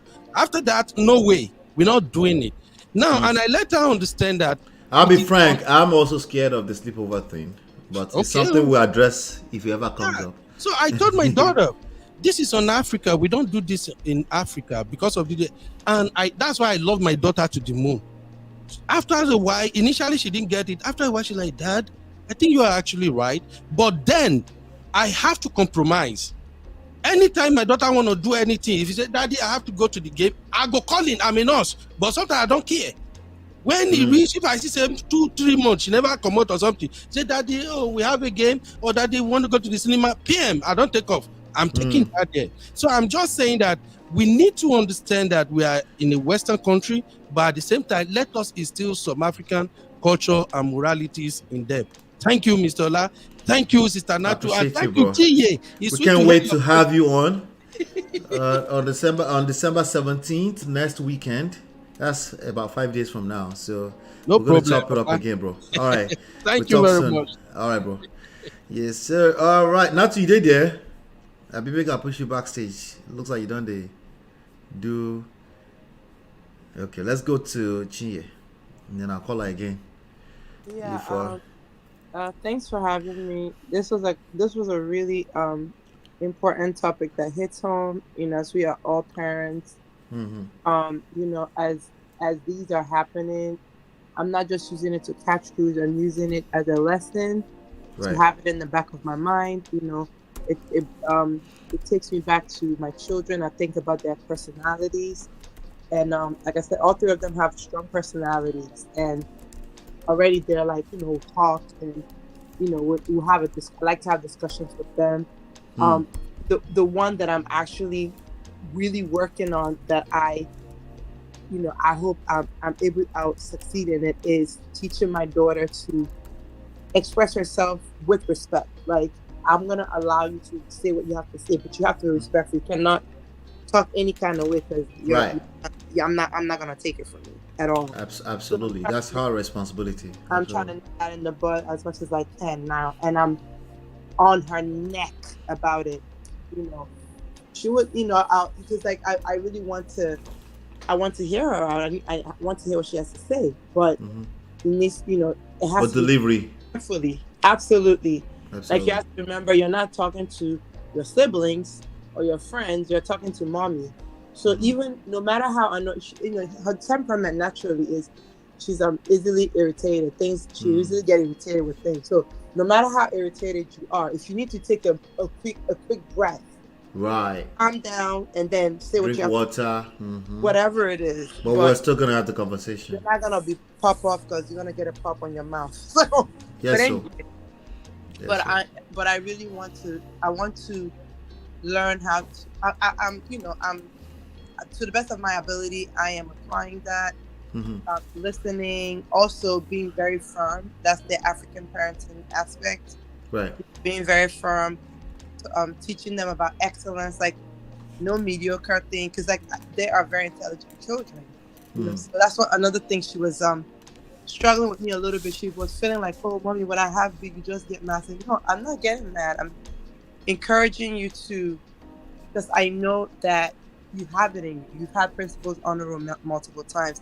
I told you, I congratulated you, embraced you, but whatever you need improvement, let me know. If I have to get a tutor for you, whatever we have to do to bring you up to what I know you have the ability to do.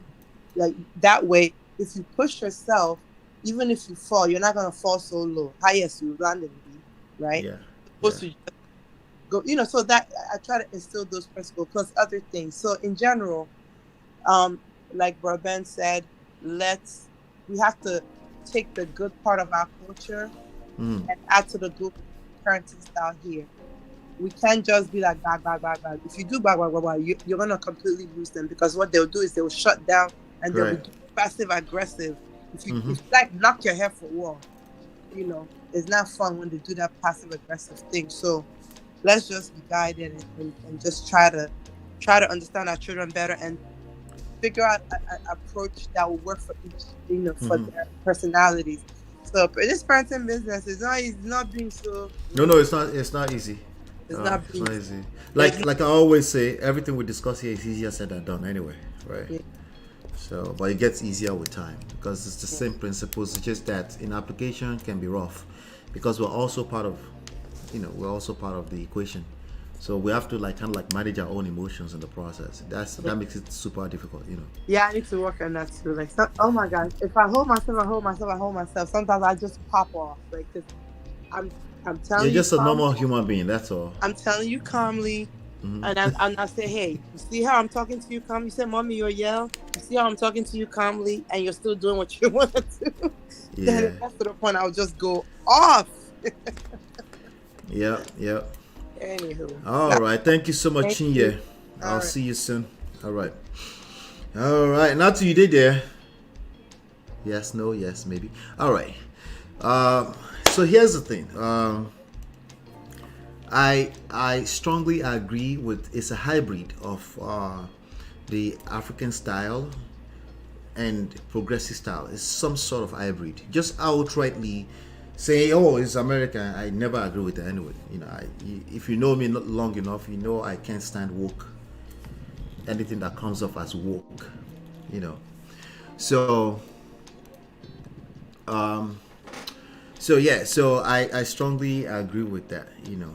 All right, we're back. Now we're back. Okay, I strongly agree with that.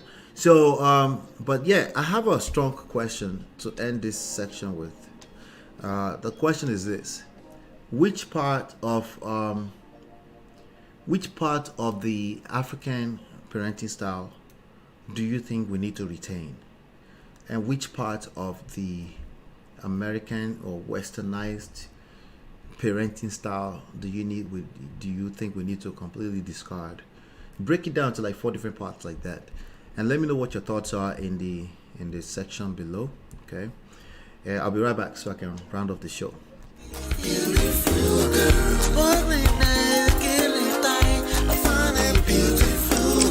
It's your love that I've been missing. I miss all your hugs, your touching and kissing. Make love on the floor, the couch in the kitchen.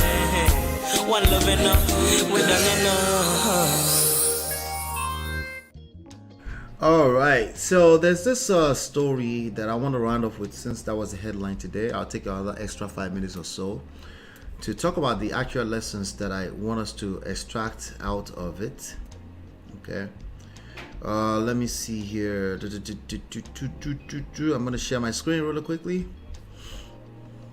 Let's see. All right, there you have it. So we're talking about Cardi B, right? So there's a news. They're separated. She says she's been single for a while. Cardi B is an American rapper. Offset, the husband, is also an American rapper. In my opinion, these are kind of people that have never been. They should never have been married. Okay. And there's a lot of people like that roaming around the streets. I don't recommend marriage for everyone. I just don't. Particularly people that might be coming from a troubled lifestyle, stripper. There's allegations of drugging men to take their money. Or you're a rapper coming off the street and you have a lifestyle where there's a bunch of women drug and drinking around you all the time. No, you shouldn't be going into marriage. It's not gonna work. You just create children that will have additional layers of trouble to deal with in society. But anyway, Cardi B said in an Instagram live on Monday that she was single, confirming rumors. This is according to CBS News, confirming rumors that her relationship with rapper Offset has ended. The rappers have split publicly multiple times. Right? Once you notice he's going back and forth, and you're in strip club and the other person's strip club, don't do that to yourself. Okay? You're better off being single. But I know you want to also eat out of the beauty of marriage. But if you know that this is the kind of lifestyle you want, or you're talking yourself into not wanting marriage, even in that respect, don't go into marriage because it won't work. Because you will question every time there's a crisis that happens. You will question you would think maybe you will question the compatibility and things like that all the time, you know. But anyway, she said, I've been single for a minute now, but I have been let me bring the mic closer to myself. All right, I've been single for a minute now, but I have been afraid not afraid. I've been afraid to like not afraid. All right, so if you're a confused person too, probably a good idea to make sure you set yourself straight before you try to do marriage, right? I just don't know how to tell the world, said the Grammy award-winning rapper in the live video. Fans noticed that the duo had unfollowed one another's Instagram, unfollowing each other on Instagram in the last week, prompting speculation. In a previous live video, Cardi cryptically alluded to her new relationship status, saying, "You gotta rid of dead weight." She gotta get rid of dead weight, right? So their marriage had become dead weight. For how long? How long have they been married for? 2 years, 3 years? Who knows? They have 2 kids. That's all that matters. Okay, so their marriage is basically going to be the life of those kids. No matter how they try to escape from each other, it's too late. Okay, I would say mentality, procrastination, laziness, and a lot of people are dead weight too, she said. She also posted on Instagram story with text that read, "You know, when you just outgrow relationship, all right, if you're using languages like that already before you enter marriage, it's probably a good idea to stay away from marriage." I'm just being honest with you, okay? If all of this are aligning together right now for you, it's probably a bad idea to engage marriage, okay? Does that exist? Yes, it exists. Is that a reason to run away from a marriage? No, there are deeper issues. And those issues should have been the focus, not outgrow relationships. Adding in another story, I'm tired of protecting people's feelings. I gotta put myself first. All right, so putting yourself first is something you should be doing every day of your life. You know, self-preservation first, so you can have enough to pour into other people, right? So if you're already feeling that way, or you've never assessed that situation before, like, do you put yourself first? Do you have a conflict between putting yourself first and being selfless?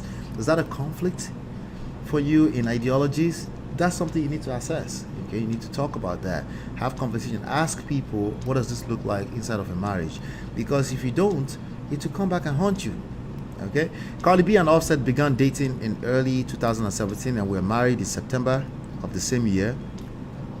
Yeah, in late 2018, with all that lifestyle, so much power, so much money, everything around them, you could predict it. Come on, all right? You can predict this. Not wishing any bad on them because they're stuck together for life anyway. I'm just letting you know, if you want this to last a long time, you could kind of predict this. There's certain types of people, they have a certain type of lifestyle. They don't need to come into marriage and become another additional variable or additional elements or in the stats, right, of terrible marriages that are falling apart. It's just not needed, right? In late 2018, several months after the birth of their daughter, Cardi B announced that the two had decided to part ways. As far back as 2018, they've been having struggles. Think about Cardi B. Does she seem like a kind of person that would say, "Let me work on my marriage, let's go to therapy"? Does she seem like that kind of person? If he did, does she seem like a person that would learn anything from that? What about Offset? Even worse, probably, right? All right, they reconciled in mid-2019, but Cardi filed for divorce from Offset in 2020. Okay, before withdrawing the filing weeks later. They have since welcomed a second child, so they're having babies in the middle of all of this. It's a bad idea. So anyway, relationships are dynamic. That's one lesson for you.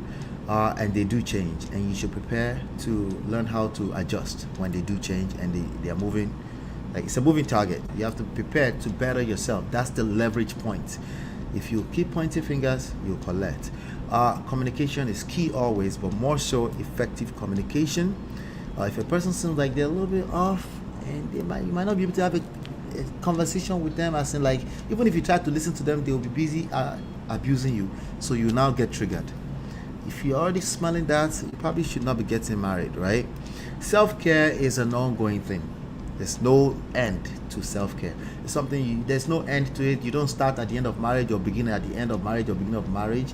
If you're bringing that up, you were the problem probably in the first place, okay? You can do self-care while you're inside. You can back off of each other for a second to figure out what's going on, right? But like I said, this is probably a marriage that should not have started in the first place. Okay.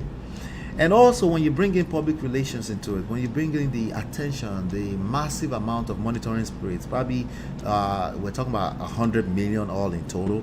That's additional layer of energy you have to manage. With not having the skill set, the arrogance, the pride, your expectations are probably off, of course, right? Why don't you wait until things, after you become big like Cardi B, why don't you wait a little bit, get on the other side of what that looks like in reality for you before you're trying to do marriage? It's not going to work. It's not going to work. Okay. All right. So those are some of the lessons that I thought we can, cutting off dead weight. It's not going to happen. That's the father of your kids for the rest of your life. And that's additional layer of, well, that's, you have to continue to manage that. Okay. Maybe even harder. Now, what can she do? She needs to do the same thing that we would have asked her to do from the beginning. She needs to continue to better herself. If this was a normal Cardi B, I can't take her too seriously, yeah. So, and keep in mind that anything that's worthwhile in life requires work. It will not work if you don't work. All right. But the work gets easier with time. Okay. And of course, you should always love yourself, respect yourself, have some self-respect. People will mimic the level of self-love, self-respect, self-esteem that you have for yourself. That's always true. Okay. So, but I don't think that was Cardi B's issue. I think it's too much attention, backgrounds that are not necessarily designated for long-term marriage. Marriage is not something you play with, right? You don't need to do that. Okay. And we have enough people in the society doing that. They play with marriage. They think it's something that, we should just play with, But yes. Shout out to all of you. Thank you for everybody that came up on the stage. I appreciate you. Chinye, Marriott, everybody that was in the chat. I appreciate you. Natu, we don't go to sleep. It was awesome. All right. Thank you guys. I appreciate you. Hopefully you've been enlightened and educated. I'll see you on the next one. Peace.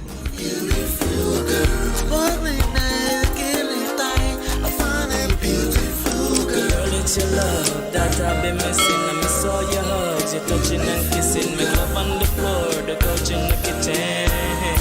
One love enough, we done enough.